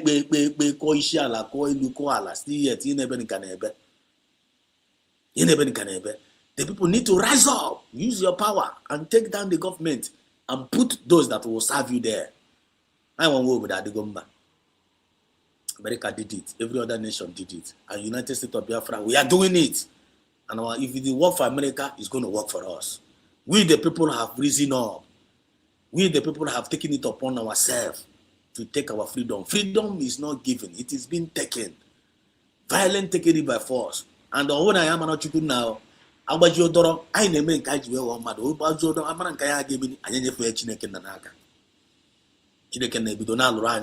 and God is with us. Honor with us. Honor with us. But God is not with Nigeria. That's the only two different things actually there. Australians fixed Australia. Now we go be down. We the people. Yeah. Spiritualizing Nigeria's problems when we know they are man-made will never take us anywhere reasonable. Telling people that God will fix Nigeria makes them avoid their responsibility. Okay, telling them that God will fix Nigeria. All a man of God they preach here. A pastor they preach this thing. Our own Exodus they preach here. The same their fellow pastor, the preacher. Telling people that God will fix their problem. God will fix the Nigerian problem. Not with deception. Not with deception. And every deception in this Biafra movement, every misinformations in this our movement, in this our new nation is being crippled. And all the agents of deceptions, all of them are also being crippled. All their agents, all of them. Everybody's way deception now. I get the bunk here. Iburu had decision be here. I know ya. Only Chima God na ya. Odogwe nugu na ya. Exodus na ya. Ya me DPM na ya. Cabinet people na ya. All these umife. Kai report na ya. Telena TV. Man na kanko. We go debunk am. Because I Jesus ku we na aga. You can't deceive any Biafrans anymore. And how can we know that choice down to? They must bow. They must bow to that truth. Because the truth is our king. And truth is our God. Nobody is unbeatable. You get beat our truth. When you beat truth, you have already beaten God. Since you can't beat truth, you can't beat God. There is no room for deception this year. There is no room for misinformation this year in this our new government. You can do or not do. When the guy deception you are highly welcome. He will confirm on the cripple. They get confirm on a cripple person. Once you are with the spirit of deception, you are a cripple man. Every spirit of misinformation is a cripple person. You got the cripple. You got down borough. Only in a football, you get wish. I couldn't remember how dangerous all day. So don't go there. Don't put yourself in that shoe. Because you are a bugger. Hashtag USB to the world. Hashtag USB to the world. I know no one kind of email. Everybody got USB in the morning, USB in the afternoon, USB in the evening. Just like one Oluchima God said. Everybody look for no USB gonna one. Take it or leave it. No, and we are the children of light from the rising sun. Where are you from? Where are you from? Opportunity abago. I say I'm the citizen of United States of Biafra. Where in the United States of Biafra? West Africa. I say not only that, we are the children of light from the rising sun. I say what? Maybe on your way go. At the time, 10 minutes of my time, only I got this stand still because always so cooking where. When I got disinterested, they must say about you. Because you understand this our United States of Biafra government, Obu anointing, USB Obu anointing, or if you have never discovered it, Obu anointing, Obu glory now. And every process, every carrier of this USB is a glory carrier. Only USB na pare, ibu na pare with glory of God keep na pare. If you don't know, we are letting you know. Because all we are, this is Biafran Exodus TV. Always bringing you the message of redemption and liberation to the hearts and the minds of our people. Don't get us twisted. To demand a better nation because they believed you. The hard truth is, God will never come down to demand. Now, Gente, you understand the hard one, yeah, is the hard truth. Only preaching in them, no look. I am Jina Gunu. You will know him. Come on, Brandon Mad, you will know him. That this movement, that is the truth. God, only will know him. We don't know him outside, though. We don't know him outside. We don't know him outside. But Batana, this Biafra movement here, Ebuko know him, spirit of him, where Batana. That is the truth. And you don't know him. Batana, this Bapaham, Bapomo Biafra, they will know here. But you man again, many avoid the union here side, but Batana, we will he go to side. He will raise botes, normal spirit, Batana, the movement. Before you now become a full partaker. But you will raise spirit of who here in Israel side, Batana movement here. ị ga-enwe ụgba and ị ga-adị cripple. Ị ga-adị cripple nwanne. May you never be your portion n'afa Chukwu ka abịa.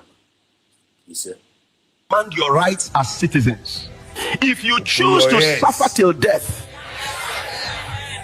God won't stop you either. Teach this truth instead of declaring 3 months of fasting and prayer for it. Okay, now teach her this truth instead of declaring 3 months and fasting and prayer. 3 months of fasting and prayer and then money get you na agba. Beginning of the year, gị ga-achọwa ihe na-arụ nweta gị ji akwụ ụgwọ ụlọ na-ekpekwara Chineke nna. Chineke na-ekele nne gị n'ụbọchị nke taa onye crossing m over nji nwe mbata na this new year. Ekele dịrị gị nsọpụrụ bụrụ nke gị. To all glory be unto your holy name. God, this day is the day you have made. I am going to rejoice and be glad in it. Chineke nna, as I am going out of my house today to look for my daily bread, may you make a way for me. May you open every closed doors, open it for me. Every disappointed, may you become a blessing. May me pay my can favor my blessing of the day. No, lead me and guide me going and coming back. I need some bills to pay. Provide money for me to pay my bills. I need to take care of my children. Open up my business. Let my work speak. Let my gifts speak. Bring men and women that will bless me. Let me be a blessing to them. One get back also. I be happy the reading in the name. I be religion could join me wish. If I get name expert, I by fast. Why you know where I go? Time get bumbo. You got a bumbo. The time get you a choice good on one. You may the landlord that boy. Then if I was that pastor and say I'm going to pray and fast now. See, I'm one before you get go. The pastor said he was a liability. He was a liability. No local. Bob in the best of but on a chicken and all those things are deception. You're all dead on arrival. Cannot happen in USB. You have to go. All time you get job bumbo. Kabaro again bo. That you very chicken. And when you go to that church, you'll be a blessing. Eba chambo mwete ga mwete gibi manasibiti gidi okay. It's really and true. Kabambo. Eba chambo igano loka gi wure go gano loka wure a blessing to that loka. You bless your pastor, bless him and then neighbor. I'm not a big but loka. He bless her. We're a blessing to them. Than he wear church rat. But they will pray and fasting. We join this every time. More. Poverty thinking. Poverty and issue now.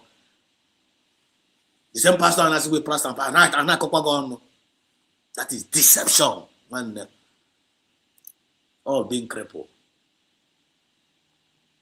That is okay. See how that bambo one. See that na one. Go that na church you na bia. No put up na Sunday uno kacho loka. One gano ga ba number. Gacho ego. If you don't want to run igeri. If you don't work, you no go job. All good in ha kono. Now I pray for you. May God give you a job. I am only a man of God. All good in ha kono. Chineke na may God give you a job. Chineke na get a job. Okay, you know. Ego so that you were a blessing. So that you can be a blessing to the church. So that can even be a blessing to that pastor. Pastor in a line and a preaching prayer and fasting. Man, Nibutego near ego now. No chief for me prayer and fasting. Butego now say pastor one God has blessed me. Jay will go near we told your child. I'll get kelege. Even under the name prayer, you can even cost themselves. Be a blessing. Have a mindset of being a blessing. You go. Now USB find a book now. Look at what is going on. One they are hard workers. They are hard workers. Movement they are hard workers. On the stomach infrastructure. And in which are hard workers. The comment and in which are seriously working. And which are will donate here.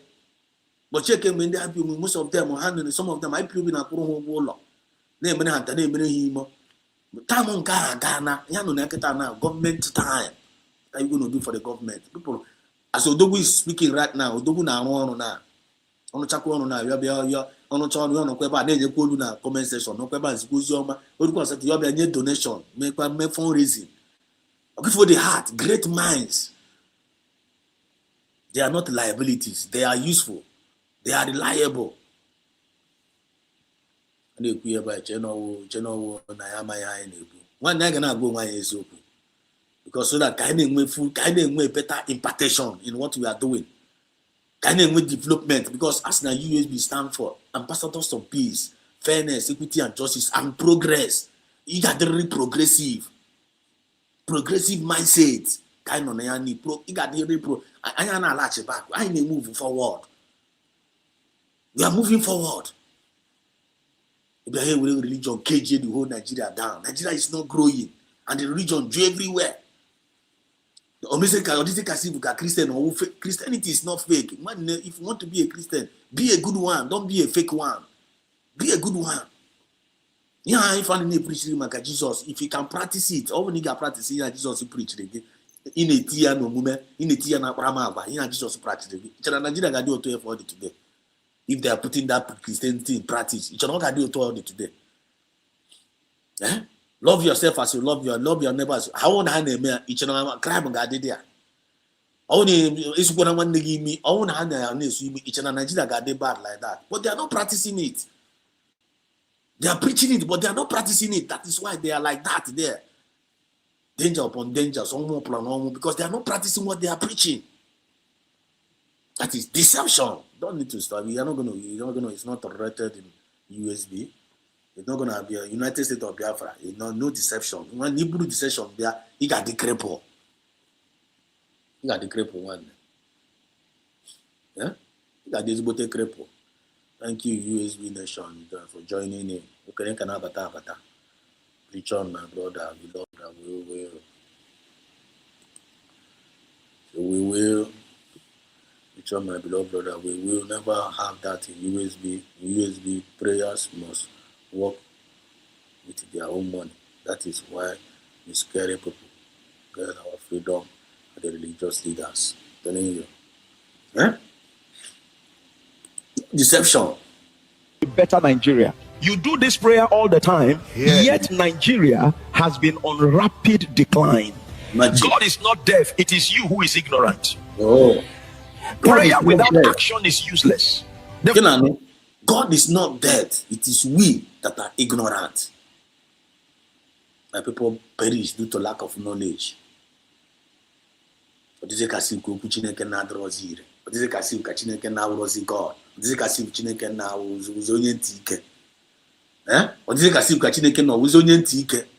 What people like this, you know what is going on. Now they make you see Chineke na a caricature. Aneti. Chineke no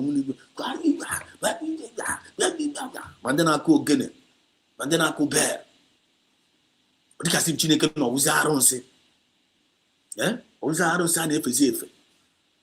Chineke na mo no mo. Chineke no wonye ntike. Why ge Chineke mkpu? Cheke me Jesus no na ebo na ran. We move from gra na etimkpu. The only way he shouted when God commanded Lazarus once, it's only once for shout because someone was very I said Lazarus come forth. Only once God shout. Every other prayer somebody made miracle. I'll put a like this right now. Action. Even the storm, raging storm, I say peace be still. A whole simile joy. Everywhere they come. When Bobby back to go. I hope you are making common sense here. I hope you guys are connecting the dots. Deception and misinformations. Crippled. Hashtag USB to the world. May God bless these words in our soul. And may this word say find a preacher. Call me Tampuro. Call me Tampuro. Mutampuro in us. Come candy real. Come trying puro. Come trying puro ma. I want kind of nearby. He need we are gonna trying puro ma. Away me trying puro job for us to educate ourselves. Can matter the real deal. Yeah. He said all things are created for his own pleasure. All things created for his own pleasure. All things. Chineke na who created for his own pleasure. You be feeling using like this one. You are not using it for his own pleasure. Bakoga orogu me.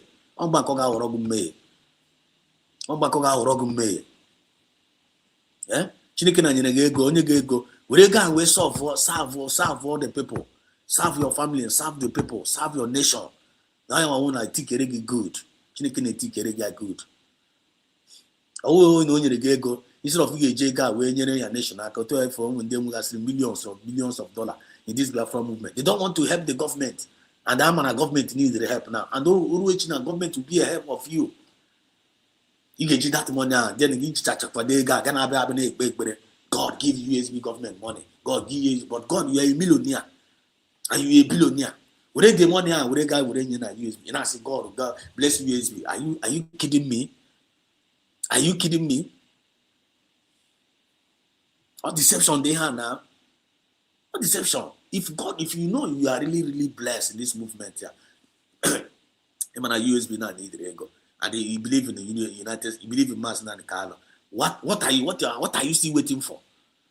What are you still waiting for? Why can't you carry that to $1 or if you don't give that $1 to Ego Engineer to support USB? What goes around comes around.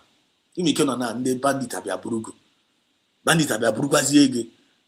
You can't nature in the giga where I was here anymore. Where I see in the Fulane, comfortably give millions in the Fulane. Eh? Comfortably give away the money, yes, in the Fulane. But that money only needs when near USB. Okay, I get a blessing.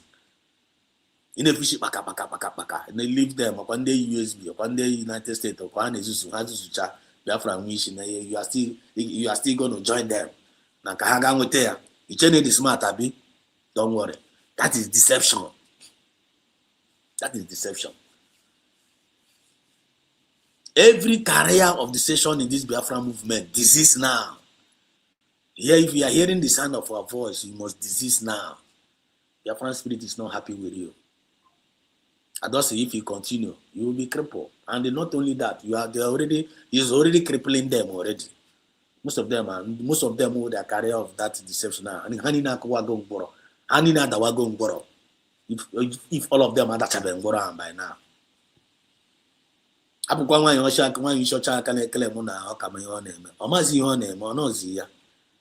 I want times a man by room every year now go 247 now by work, which I've already played a little bit in the afternoon. Okay, for now by work.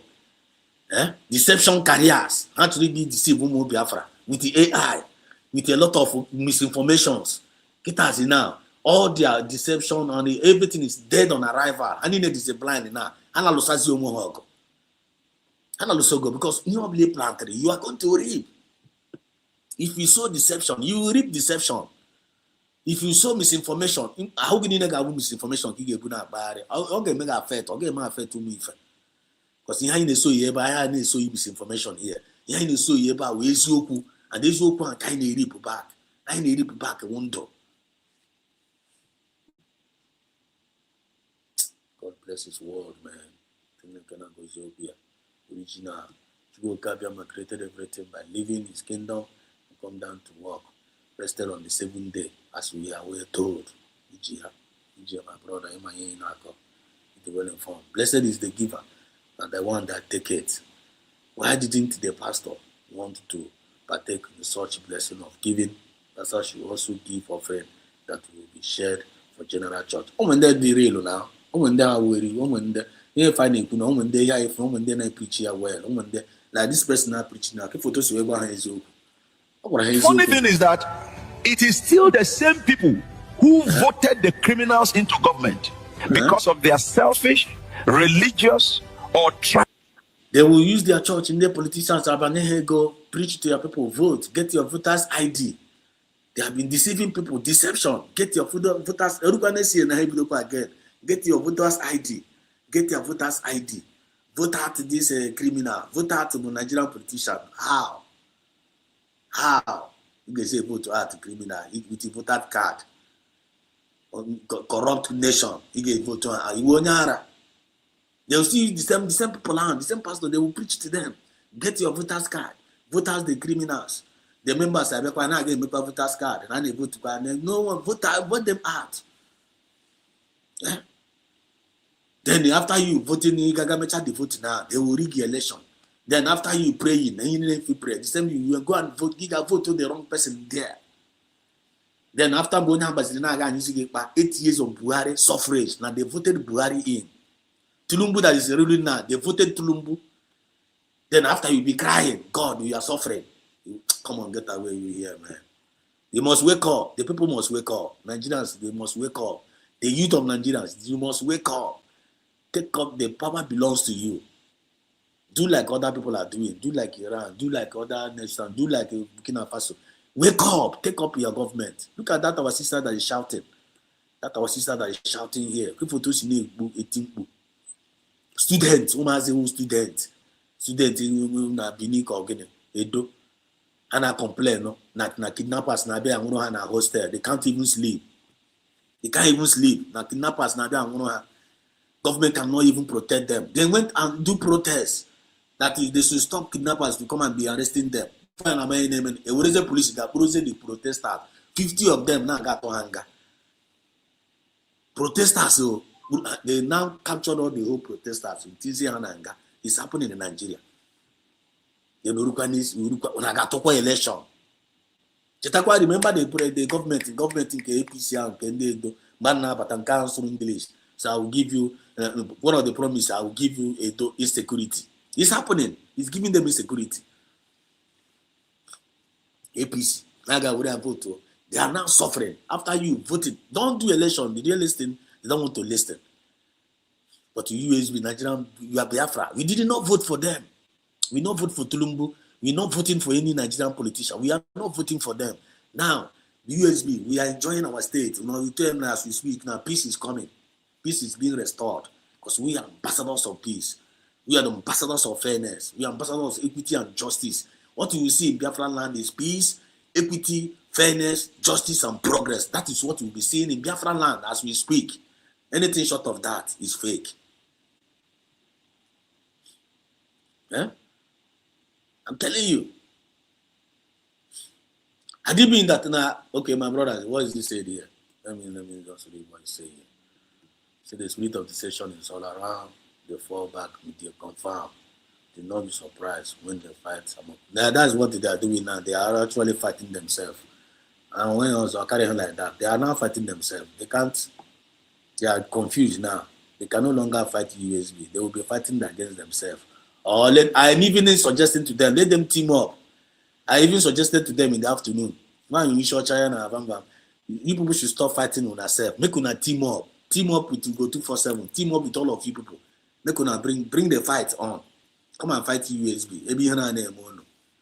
Make una, why are you people fighting yourself now? I don't know why they are fighting themselves. Make una team up and come on. Team on up. Grand Battle Sun USB up. If you people have what it takes. Why are you fighting now? You need to team up now. Team on up. I don't know. Some of you, instead of them to team up to come and be fighting USB, they are now fighting against themselves. I don't get it. So I'm begging them to go and team up. I'm begging them. Team up with Go 247. Team up with and maybe you every team on up. Then that fight and USB. Let's see whether you guys are going to win. Since you people don't want to listen. I don't even know why they are fighting against themselves. Team on up now. Even on my phone name. Team on up, come and fight USB. Come and expose to you. Come and expose the Tongos that are team up. Look on a team up. Do joint program. You need to get them together. You cannot fight your own. Useless people. Yara. Blah blah. The truth is that the majority did not vote to Tulumbu. Tulumbu, they did not vote him now. And why did they go for voting at all? Obio have vote through. Obio Metra win, yeah. Huh? Obio Metra win, yeah. Obio Metra vote, no Obio Metra win, yeah. And Metra no be mandate now. They're supposed not to go for that vote. They're supposed to go for revolution. They're supposed to go for separation or revolution, original government. They're supposed to go for revolution. Agagawa voting. Now they are paying the price. Deception. All of them are now crippled. Now in USB, every deception and misinformation are all crippled. Now hashtag USB to the world. Justin in there. See you. Is it Wife? Say there is sound. Is it there is no sound? There is sound. Is it Wife? Can you hear me? I hope my voice is coming out clear. My voice is coming out clear. Let me know in the comment section. Listen, this man, tribal interests They are still the ones Open that your will ears. come for the It's fasting not and about prayer fasting and for a praying. better It is Nigeria. about you coming out to say enough is enough. It's enough. Bagam, yes, enough is enough of deception. If they want to continue to entertain themselves with all those deception and all those things, yeah, that one is their choice. It's not our choice. It's not our choice. Things are happening. Prison with him are more than the prisoners.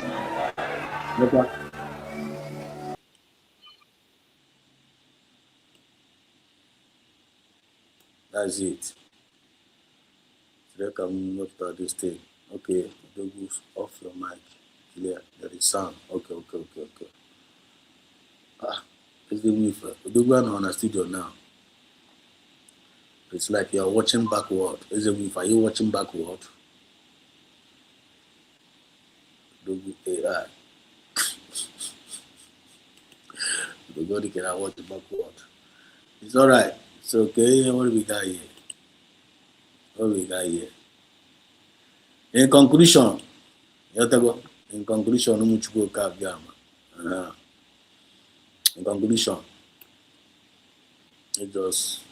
let's round up this program for tonight. Daniel now.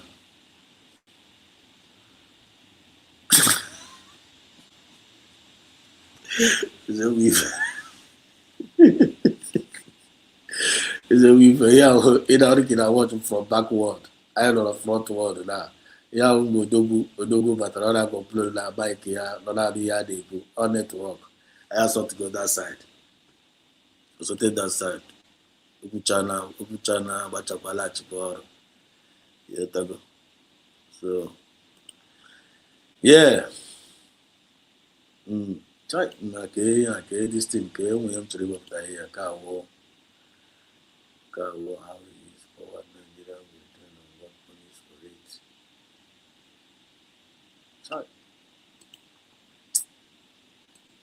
A lot of things not on my table. A lot of things not on my table here, so I don't know. I'm going to grab you there. Let me check this one out.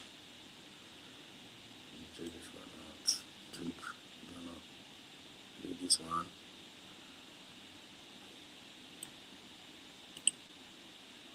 The Igbo is the only tribe that practically believe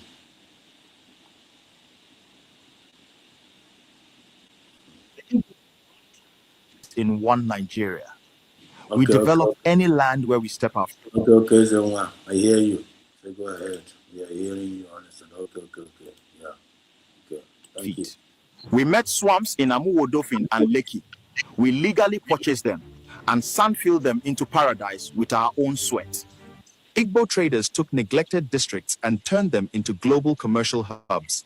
Alaba alone generates $2 billion annually. We pay the formal taxes, but we also pay the shadow tax. The agro economy extracts 123 billion naira every year. Land use charge, wharf landing fees, consumption tax. We funded the very system that was secretly sharpening its knife.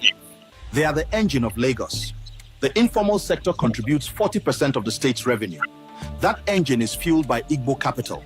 We built massive estates and plazas, unaware that a hidden agenda was waiting for the perfect moment to strike. Igbo nurses in Texas, doctors in London, they poured their hard-earned dollars into Lagos, believing it was the safest vault for their wealth. 2015 was the signal. The rhetoric changed from development partners to strangers who must be contained. It started in Oshodi. They came at night. 500 traders displaced. Billions in goods destroyed. No compensation. Abule Egba. The excuse is always urban renewal, but the target is always the same. Igbo Alaba Rago. They called it a security threat. We called it economic cleansing. Thousands of shops gone. They dared to touch the heart. Alaba International. 17 plazas marked, distressed, and crushed. Valentine's Day 2025, trading plazas leveled overnight, no warning, just rubble and heartbreak. October 12, Festac. While we prayed, bulldozers struck, shops destroyed during worship, a cruel ambush. Even the biggest were not spared. Landmark Beach, $200 million, razed to the ground. 2025, Lekki Phase 1, bulldozers tore down 80% Igbo-owned homes. Our diaspora dreams shattered. In the morning. This was not just demolition, it was a statement, a warning sent across oceans. Wind homes built with diaspora capital began to fall one morning. No notice, no warning, just machines tearing into foundations. This was not just a demolition, it was a message to every Igbo abroad. Your investment can be swept away in hours.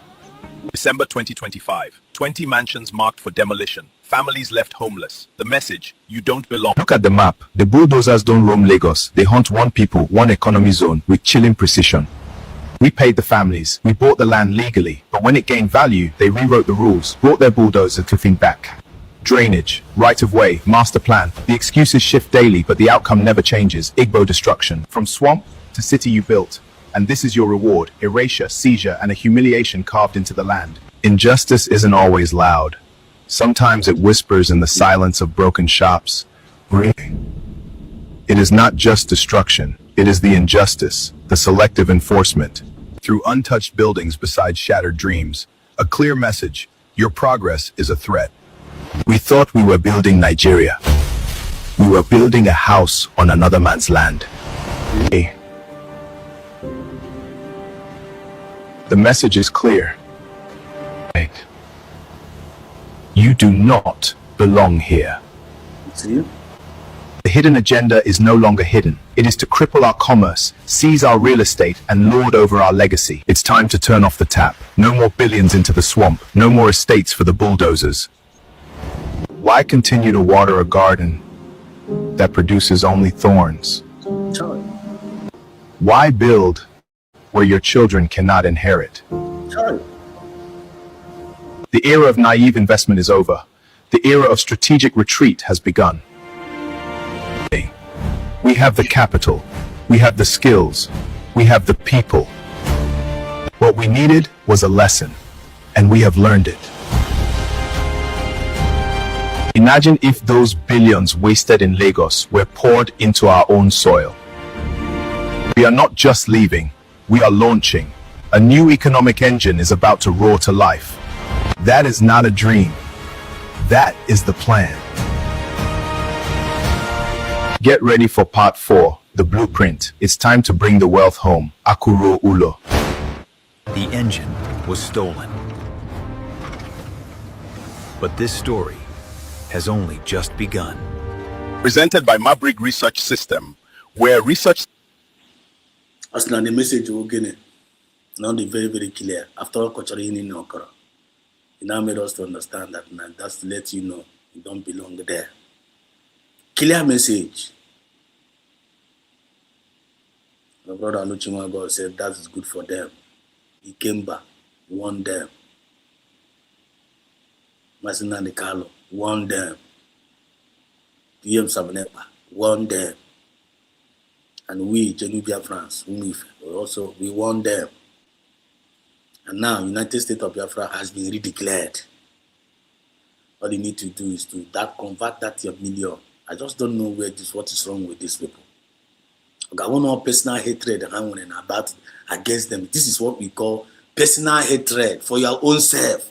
Personal self-destruction. Can execute to their own self. But no kata no where I can na ko mu ya fuel na elu ishi. Mechage gbanyege mu nyo nwogo ọkụ. Yini nefu na kuni nefu na agba na Lagos ma build na ọkwa ndị Igbo jaka na agba onwe anyị ọkụ because mi gaga were investment ga no ga me na that Lagos na Abuja amago. After hearing all this warning, okay, what does that tell you? Iji fuel na agba onwe ọkụ. Iji aka gị were fuel na amunye ụlọ ga ọkụ. Iji aka gị na amunye onwe ọkụ. Iji aka gị were aka gị na amunye your investment ọkụ because you refuse to listen. How come you come and build a house where your children will not live? Why you do every investment? And okay, USB has been achieved. There's a kid in Kaburosinke. It happened to Israel now. Israel lata. Call Hajo. Dan Kala and Ebuha, and they refuse to go. Upon very few of them, they were Simba. I allow now. I come and I need now here. We must make a move. A few of them decided when they say Naga, come here, Naga knows you. Guessing call every day na number, not just it doesn't even an ABC nobula. Our people are now speaking. People are doing program. people ndị obi onye ọbụla na ọkụ dị over everywhere. They can't escape it. They can't escape our wrath. They can't escape the judgment. They can't escape our movement. Ọkụ dị over, moving train. Nwanne ndị Igbo niile keta na nwanne, everybody they are coming home. He refused to come home. Ọ ga-ehit gị. He refused ịlaghachikwa back home bịa with investment. O nwere ego ehit gị na Lagos and hit ị ga na-anụ there just like anyị na-anụkwu there. A na-agba ụlọ ha ọkụ a na-eti. He lost 3 souls the other day na Lagos ndị ụlọ ọ tagburu. Kwere na voice note ha ịfụgabe nwaanyị isi ọcha na-ebe akwa na side nke na-ebe na-egbukwala uwe na-ebe ọkụsụkwa na-akọsụkwa the problem. A na-enwego oyi instead of nye aka ka ebido USB ị na-akụsa the USB akụsa ga arụ ọrụ a na-akụsa ndị niile efu na-ebute the spirit of nkụsa all of them Chineke na-akụsacha all of them one by one. Ọ dị ekpere aka ị ga na-ekpe ifụnọ na-arụ ọrụ onye ọbụla ifu na-alụ ọrụ ọjọọ na this moment ị na-ekpere ha ekpere na-agọrọ ha ọfọ ka Chineke nkụsa ha na-eweta medem dị kụsaala nwaanyị ga na-ekwu ka ha kụsa because what they sow is what they reap. Ọnụ bịa na-etwistigharị things up and down onye fụ eziokwu aka na-ekwu ya. How we the Igbos powered the Nigerian Britain and got punished for it. After empower chara yini and dito empowerment again, I would require empowerment again. Tag off. Okay, why can't you try the other way around?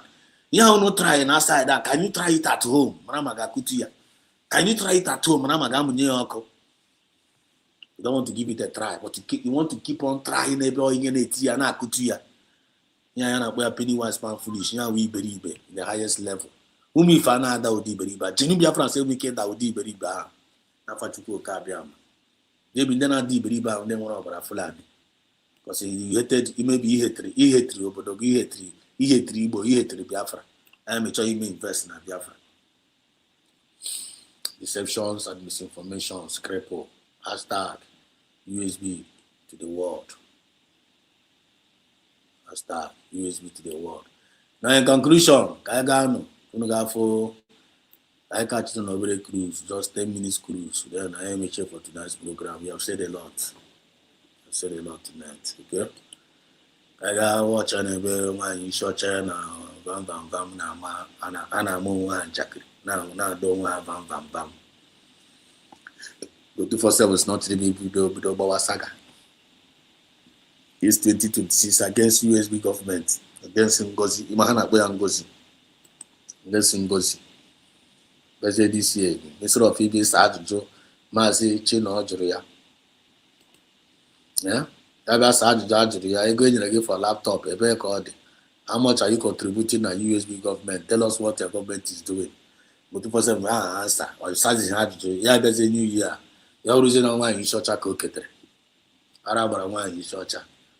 So kai because he show na achọrọ ka ha join not together ka ha ga rụọ ọrụ sabo ha chọrọ ịrụ ka ha rụọ ya completely ọ bụrụ ma nke a na-ebutere anyị na-eme ka what are they doing? Let's go there ka mmadụ chiri ọchị ka nwere lagbo na ọrụ n'abalị achukwu na gozi onye ọbụla ka nwere ebe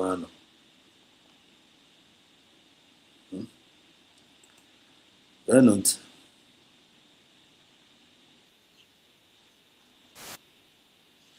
where I give election. And then they use them now against the Biafra because of your personal interest. Because of your personal interest. To go to why you such as a really.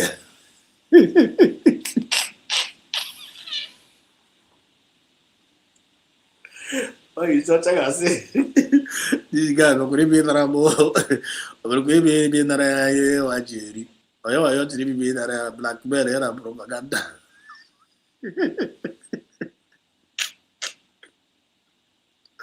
I see the zero cook, you know about this possibility of together. Carlos Awagos Yogo.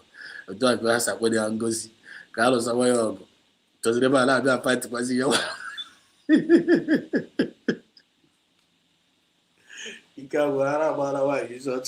What you go to why you such a say there? Oluchi wa God, but you have to be able to laugh.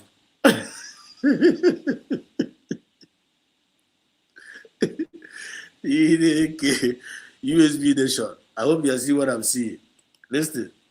Because of what you want. Mm. Where una day? Uh-huh.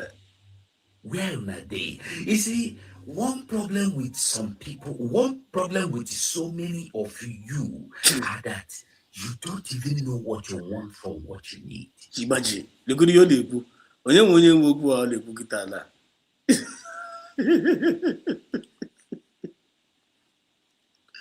This guy is actually talking to himself. You're just actually talking to himself. I swear to God. Look at it. Ọ just know wuru aka ya na-ama onwe ya ikpe. Ihe ọ na-emekwa ka ọ na-ekwukwa ahụ. Ọcha onye nwawo deception a. Kifo ta si deceive onwe ha. Otu si deceive onwe ya here. Ihe anyị fọ na-ekwu kịta na exactly what he's doing. The guy doesn't even know what he wants. Ọ maghị ihe ọ chọrọ. Personal interest ahụ na-ekwukwu okwu ya. That is what is ihe o mere. All because of personal interest ka o ji wee gbacha. Yakwa ebe a na-epichikwa against personal interest. Let's continue to listen. Somebody that could not stand up boldly and said, I am a Biafran, is the one challenging me. I don't know, let me tell you. This guy now. Opugo nke dadara bala like because the year opukita na ya dadara mane prepare we see that obo charger go to say we languages BDS and I languages and I go try laptop do try stream yard na to area miss deception and misinformation ka bu na ebu na apare agent of deception, agent of misinformation. Here, all of them are now crippled. 100% crippled. Handing out go crippled. One in short China line, no man always crippled. Call now. He say crippled. What do you cripple? Still yet, I cannot go back now. Be born. Without no impartation. There's only a from resigning from USB government. Now, what is he doing? Can you make it an answer? Resign on Otono now, Otono get now. Only keep going after so you know the movement. Now, the answer is no. Okay, now, since you have resigned, USB and emitter, is he doing it more better than USB? The answer is no. Is he progressive as in what he's doing now in this movement? The answer is no. So, can sense on the make now near for them? Can impact on the make now? Impact on a make. No impact, no positive impact. Then when you deceive, is he deceiving Biafrans? The answer is no, it's not deceiving any of us. When you deceive, he's deceiving himself. Why you church? Is he making progress? Can you have testimony since last year? 1 year, Kuroko, and Dr. Mozart, bandits, bandits, terrorists, or Buago. Can testimony since 1 year? No testimony. Can progress on a make now on the channel here? No progress.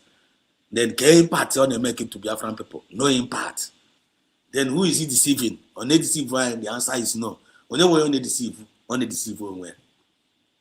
Deception and misinformation. Crippled. That is the truth. I need to cripple now. Why about the cripple? They always pillar of salt go now. Only cause a pillar of salt. Only car now also. They doesn't belong to one Nigeria. They are not with the Nigerian government. They are not with the USB government. They are not even with the Briggy. Who are they now representing? Who are they now representing? Nobody. And still yet, how can you cook now?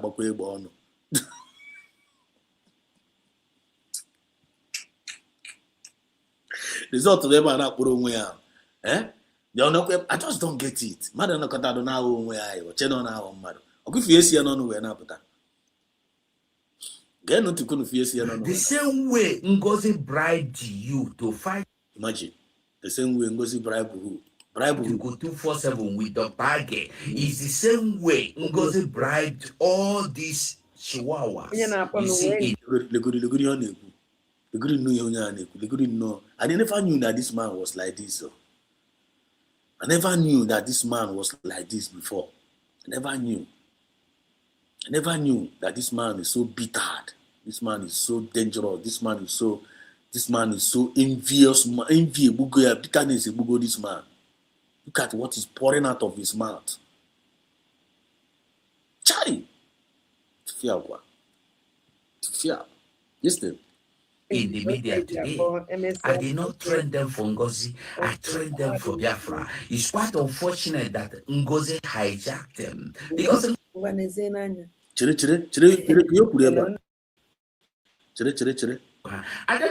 me tell you, the same way Ngozi bribed you to fight to. Okay. No, so that Dr. Bozora is a bribe, bro. And I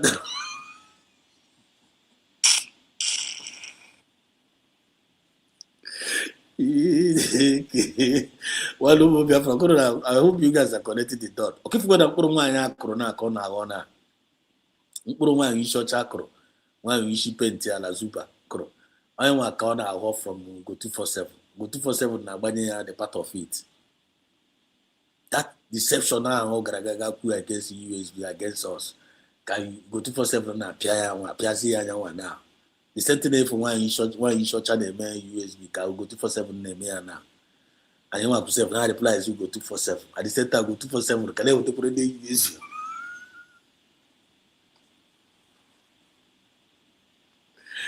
Arabara these people want that. Swear to God Almighty. Why don't you get to the reading at the down? Aquara can down now. Child. She did Lela get to go 247 with the target. It's the same way Ngozi bribed all these chihuahuas we see in the media today. I did not train them for Ngozi, I trained them for Biafra. It's quite unfortunate that they did not train us for Ngozi, they trained us for Biafra. They get train for that Biafra. Get happy say Ngazi. Yeah? Then you train us for Biafra. You after training us for Biafra.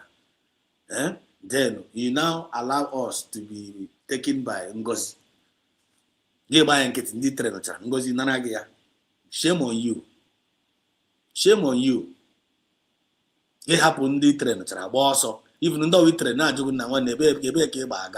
what is going on? You can't even tell us. You can't even tell them that we train. Yes, on Ajukwana Gebe Baga, then short na Nimechago Kigas weekend. And Ajuagin, what is going on? We don't even know what is going on. Tell us what you can, amen. Kurobaga Bogu Kurobatu Abatu, Naitre life for Biafra. Then after training us for Biafra, why did you leave us around? That Ngozi they know what they are doing. They are all paid agents. That is, they are doing their job to ridicule our declaration. Oh yeah, if one name, if what you say also buasho na chakashanya, one can eating unkea, native punkuna side in Kena chakashanya. Now we born on the Sana Brown on a side in Canadian. But do you know what they are doing? What they are doing, condemn USB, condemn everything in this movement, and come and get that. If they can get the deal done, I want to make the Hanatic then make a noise if I make it. Never we highly Wesamba and Chago. We don't want to support USB anymore. Short everybody go to your tent. Oh, yeah, man, I hear we now.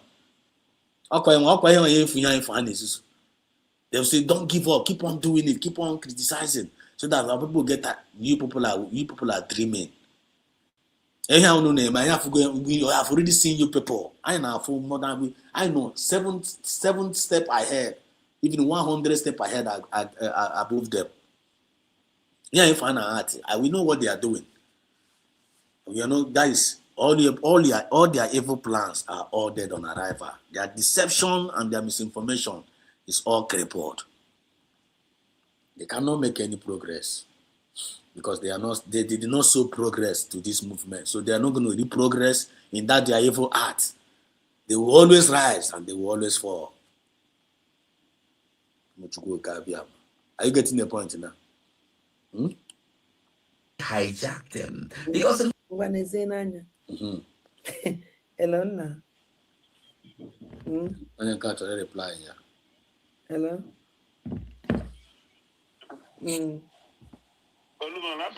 na-apụta ị na-eche ka mkpọchazie na destin. Yeah, sorry. Yeah, that's Chihuahua. But I'm saying what I hear Chihuahua. You want to get him Chihuahua. Chihuahua ụmụ nkịta ụmụ obere nkịta pechara mpe. Chihuahua ụmụ obere nkịta gara akpara n'ime ahịa enwe ụlọ ebe ha bi ụtara. Ekuke nkịta. Nkịta ụmụ nkịta na-akpara n'ime ahịa ụmụ nkịta na-adị ka nye ọnwụ ihe kwasịkọ n'ahịa. Ọkwa ha onwe ha ka ha na-akọkwa ọnụ. What everything they are saying they are here now, they are talking about themselves. You need to find a match. Why we find the Chihuahua? You will learn represent the Chihuahua and Fana about the Umife. Chihuahua, the Karayara Poyos or Chihuahua. They usually the Leguli Chihuahuas. How would the Chihuahua? Na Congo Hono, na Chicongo Hochi, and in Mobihana, a Becca dia fancy no. Okay, then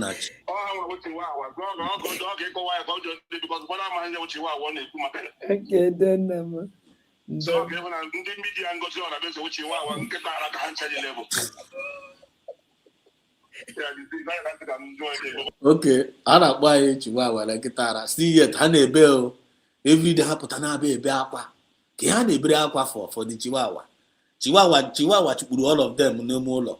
Chihuahua, Ngozi chikpuru all of them, chikpu all of them underground. And in also the media is power. So now media is power. Okay, now Ebeka power hand on now. Where are they today? Chihuahua metara chikpu all of them. Chihuahua. Ubokoko.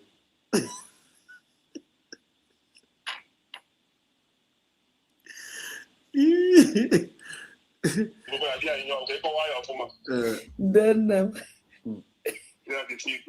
hey, Ugochi first ever bịara agwa ya na o trend Chihuahua. Onye nke ife na-akpọ obi eze kwusoro okwu ebekwa ka o si wepụta okwu wekwara okwu again because Ugochi first ever na-ekwu ebe okwu achọrọ ka anyị jam ha niile together ka ha mewe joint program n'ihu onye nke Chihuahua.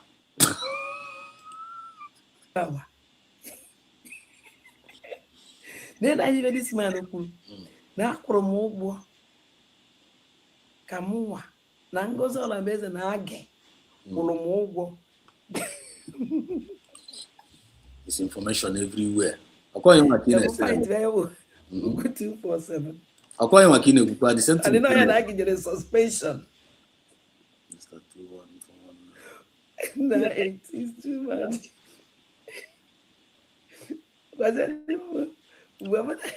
Mgbe na Age bidoro lụkọwa nke a ga-esozi fight versus the 247 kwadị na onye a na-ebe agwa ụnụ na-etiri aka n'obi that na-enye suspension. Enyere ha suspension na media 2 weeks. Ngozi Ọlambeze nye nke because of na matụrụ vote. This man nọ ebe a were sị gị that na mụ na akwụrụ m na Ngozi kwụrụ m ụgwọ ya na Age to fight him. Ọnwụ that na m bụrụ Ugo 247 pụrụ m fight ya okwu a kịta si yes na eziokwu mana Ugo 247 na Age na work together wụrụ media Ngozi wụrụ ntara nke Ngozi mpụọ acha niile na fight m. Age onye si engaged media war. Work is a pain in the apps. My files are in this app. My chat's in this app. Another one said today. Age onye si engaged media war. Then Ugo 247 yes. They engaged media war because here in life look the social media ekpopụtara special father ndị gboo. Adọghị ha nụrụ because watch we ọzọ ha nụrụ ahụ ọsọ nwoke a na-alụ onye akwụrụ ụgwọ them pay them for that. Another life follow to asa atụgharị asị na negent ihe nọ na social media uru were ndị ihe wetara uru Biafra n'ezienu ụfọdụ ya nke foto asa ridicol otu asa akụ the game kono funde ge wetara unu Biafra ridicol. You just want to ridicule the declaration. If I need to feel they are paid agent to ridicule the declaration and under contract. at the same time abịa ha were ya na-ebu anyị na anyị nara ego were asọ ha ndị nakwara ego na-ezuzu ihe efu ha na-ezuzu. Now they are now fighting against themselves. They link quite the thing to USB. May God have mercy upon their soul, if God want to have mercy upon them. Continue. Doesn't know how to hijack na hijacker. Na her name na hijacker. If you know this fool, this okoko. Putara no putakwa mba na praise Dr. Ngozi na praise USB government. He fought this woman tooth and nail. For to bring everything. Look at what he's just saying with his dirty mouth. With the dirty mouth here. Now the government this man gonna sound like this. I don't go believe him in the next 10 years. I don't go believe him. I didn't see this one coming. Nka from nka. Gembasan could go from here. I'm know this one he reveal no matter could go. But without those state is something more people don't make it something no state moments and now one the member that fiam si chai someone ebe na aga post drop ya okwa pillar of salt. Okwa pillar of salt ke na aga kwa. It open na akonu chi aga akpakwa onu. But the Chinefo, the man na adakwa iberibe na aga n'iru. I don't get it. Chinefo nke nwanyị asef na drakwa ikpe ha drakwa iberibe adrakwa ya papatakwa na 2026. Abụọ na-anya isi na iberibe na-anya isi na iberibe na-achị ọchị na iberibe na-ezuzu na-eme mpako na iberibe without no progress, without no impact to the people. Ihe anyị fọ ha abụọ na-emekịta na is the people happy with them? And ajụkwa onwe ha ajụjụ go 247 ihe anyị na-ezuzu kịta na is the people happy with you? Ịjụkwa na onwe gị ajụjụ ihe anyị na-ezuzu ndị mmadụ obi ọ dịkwa ha mma n'ebe ị nọ? Ndị mmadụ dịkwa pleased with ihe anyị na-ezuzu? Nwaanyị isi ọcha ịjụkwa na onwe gị ndị mmadụ dịkwa happy with ihe anyị na-ezuzu? Yeah, a very common question ị ga-ajụ onwe gị. Is people happy with me?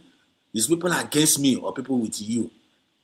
Okay, for unu na-akọ iri emecha unu na-achọwa ihe na-achọ unu ịpụta gị sị na nwa ihe mere gaga ajụwa Dr. Ngozi bụ eze unu ajụ aka unu na-akọmiti onwe unu na-ezuzugharị na-eti onwe unu na nsogbu were aka unu na-akọtọrọ onwe unu ọnwụ were aka unu na-akọtọrọ onwe unu ihe mkpagbu were aka unu na-akọtọrọ onwe unu problem then mgbe problem a ga-achụgharị unu ọ na-asị na nọ USB na-achụgharị unu ọ bụkwa onye na-achụ unu.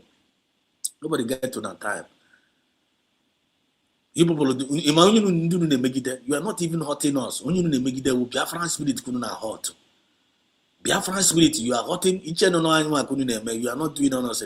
All Biafran spirit couldn't make it there. And Biafran spirit they make it no. Biafran spirit they make it no. All you deceptionalists, all you misinformationalists. Biafran spirit will hurt all of you. Because only couldn't make it there.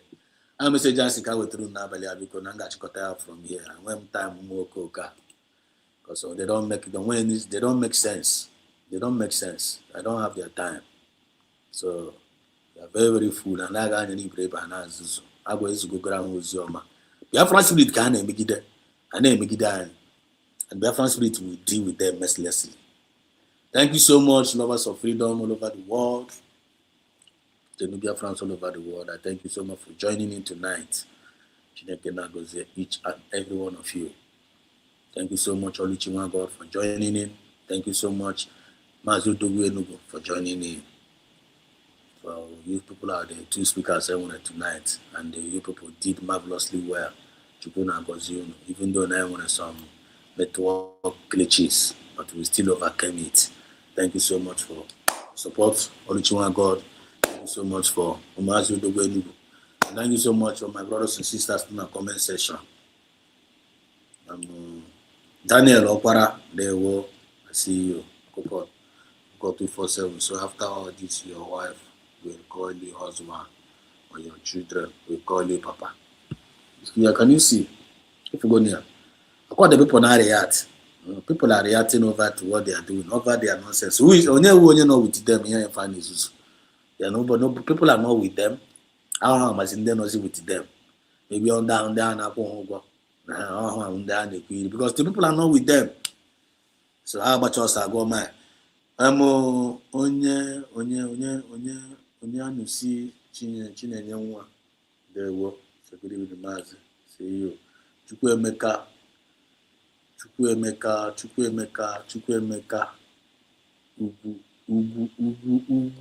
Ugwu oke. So Tofia kwa go 247 you are agadi na go ofe. Bazation master. Aso alala to again wa Bazation master to down. Let's go watch Chineke ndewo. Bazation master, can you hear me? So go 247. Ndewo Maazị Exodus. Ndewo nne my brother. Ndewo. Chineke, you're doing wonderfully well. Abata mgbe ibido chabe. Anọ m nwere ije m si wee dị ghọtago. So I was trying to listen and nabata na-apụ, so I don't want to interrupt you ghọtago. Ekene dịrị Chineke my brother. We've really done well today again. Udogwu Enugu and Oluchinwa God. Those who join you on studio, my special greetings to all of you. And our fellow Biafrans on the comment sections, lovers of freedom, justice and equity, the friends of Biafrans and the Alliance. I greet you all according by your times. And I say, may Chukwu Kabiama bless you all. If those who will listen to this program thereafter, God bless each and every one of us. You know, please, anytime you join or you watch the program, best to like it and share. It doesn't cost you anything. It doesn't add money to this channel. The only thing is that it makes this to be better. As you have listened it, allow other people to listen it as well. Maazị Exodus, I want much to say than to tell you to thank you for the wonderful job that you've done today. You know, this is what you have to do best. Continue to do it. Continue being strong. Keep on keeping on. Because now, now.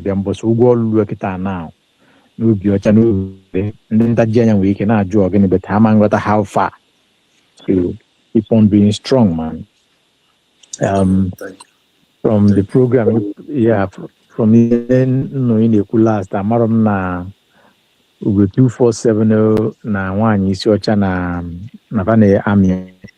So ọ dị mma ka ha na-abụ na amị ọnụ because o kwesịrị ha while we are far watching and clapping for them. You got to go. 247 adigo.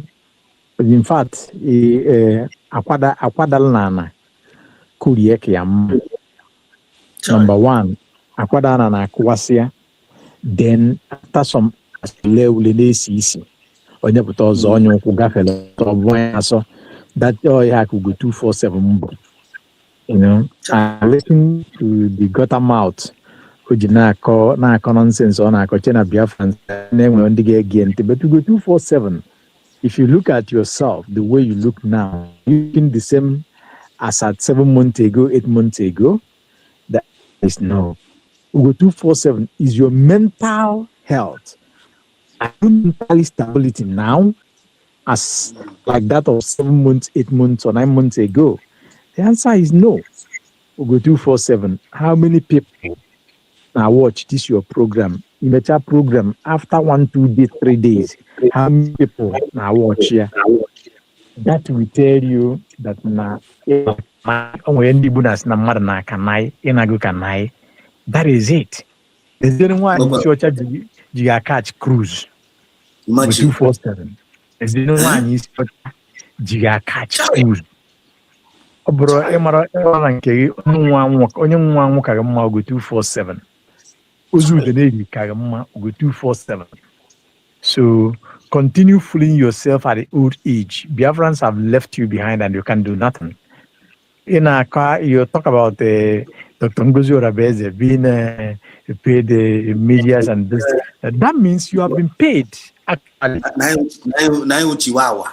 Yeah, that means no as Chihuahua. Number one, you cannot deny it because with your mouth you confess that no genkere nyego. And then I'll be first one. So on game as again and because of J. So you are the chihuahua and you are the fool.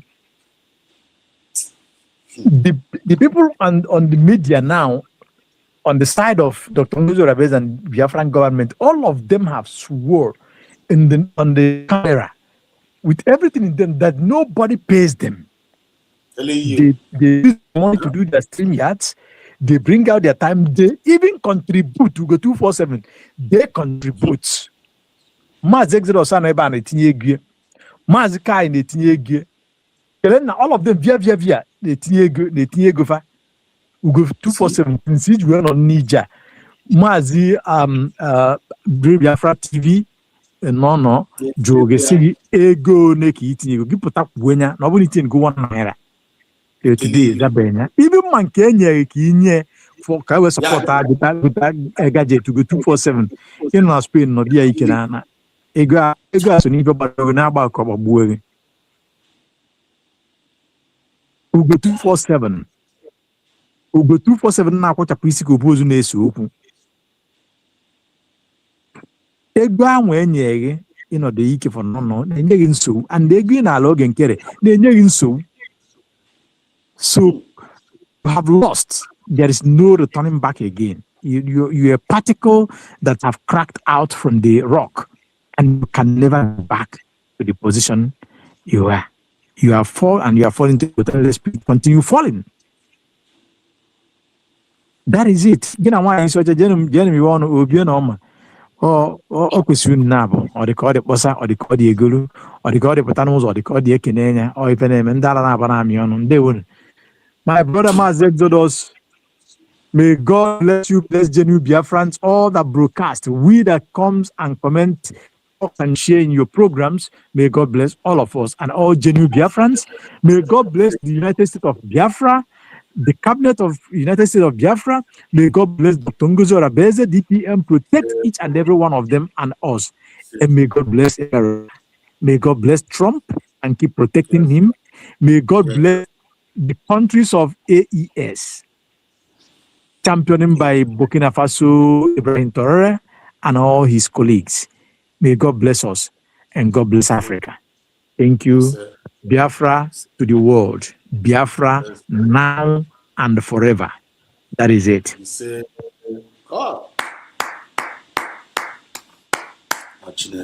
Original. You always maintain. Thank you so much, my social master, for your great job. As you said, that's how it be. All your blessing goes, and it goes to you and your generation as well. He said, let's welcome Obi-Wan. We're going to Obi-Wan, no, to put down at the same time. Obi-Wan, please, can you hear me? Mas Obi-Wan. Hello, Mr. Exodus. And I greet Ocean Master. Man, you're welcome. Asị m bambam ya nọ n'akụkụ na-achị ọchị ihe akwụ ya na-eme, ihe akwụ ya na-arụ.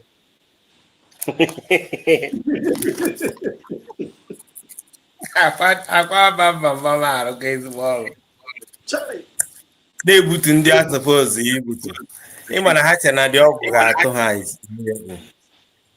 dị ọgwụ wee ji nwaanyị wee na-ebupụ ha.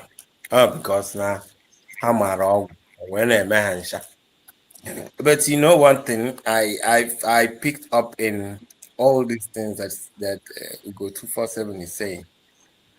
I overheard him saying that they were not trained for Dr. Ngozi, that they were trained for Biafra.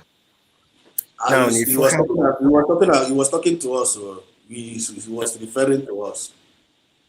Yeah, that we are not trained for Ngozi, we are trained for Biafra. I remember when you said you were Bafuzie.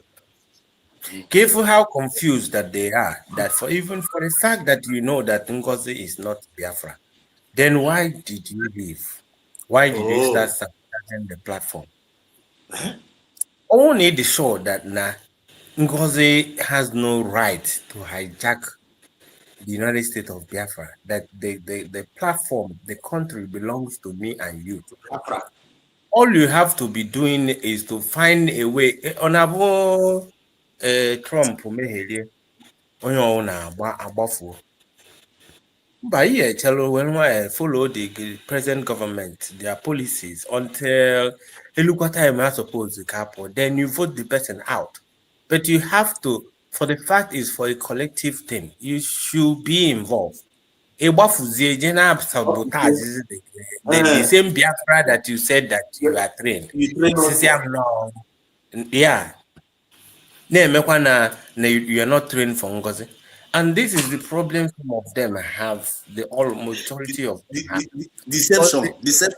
Deception. Yeah, they think no na the struggle is all about in an individual thing and for the fact that na imago all this is a pity but anyway I wouldn't dwell too much on it because na brain money na and so many people came into the struggle with different mindset so nke megide ruo ebe ụbụrụ ya ludolu and choose not to learn more or they stuck they can't move again and onwekwa ihe ihe eme ka o move otu a ka ị ga-esi fie ọ na-agba gbagụ but people some of us already understood that na what is the main basic thing IG web struggle to get Biafra I declare everybody na-enedo anya at the platform not the person piloting it.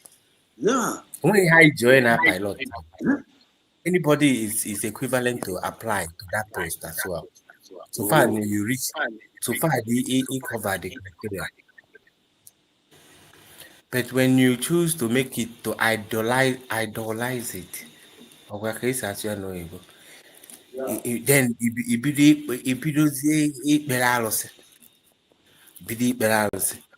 the same thing na Adadiorama. Onwekwa ihe dị iche go 247 na Adadiorama na. They are just at first I was respecting Ogo 247. No, I was actually seeing the guy as somebody where something upstairs. Something upstairs, but due to bad selfishness, everybody is selfish, but timid mindset. Even though no Budoibo, without actually understanding the real deal. It's just simple. It's just simple. Iran Kita is actually pushing up. Not my they just want to remove the person. Iran now also have for their country. They are fighting the regime now control the country. They're making sure because they want to correct themselves. They are standing in the same platform of Iranian government. See? Ndị nke a nke mezie so ha megide ihe ha na-eme ma Adadiorama ma Ogo 247 ha gbagide Ngozi Onabueze gbagide wee megide wee ghasaa datin ha ji maka ya wee jee Finland kezi which place must we follow kezi ebe anyị ọbụghị na ha kwenye na brig bịasị ọbịa awụghọ na ha kwenye na CRC bịasị so where must we go now ọ bụrụ na train Ugo 247 as a Biafra, as a warrior, as a commando of Iran, why is it that no video that now we on and listen to him and hear him and understand him and follow him? Ọ bụrụ na iburu dị ike as ihe ife train gị, it's supposed to stand alone. You will magnet all of us. Only anybody that hears your voice will follow you, knowing that you are saying the truth. But nobody comes around you. So it shows that now you have nothing to offer. How can we follow people? We follow where the energy draws is where people follow. Every energy now draw is where is natural. You cannot counter it. Every energy now draw is where that's why majority carries the vote. That's why majority carries the vote. So, but like I keep saying, everybody should just learn from every individual character that you see that is exhibiting itself in this struggle. So many of us are like that. So many are like that, but they're going to change. But at the same time, we should have to put it at the back of our mind that is a story that one day that we will tell our kids how it happened. what really happened. So it depends ma ọ bụrụ na ị chọrọ iso na the ones a ga na-ekwu a ga-eji na-ama atụ n'ihe ọma mere na ya, ka ị chọrọ ya nọ na the ones a ga-eji na-ama atụ n'ihe ọjọọ mere na ya. A sị, hey, what a great nation. Agụba ndị sabotagiri ya, akpọnye afa papa gị, akpọnye afa, you wouldn't like it. You wouldn't like it. Or ma akpọdị n'afa kechacha. Most of the people eburu na Ghana, Jerry Lawrence bụ na Ghana, akpada akpa ha today. Ndị Singapore bụ wee change their this thing. Nobody hears their name. People they hear their name is the ones that are doing good things. Alex Oti's name is scattering everywhere because he's doing something good. Good job. Upon all one Nigeria. Yeah, he's doing something good, even though na this man. I don't get why people wouldn't want to do good just for their own self, because it is so shameful that three clowns will wake up one day and say they are doing coalition of past governor to dissolve good work. After maybe mpa mmadụ mụtara ụmụ ha na-suppose look up onto them. I don't get it. They are just no. But you see how wicked these guys are. They already end up, hey, mechagolo onwe ha tebụl n'eluigwe. Ọ dị ụzọ kalụ ogogo up to $9 million na United States. O nwere property, just one nke aka fugara afọ kwara $9 million. Calculate ego one ọ dị ụzọ kalụ n'elu n'ụgwọ ọnwa as a governor as of that time. Ọ sị na ọ lee other property wee jego $9 million onye na-eri ụgwọ ọnwa na naira. They go $9 million up to $9 million property. Were go ndị abịa na plan their children. Group abroad, they go property ndị abịa, and they still have the temerity, they have the audacity. Anyway, my friend in our radio station Nadia. Because onwere access to the governor. Ask me, Governor Oti. Nadia, before pouring out it. No need, only extent to develop Abia State. All those Okalo, ndị Abia make call drive or inside Abia State again.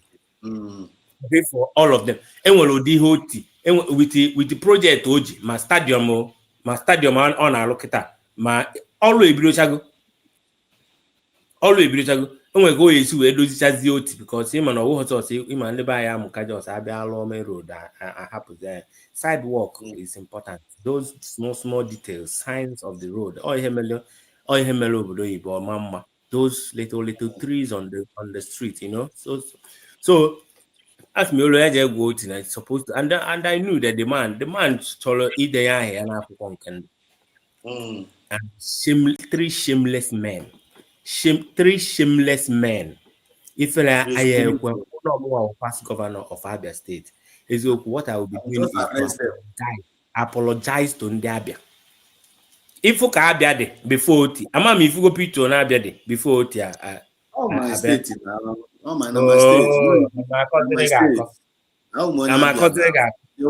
The worst state we suffered for 27 years. Can you imagine? And those governors that put that state in that extent, where they got to be a meeting coalition of past governors, shame on those men. Shame on those men. Na ihoma that they have ihoma that they black man onanya for support or ihe na-eme. We are very, very angry as we speak right now. Ka ngwa ga-eso Imo State even I'm just a Carlo and they have been declared wanted. And I talk now. And in America now. They declare you wanted. They will be get an ankosa. Those people are evil. Any teacher lesson, because let me tell you, things now look on all or to there or to suppose this will happen.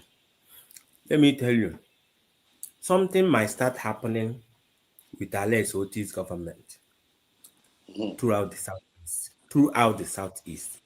Things might start. and men with the feelings. On eru. Mamua. But no depend. Internet. Oh, yeah, not cheap, man. Don't watch out. No, I'm talking yeah, you go ihe things o na-eri mago na onwe anya ihe dị mma n'anya gbara akwụkwọ. Enwe otu ya esi wee develop ruo Abia State. People from other states will start asking questions. Telling you. Yeah, they will start asking questions. Why? Why is it not happening in our own state? Yeah. That was one of the reasons they don't want any of the southeast state to develop before. They don't want federal government present in the southeast. The same way they don't want any country in Africa to develop because of what? Hamana, Mr. Ene develop. People, and I realize that now the possible because most of the black people in Africa and most of the people in Nigeria don't know that change is possible. I'm telling you. I captivate the go her mindset in their mind. How they are just slaves in their mind. How mad that good thing is possible. That there will be a time that something good will happen in their life. They don't know that the government in a responsibility to make their kids to go to free education, to have light, to have access to free health. And still yet. Some people don't know about that. Yeah, some people don't know about that.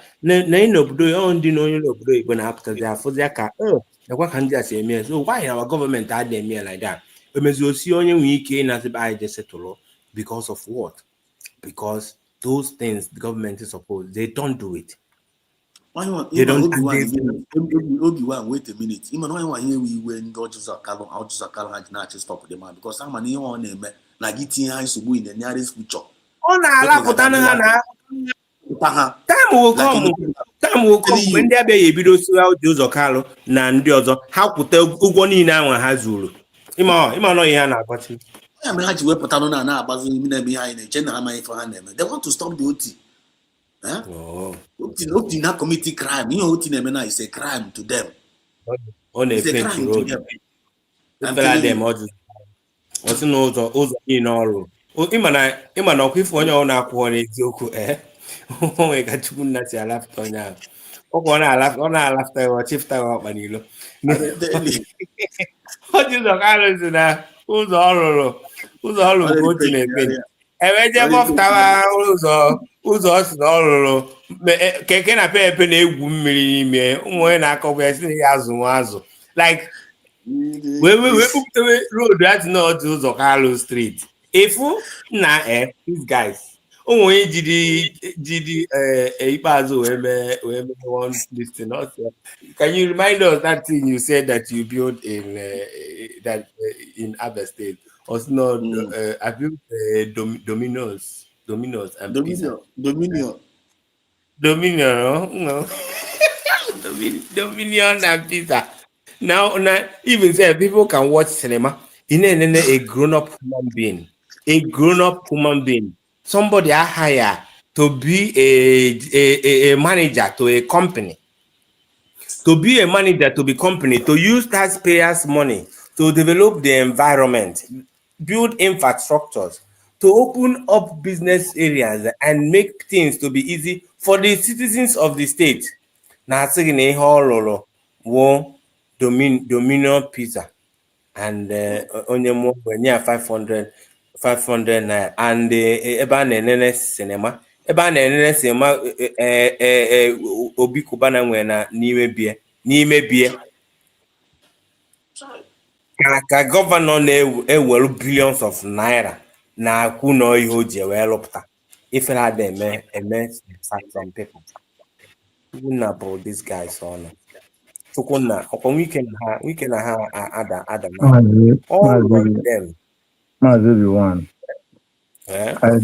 I don't think that these people that you're mentioning their name, they are not even worth calling on this Hello Chamber because they are of different they are different entity and different people entirely. But being that you have said it, I want to put it here that in the old Eastern region, in Biafra land at large, It is only few governors, that have been produced in the history of the contraption called Nigeria. Apart from those few governors, Biafra land have not produced any genuine person as a governor. What you have there are the people you call the cabal of criminals, the cabals of the highly corrupt individuals, the puppets of the Fulani oligarchy, and the Ndinya Holo, Imandinya and the Fulani oligarchy. So that is why high Jew Dalona anything. It is chocolate. Onye dị nye ọlụ agwa gị ihe ọ ga-eme because alụa ife ndị mmadụ afụ ụzọ ndị be anyị mụ ife ndị be anyị mụ ihe dị mma ndị be anyị fụrụ ụzọ because nobody taught me na ihe a dị mma na ihe adịrọ mma mụrụ m n'obodo oyibo. I don't think na amụ gụnwa obi nwa n'obodo oyibo na ịda Maazị Exodus and millions of Biafrans, but amụ anyị n'obodo anyị ma na ihe na-eme adịrọ mma anyị tolite chọba ụzọ anyị gbagharịba. So now these people you see call themselves the useless leaders, elders, and governors. They are bunch of criminals. They did not come to govern. Most of them did not even know what is govern. Okay, look at somebody that you call that Ibazu. Just we go to your eye, just assess good here, just an eye gauge as assess. This very man now. That Bazo. No, you as a normal human being. You as a normal human being. Assess good year. Are you not seeing something? Somewhere you enough never you know the man anya oku 5-10 minutes. Somewhere you notice never on. Okay, I don't hear it again. Odro sound, it's not sound. Illiteracy. Apart from illiteracy, oh, you already hear banari Dana talk about back up a gone midi. Idea. And they do accord most of them. They go in Canon a binikita now. I'm going to Negra, Imaraconuche. Negodo Biano, Negodo Biano, Pito Bimecha, you know me, and I'm brasted to wear up you know me. The Negro Biananya. In our now. Yeah. Only nke Gembe titi. Obiano, yeah. Before Obiano, onye Opobelo. Pitobi. Opobelo, Opobelo. Honke.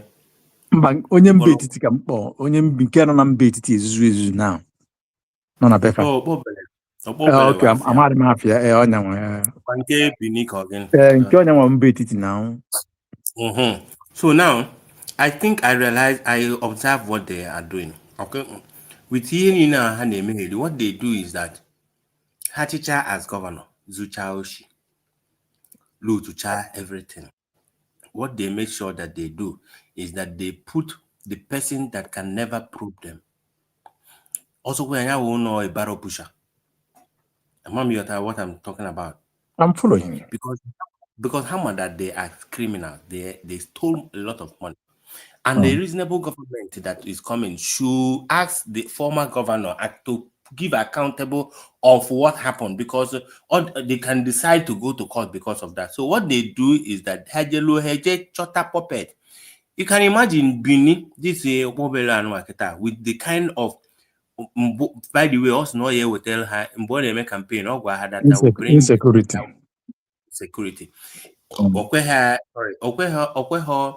Okwehe TV interview the whole time and make campaign. You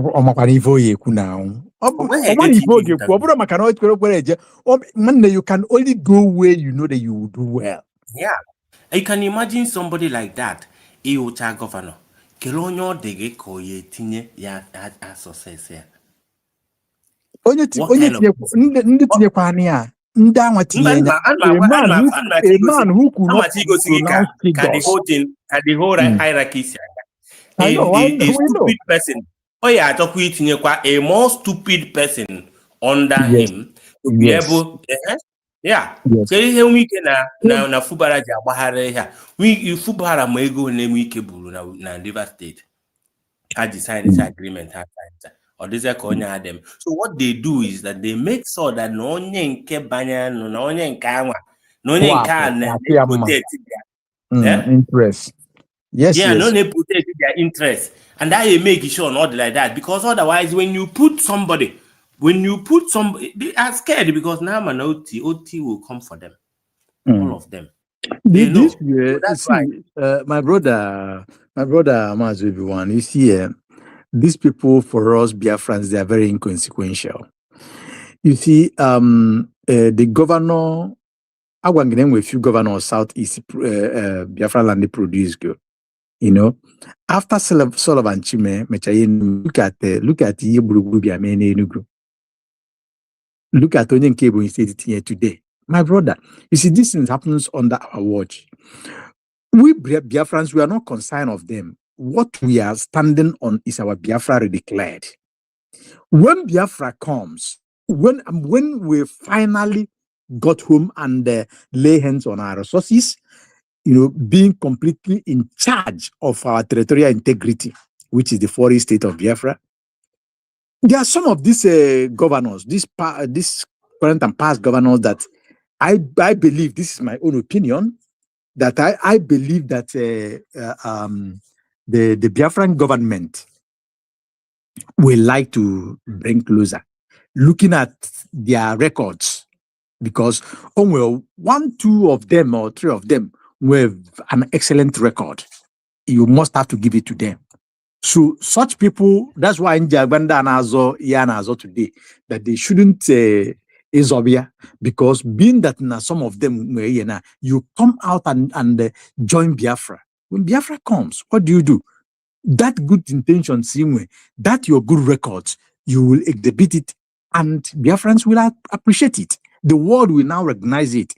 Than you going to work where you know that after the work, somebody else will come and mess it up. Just within 4 years, before 4 years, you left office, somebody else will come and turn those things upside down. It's all right. Just hold As on. if nothing happened. See, the thing not there. Huh? The thing not there. Yes, what Just hang on a minute. Just hang on a minute. You discuss in the comment section. You are speakers. When you are talking, look at the comment section. There. Who want to know a fact?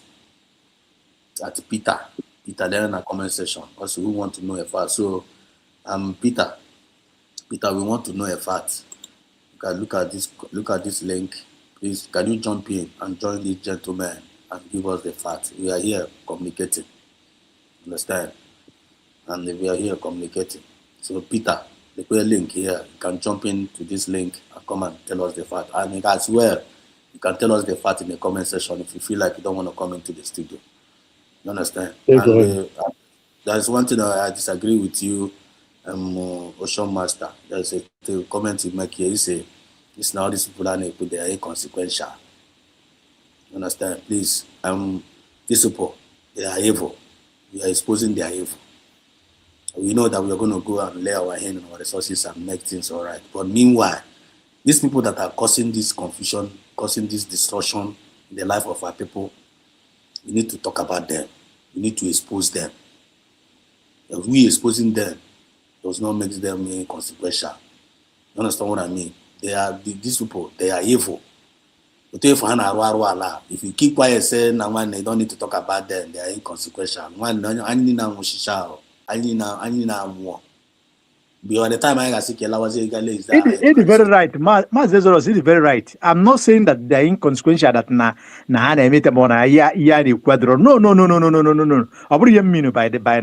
Maybe the English I use the wrong English anyway. Maybe I use the wrong English. It's not what I mean. We more example of what is going on. The example of the bad thing that is happening in the Nigeria that happens to us. Now, what are we fighting for? To take them out of the way of the governance, to take our place and govern it well, lead by example. Yes, so we need to take them out. Yes, so aburo adame kuma had inconsequential and kuma. No. It's not what I mean. You got to go. That's the meaning. I want the meaning of inconsequential. When you say inconsequential, it means that these people they know what talking about. And this was in the kutoko. I want inconsequential. You got to go. I want the inconsequential. When you say inconsequential, which means we talking about them, we are wasting our time talking about them. You understand what I mean? We are not. They are the one that in the effort. We need to take them out. We are exposing them, and we are letting the world know this puppet what they are doing, which you are saying here, which Obi-Wan is saying here, which I'm saying here. People on the comment section, we are saying it, we are shouting it. They need to go out. And the only even though now this guy is under one Nigeria, but due to our people are testifying. We need to give credit to whom credit is due. No, LSUT is standing tall. Even apart from all one alo, if LSUT can muster courage about some boys was taken in Abia State. All this EFCC always they come from Abuja. Man, they carry every week. Abia Igbo, Ndi Igbo, Biafrans, Abuja, and kosi ego. Onye na nwere ego ojele ụmụnne ya ele gbagharị ole something gbagharị ba jụọ ka isi wee berie in the name of na how Yahoo boys na ha na committing ọzọ. Every time they do it in Enugu State, ha na-eme steady. In Asaba, ha na-eme steady. In Anam, why don't they lock them up in Abia State? Yes, hold on. Yes, I'm coming there. In Anambra State, ha na-eme steady. In all part of Biafran lands, ha na-eme. But none of those so-called governors, none of those illegitimate governors who have mustered the courage to say no.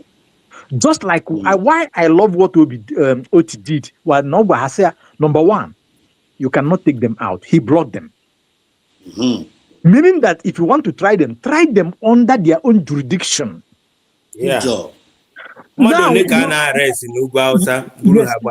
you cannot take them to go and harness their organs like you used to do. Leave them, discharge them immediately or block. Because what they are doing that they are depopulating us. They are depopulating us. Yes, that is the kudos. That is the kudos that we have to give to them. Look at it. Today we saw we military at the military checking point. This terrorist Islamic state, those ICIC and the Boko Haram, with their flag, with their helos. Now, back in Nefa. On social media, what I'm telling you now is social media. I saw that. Abuchama flag, 2 helos or something like that. Yes, they could not stop them. But we are in a Biafran land. My brother, it happens to me some time ago. Laptop, just not a very urban city, just not drive around 9. But I'm not checking point. And all these guys, they know maybe that those ones are new one. Just put up I'm receipt in Juemi. As better good here. How can they use as a personal use? How can you ask me the receipt here just like my handbag? Receipt not bad. I'm telling you, report on laptop. Good. At the end of the day, they don't issue receipt. They just give you printout. That's printout like electronics. They just issue you printout or warranty. Now, na moto now. I said, at the end of the day, they took me to their station. Which the printout now not the one out safe. Yes, when at their station, I have to meet their DPO. What I don't want to take it up because you take it up. Okay, made those guys affect, and most of them we used to be very good friends. So. Aporoge given a station that because of that thing. Of course, now I told them I can't. I'm somebody so I support her in a very heavy way by it provide a high year because of security in those days. Now, if that happens and you ask me to give you something, the kind of person I'm saying, "Mama, also you see now, that's me." KJ station now, KJ. Yeah, bad time. Oh, yes, of course. So why I bring this out is, you see, if I get a mobile, phone, had school, Yahoo, you need to stop her. But if we ban me, n'ugwu Awụsa ndị a ya na-aga, you don't talk to them. Even ndị ori bịagodu, unu nwa ndị nọ ebe a gbafesiela ọsọ. Now, yes, now not torment people. So I commended the courage, the boldness of that Governor Oti with that your act. And all what I want, I gave me we had no go outside. I didn't go outside. That's one thing that I love. Among all these governors that you see today, tell me who will do it. I watched this General Asa Abuja when he was talking to people, telling people to be bold. Na Wike abịaghị iweta destruction na Rivers State. Gwagide gwecha etu Wike si wegbusie ndị mmadụ n'obi Igbo. You know, I'm asking people that they should look for that this General Asa Abuja on Facebook and other things. Sometimes you get some information from him. You expose Wike so much. Go Rivers, political career Wike is about to go down. Or he'll do Bafuoso. Bafuoso na Minister of FCT. Bana na logori politics. So for Berekita, a beauty Chieva who Konya resign and Obo not a minister. Oh, then there, Anafo, like only he could before you said something about Nobona, the IBO full function that then was a past governor to that the Zokwa post. Now, which is good. My name and most of these guys get corrupt due to the system how they use here. The system they are corrupt. They say nobody is monitoring them. So they can commit as long as they can. So that's why OGD is so surprised that a person like Oti, because him doing the right thing in the space of Nigeria system or by the grace of God. Okay, he made right thing in the space of the system Nigeria work is by the grace of God. So after one year breaking with that yoke, on a day different. That is why people are so surprised that now so on because the system is so messed up. So but if we set up the Biafra system, most of them cannot even be able to apply to become anything.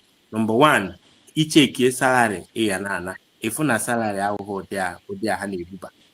icheke benefit high like that na enye go give account what to the last kobo of it. Most of them you see they will run away from it. They will all go and open a shop. So that's all because that the government becomes so porous for criminals to go come and dine and wine and do whatever they want to do with state money without nobody holding them accountable. Institutions in Nigeria that's why you see them when they are living. I talk about another criminal when they are the place. Somebody like Carlo, number six person in Nigeria. But when on social media, when I say I don't know how I will do it. But what I know is that the next person that will be the governor of Abia State must come from APC. I don't know how I'm gonna do it, but I swear to God, I'm not missing any words. A politician put on a TV, net threatening the mother that you don't know how you will do it in a place where they are supposed to be an election. In a place where every man has one vote. TV. I don't know how it will happen, but watch and see. Isn't that the highest threat ever? In a country, Ghana, where they are. If you don't go in your way again, you say, "Oh, I'm forgetting about what said." Okay, don't when anything happen that day, I don't want to go Bundy because they contradict going. I swear. They contradict go in on the internet. Now you don't know how. I'm saying it without missing words. I cannot be number 6 person in the country and another person will come and take glory. You have already set the pace that now that day either people die or whatsoever. One of their interview, was now they used to unalive people in PDP. Things is coming out. So many things is coming out. I said no more Abia State government. Finish with Abia. Imana onwe ka yesi wee rụọ city erosia city if that na nwe do onye egwu ya ekwe bịa campaign against you onwedo onye egwu ya ekwe nya ịfụda na ịpụtagodi nya ịpụta ifu ebe ndị politishan bịara ibe me kampen ewee pịa ọta chụọ ha ọsọ nya itinye ọkpa nke amara okwute n'ugwu Hausa ama m iji nwere da vidio nke nọ na sineti na-representị ndị ihe na ha jeruo ije ha wee kụọ ọnya dịgị ma a na-azọ na ya azọ otu a ka ọ ya adị azụ ụzọ ka arụ ha one day ma ọ bụ ma because na ihe dị mma na anya gbara akwụkwọ everybody that travel to Abia State this Christmas onye ọbụla nọ na-asị na enweta ihe dị na Abia State ma nke aka na-arụ arụ and onye ọbụla dị against such things ma na onye ahụ dị wicked n'ime mmụọ na eziokwu okenye ya nlecha anya afọ ihe dị mma na-akụ ma na okenye ahụ dị ezigbote arụrụmana o deserve her to live enwe ihe ọ ya wee fụcha inecha anya ineghara anya mana nke ndị a feziri aka ọ dị ka ihe emere ọgwụ o fere aka mpa mmadụ okenye na-akwụ ọtọ na-agba agada anya ọma amịrị mpa mmadụ mụrụ mmadụ na baptizim chukwu nna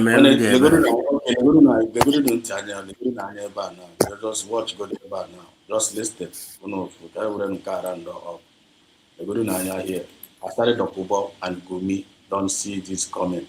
Nigeria boiling. Before I was saying, expose the shocking secret. Then I hand over to you alongside economic issues, governors commemorating Armed Forces Remembrance Day, and of course that deep tragedy for the Chimamanda Adichie Egese family.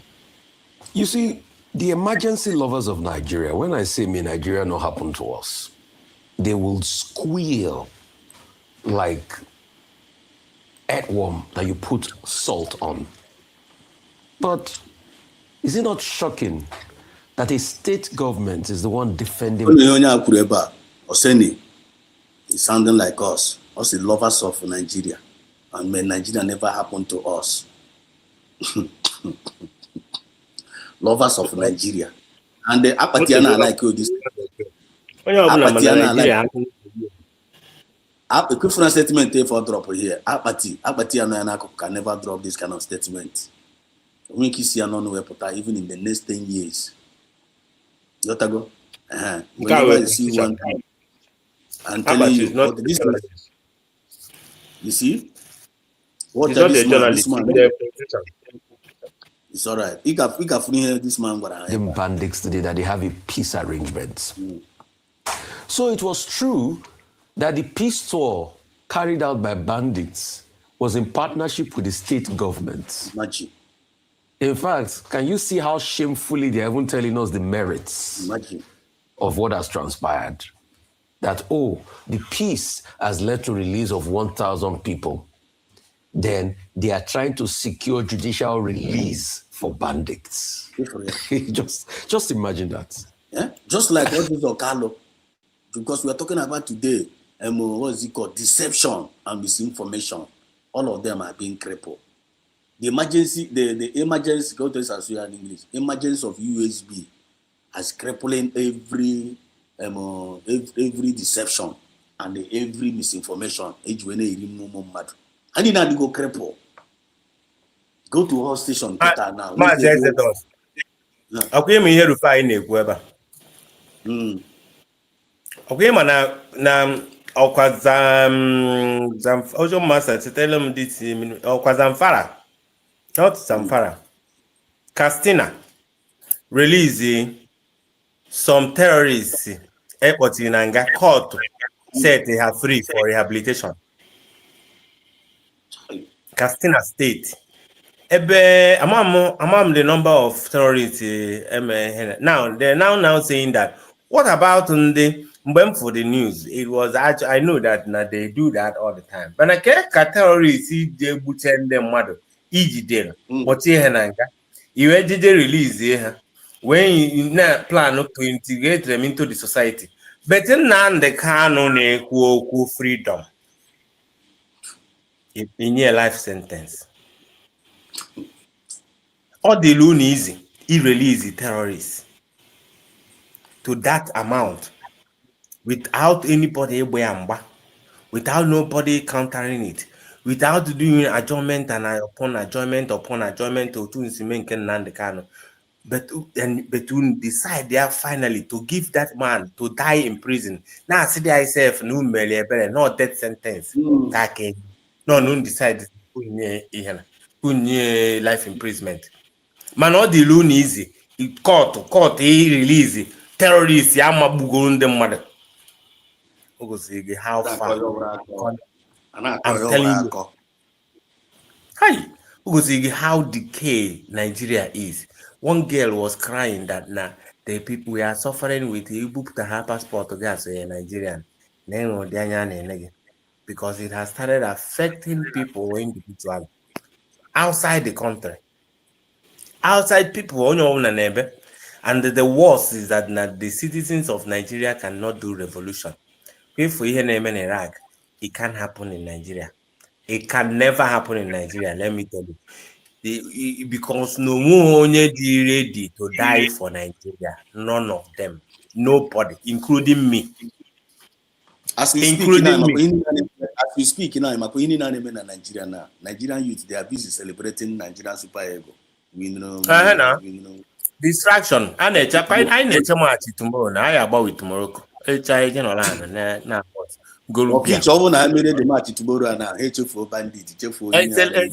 Anọgide ofu onye sie jollof rice ọkọnwe nke Delta nke Calabar siri agba pan rice mgbe ndị Nepal na-revolute esielu ndị Nigeria pan rice ha agbakọta lahụcha dia. They slept there for jollof rice. They slept there. Onye na-forget bandit because of tomorrow's match. Don't forget your bandit maka tomorrow's match. Bandit or forget, I mean, bandit and terrorists, I forget kwa. Oh. So, that's all I forget. Yeah, how you meet here. Nigeria, the only solution to the country is to divide it. The only solution to Nigeria is to divide it. Trump bịa tụcha bomb na Nigeria bucha terrorists. Obucha ha today. Give it another 50 years. They will come up again. It's an ideology. They will educate their younger ones again. They will grow with that idea. Otu isi achụ Biafra ka si achụ jihad ha. They will infiltrate themselves again. So the best way is to we can coexist as we are ready. We can coexist and do business together and talk like brothers. But have different laws that will make us to be able to survive. Because any common man in Nigeria is just struggling to survive, not even to eat. It's just to survive each day that passes by. And which is not fair or not fair. That's flawed. Congratulations. If you now, I will go to this one now. I would like you just to come back to this. How this thing look at what is happening. They are trying, our people now just trying to survive. Look at neighbor. Look at Yanka.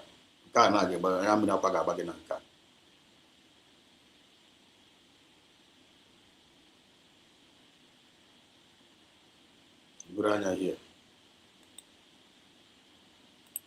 President Bola Ahmed Tinubu, Your Excellency, because you know, say if you buy today, you they go fire. That is the reason why you can't turn Nigerian married women to a shower for streets. Tomorrow, God give you power, make you tell leaders. If they use that power, they intimidate us. You make everything hard for everybody, hard for married people, hard for singles, hard for married women. For children to eat now, a married woman go enter street, go they fuck prick. 4 type of prick a day. As four, if you don't do 4, your bag of rice money no go complete 30,000. Bag of rice now 130,000 naira. President Tinubu don't turn Nigerian married women to a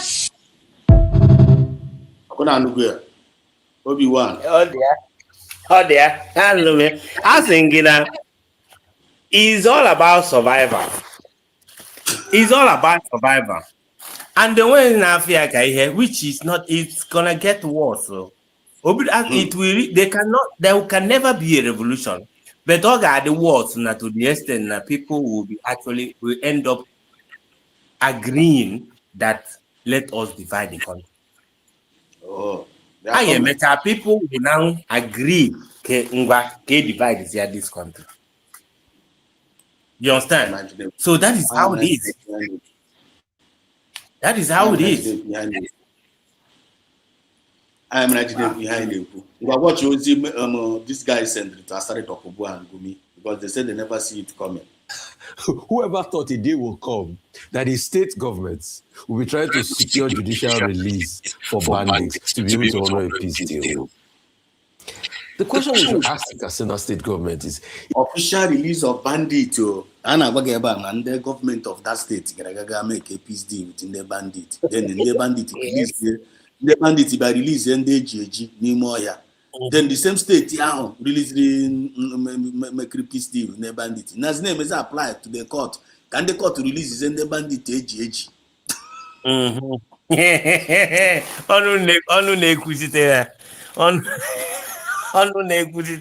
bandits. All of them, they know what they are doing in that north. For don't DJ no DC Kewele and it cannot Mass Exodus from Ifaiku now. That now some leaders or some governors they negotiate. Now I call the judicial out to release bandits for them because of their peace deal. Now, is it now clear to you who are the bandits and the terrorists? Exactly. Is it now clear to you who are their sponsors? Who brought them? Who are shielding them? Is it not clear to you now? My brother Obi-Wan, you see, it is clear to us. In a society, in a country, in a nation where the government cannot hold terrorists, in a country that have army and every security apparatus, but they could not even have the temerity or be bold to go against those who invade their land, killing their citizens. What do you think? I want to remember the word of General Ibrahim Babangida or Abacha. Say that any insecurity that lasted or lasts more than 24 hours, that you should look deeper, that government knows about it. On that note, I want to tell Biafrans, as you all know, that the hand of federal government of Nigeria as supporting, sponsoring, aiding, and abetting the terrorists to kill the citizens of Nigerians, the Christians, and Biafrans. It is in open. Remember that during the 2015, before the election after the election of 2015, the then Buhari, the dead man, opened the whole border. Under our watch, everybody saw how they are trooping in hundreds of thousands on foot. Some of them are come through the trailer of Dangote. He carries them. You see them. Look, I used to show my children while we are going to school in the morning. One day, I've said it in a forum before, around 5 o'clock, from 3, 4, 5, 6, enter all the express road you know, leading from Anambra to Enugu, leading from Enugu to Ebonyi, leading from Enugu to Port Harcourt, leading from Owerri, Onitsha to Owerri, leading from Port Harcourt, the one that goes towards north. My brother, you see these people, this thing that you see that is happening in north now, you see them 2-2-3-3 on a bike, 2-2-3-3 on a bike, and this bike is not the usual bike in Nigeria. You see, this thing I'm telling you, those who are hearing my voice now can attest to this. Every early morning, you see them like that. They will be wear one kind clothes. You see them going. But as soon as it's 6:37, they will cut. It will cut. Wait the next morning. Come out earlier. If you used to go to work earlier or used to travel early in the morning by express, you will see them. Now, if you look at these 10 tires, 12 tires that comes from north, that come from far, all this Alajigenwa, aka this, and I forgot their names. I do have their some of them. You see the way they load them in their thousands. Some would Yeah, buy, some would everything. Yeah, they will go and drop them. These people came from all the way from Chad, all the way from Niger. These are not I'm not talking about the one in the north. They brought some of them don't even speak outside, they don't speak English. When you are talking, they will be looking at you. There's no Nigerian language that they speak. Maybe among them you see one that will be leading them, interpreting for them. This is how they invaded the country. They will go inside the bushes, hide there, and they'll be dropping. If you remember, some time ago when Obatobia was around, there was a time in Enugu within a Ziago Azit and the Fokona, they was using chopper to drop this thing for them. Everybody saw it, and the PM gave instruction, and after that, they disappeared. You know what happened. So these people, this is the handwork of the government. As we are talking, in Castina, out of, I think that one local government, one of the northern, in Castina, I think in Castina, that one local government, 21 is in the hand of terrorists completely. No negotiation, they are collecting tax, they are the local government and this and that, they take everywhere. So all other states, tell me the states in the north that, tell me one state that is out of a terrorist. Tell me one that there is no local government that is in control by terrorists. You can't count it. To even close to us, the Plateau State now, the Benue, the Kogi, they are all there. That to tell you that federal government of Nigeria are sponsoring them. This is the pure. This is fact. They are sponsoring. Okay, look at the one that there's one of them that they arrested some time ago. He said the way he explained the way they come. That the federal government they brought them during the election and they asked them to continue doing this daily job. I'm not the one saying it's on social media. So just to tell you that if we are believing that insecurity will stop, it will never, because the government are into it. Those ones that are found in the house of one of the senator in one of the northern states, even the bike, the money they collect, and everything, that is to tell you. And is it not interest you that somebody say that these boys are our angels, that they are our freedom fighters? But The other one that say they that must coexist with them. They must coexist with them. They must live with them. The other one say that if you touch them, you touch the north. What does that tell you? That is their business. And that is why you see them. Every mineral resource in the north, they mine it, they sell it within themselves with the terrorists and share. But the one in Biafran land is being used to managed by the federal government. So, my brother, these guys, these people, I like what this Alaj, the English Alaj called them. He said they are federal government of bandits and terrorists, and that is what they are. Thank you. That's exactly. Thank you so much. I'm gonna let us just listen to and see what this guy got here. Then we'll now round it up. Mazikano, I see you. You're welcome. Where have you been? We missed you. Mazikano, they can be busy these days. You're welcome back. Our own Kano is in the building now. Mazikano, thank you so much for joining in. A great comrade. Good to see you again. I finish the camera here just for sending it here. No interruption now. Is this the first of such peace deals? In the end, bandits, terrorists whatever you call them, they will break it. Until we get a state that can fight the problem of insecurity to a standstill, we do not have a nation.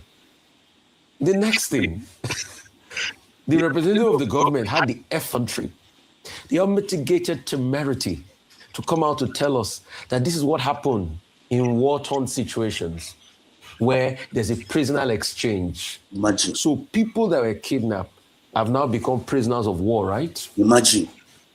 Is that what is happening? Charlie. And the state government has the effrontery to tell us that there was a prisoner exchange, that's why people were released. How? So we should also, in turn, go and tell the state to release the bandits. Not only terrorists. When we say Nigeria is a failed state or is a failing state, you think we're joking.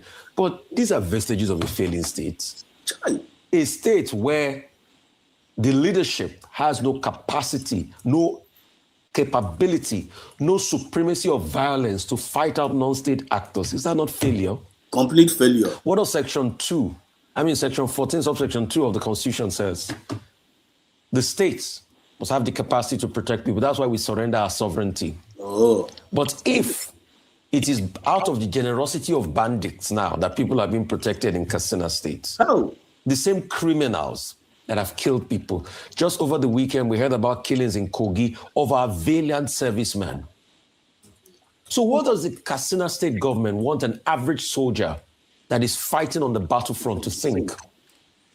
Because after they capture these terrorists, states like the Katsina State government can go and make a deal with them in the bid to be able to have peace. Federal government of bandits. I will tell you the way it is. Look at them. We are losing our country. Exactly. And it is sad, if not to say we have lost. You have lost. And I feel even more sad on a day closer to the Armed Forces Remembrance Day. And very, very soon, the bandits are coming to that Abuja where people are doing this broadcast. They will come and surrender and murder everybody where they're there. Because if people don't want to wake up. Abati, I got no there. Even under bandits get kidnapped Abati and very, very soon. They got warrants on me more here. Put it on them. It's so unfortunate. Where we're wearing the puppy today to celebrate those that have laid down their lives for this country.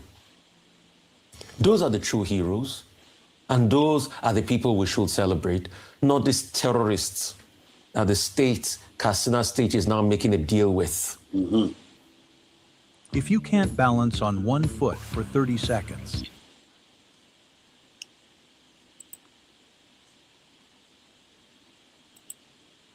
very sad one. Another very sad one is the case of Chimamanda. Okay. My friend, my sister. And this is dear to me. Because for me this morning, this is a personal loss since I heard the news. Her sons, Zakano, her kids I've played with. I love children. And I love to have a playtime with children. And I've played with these boys in question. And only for me to hear that kids that brought joy to me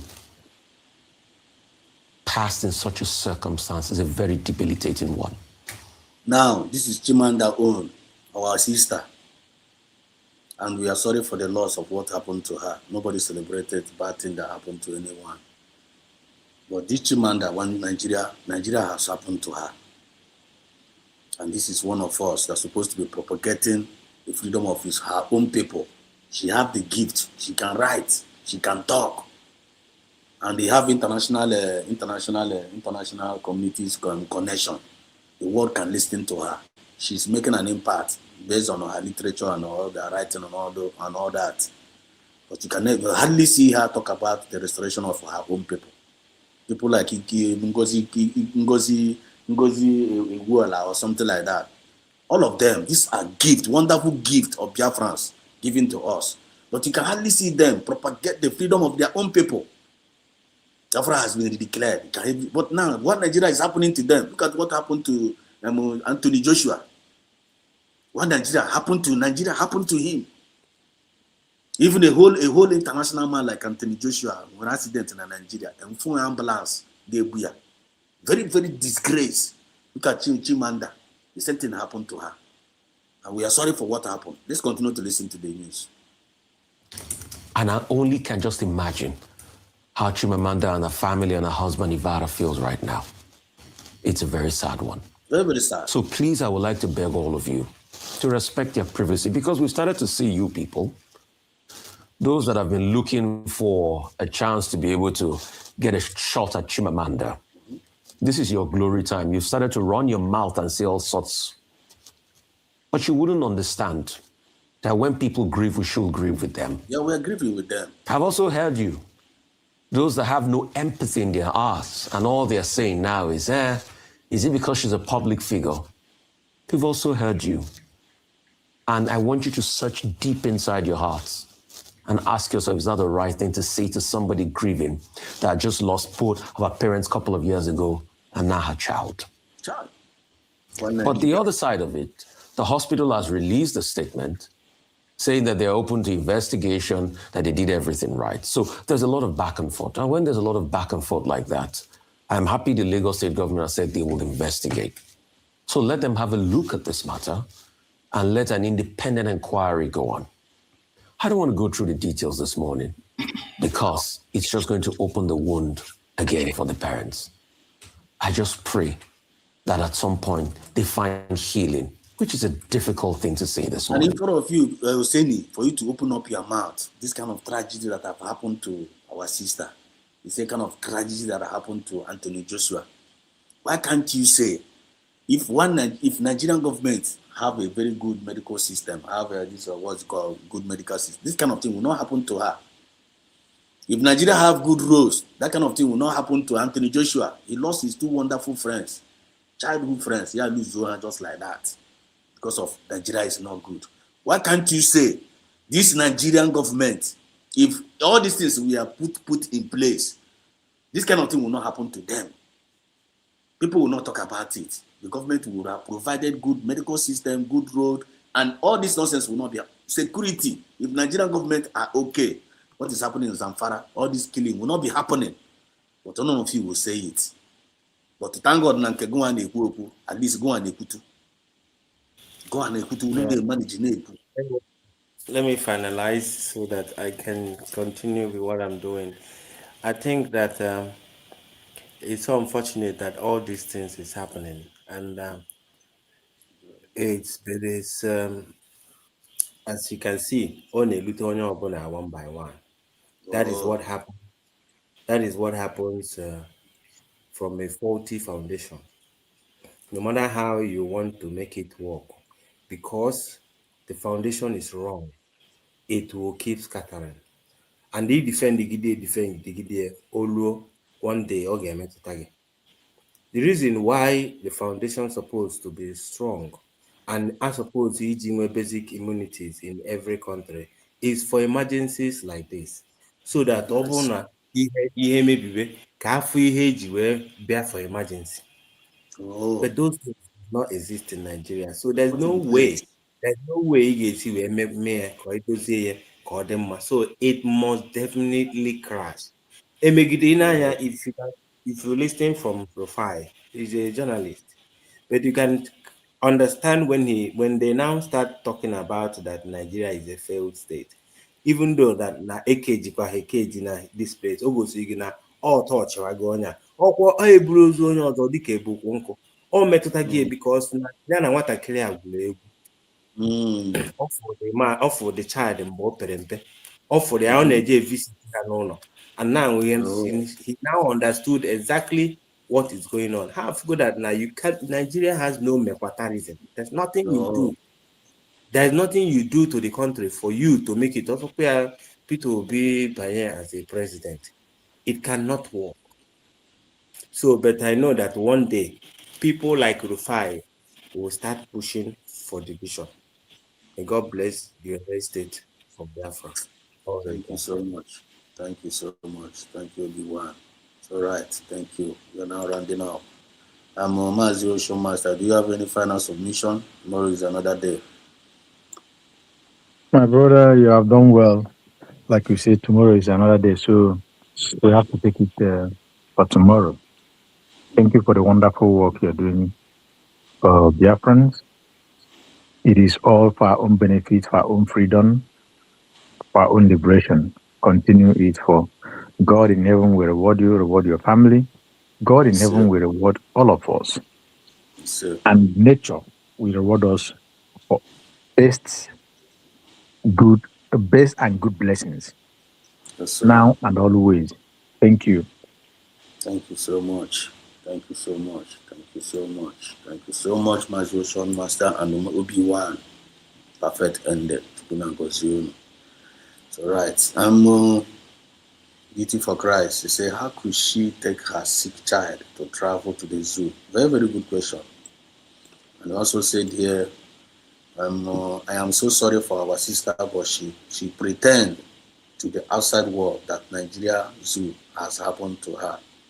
What a horrible thing to lose a child in a place where the child shouldn't be at all. Funania, where's the home? Until Joshua mechara ihe niile o mere ka ọ gaga zuo obere ike na Nigeria, ya ga lose otu wonderful friend ya. Amanda amechana ihe ka ọ ga gba Christmas na obodo nna ya, ya ga lose nwa ya. That's what we are talking about. Kanu said here, Nigeria is nothing but a factory of terrorism, where the government, APC and the PDP is proving to be a terrorist organization. Yet, an APC will tell you that Donald Trump is coming for resources. And I go here. Good for you. And okay, but I'm not saying for resources. Resources in a boom matter. Ejina commit genocide against you. I have another resources here. Can again do? These are not resources you can get. Resources are finish it there. Let go. So much go Kabiama. Obi-Wan, I'm gonna comment section. So exactly. It's all right. Thank you so much, lovers of freedom all over the world. He said, I'm a beauty for Christ. He says, the zoo will pay dearly for the wickedness of Omotosho and Tulumbu, 100%. And this is our brother Napo Peter that came here and gave us saying, who want to know the fact. In Tirigelen, Yeladia, Afuzinganya. You should know you can know, you know the heart. You shouldn't know you can. You should know you can. The wine one on don't want to tell us the facts. Oh, Allah. And Kanu said here, Biafran spirit is dealing with every Biafran who has refused to speak for freedom because of their own selfishness when they feel their gift has covered them from the chains of the zoo enslavement. 100%. Nigeria is happening to all of them. Nigeria have happened to a lot of us. I even lost my elder sister. Nigeria happened to me also. My elder sister, I lost her. Oluchiwa God. Here. Also, Nigeria happened to two of his brothers. Kidnapped. They kidnapped They kidnapped him. Then the brother there. One of us in the testimony here. Nigeria happened to him also. So all these people are in Abuja. You are broadcasting, you are protecting all these bandits, and you are doing political correctness. Nigeria will all of them, just like Obi-Wan said. He will touch each and every one of them. To touch all of them. Bruce Peck, station. If one Nigeria is not breaking now, only break in Nigeria now. Abuja na political correctness ya ndị bandit aba surrender ebe a gbagbuo ebe a sef bee isi yokote na na-eme ọ survive yourself na ọ ga-anọzi ebe ọ nọ ga break Nigeria break Nigeria they are coming. So thank God USB anyị awana United States of Biafra ya nọzi na akụkọ ndị one Nigeria but anyị nọ ebe a na-ewepụtara na akụkọ ndị one Nigeria ka onye ọbụla mụrụ akawa ma onye ọbụla mụrụ anya na aka azụ for you to do the needful. If you call yourself a Biafran and you don't want to come up tonight, come and join and make sure that USB, they are our hands in our resources. Because all this nonsense, I got to continue to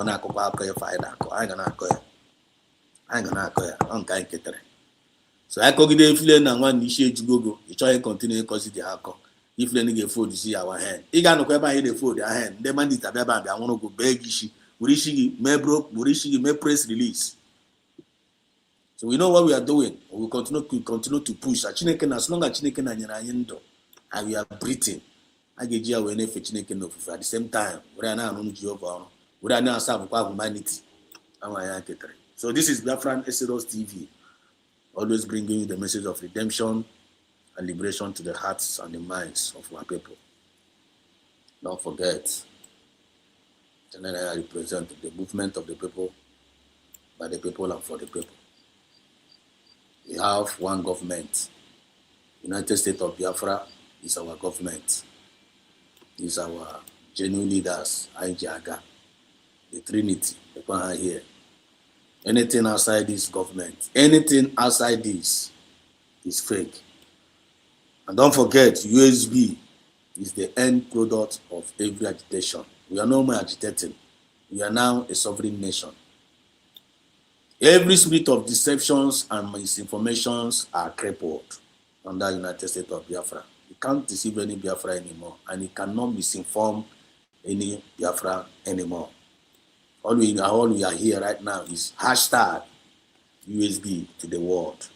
And USB means peace to this world, means fairness, means equity, and it means justice. And we are progressive. I love you all. Long live Martin Andekalo. Long live Dr. Ngozi Arabeze. Long live our PM, Sam Anepa. Long live all the USB forces defending our land. Long live all the medias doing the needful genuinely. And long live all the genuine Biafrans all over the world, lovers of freedom. Long live you. You all are doing great. And to God be all the glory for a night well spent in his message of redemption and liberation. We continue to pray that God will give us the grace to continue to preach in this gospel, and the may eyes of our people continue to be open. And make this message of redemption sink in deep into their spirit and into their hearts. And at the end of the day, we believe we are the glory for taking us into our final destination. I love you all. May God bless us all. From me, from here, it is good morning. Thank you, everyone in the comment section, especially Carlo, you, and every other person. Thank you, Beautiful Christ. Thank you, every other person. Thank you so much. I really appreciate you coming in. May God bless us all. They will.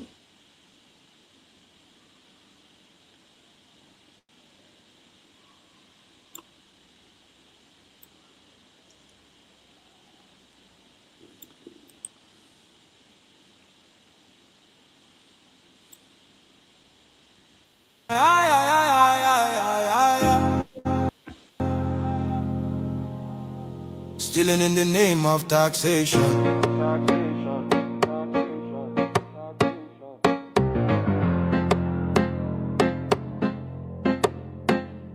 Shine your eyes, smell the coffee. This no be reform, now robbery with grammar. Then call them tax reform, but we see deception. Stealing from the poor under policy protection. Broad daylight robbery, pen instead of gun. Sign paper, drain pocket, tell us suffer small and young. People they struggle just to stay alive. Food don't cost, fuel don't climb. Yeah, then still they tax the hungry man. No accountability, no evidence of plan. Tell us where the money where you not don't collect. Roads they cry, hospitals they beg, schools they decay, use they roam, but tax money vanish, nobody knows the home. When hunger they shout, them add more load. When people they bleed, them still collect toll. Now suffering economy tax to death, and them call them leadership, God I beg. Stealing in the name of taxation, legal looting of the Nigerian nation. Stealing in the name of taxation, robbery with suit and documentation. Stealing in the name of taxation, no accounts, no explanation. Stealing in the name of taxation. Wake up Nigeria before them finish us. Why France? Tell us why France? Why attacks deter they cross border by chance? Other African nations they cut them off, but Nigeria they rush go sign deals non-stop. Now whose interest no be our own? Smell them well, this thing get bone. Foreign hands on our revenue stream. Now saffroning system dressed as regime. We get experts, brilliant minds, economists, tech cheese, world-class refined. We no need outsider to count our sweats. We no need Oyinbo to manage our debt. Wait for France to plan Nigeria fate. Instead of home retreat, now Paris they wait. Every medical trip, now Paris again. After billions pour for clinic maintenance. Alphabet don't show us the pattern before. Public money move private door. Now Paris fit on Alphabet too. Collect our taxes for private few. Another pipeline, another scheme. Another legal looking money machine. Public funds enter private pockets. Foreign address, same old rockets. We still remember the bullion van. We can see your secret plan to steal from our national treasury and leave the people in poonery. Something they hidden, something no clean. This closeness they worry, this style they mean. Nigeria no be born, no be sale. Our future no go enter foreign scale. We no go forget the bullion van. We know the secret plan. It is a gang of looters. They are not real leaders. Nigeria for sale. No. Our future for deal. No. Our economy for surrender. Never. Stealing in the name of taxation. Never. Stealing in the name of taxation. Legal looting of the Nigerian nation. Stealing in the name of taxation. Shine your eyes, Nigeria now. We no trust in Ubu's alliance with France. We no want another neo-colonial master. Nigeria is not for sale to Macron of France. Nigerians, let's stand together. Speak out now, before it is too late.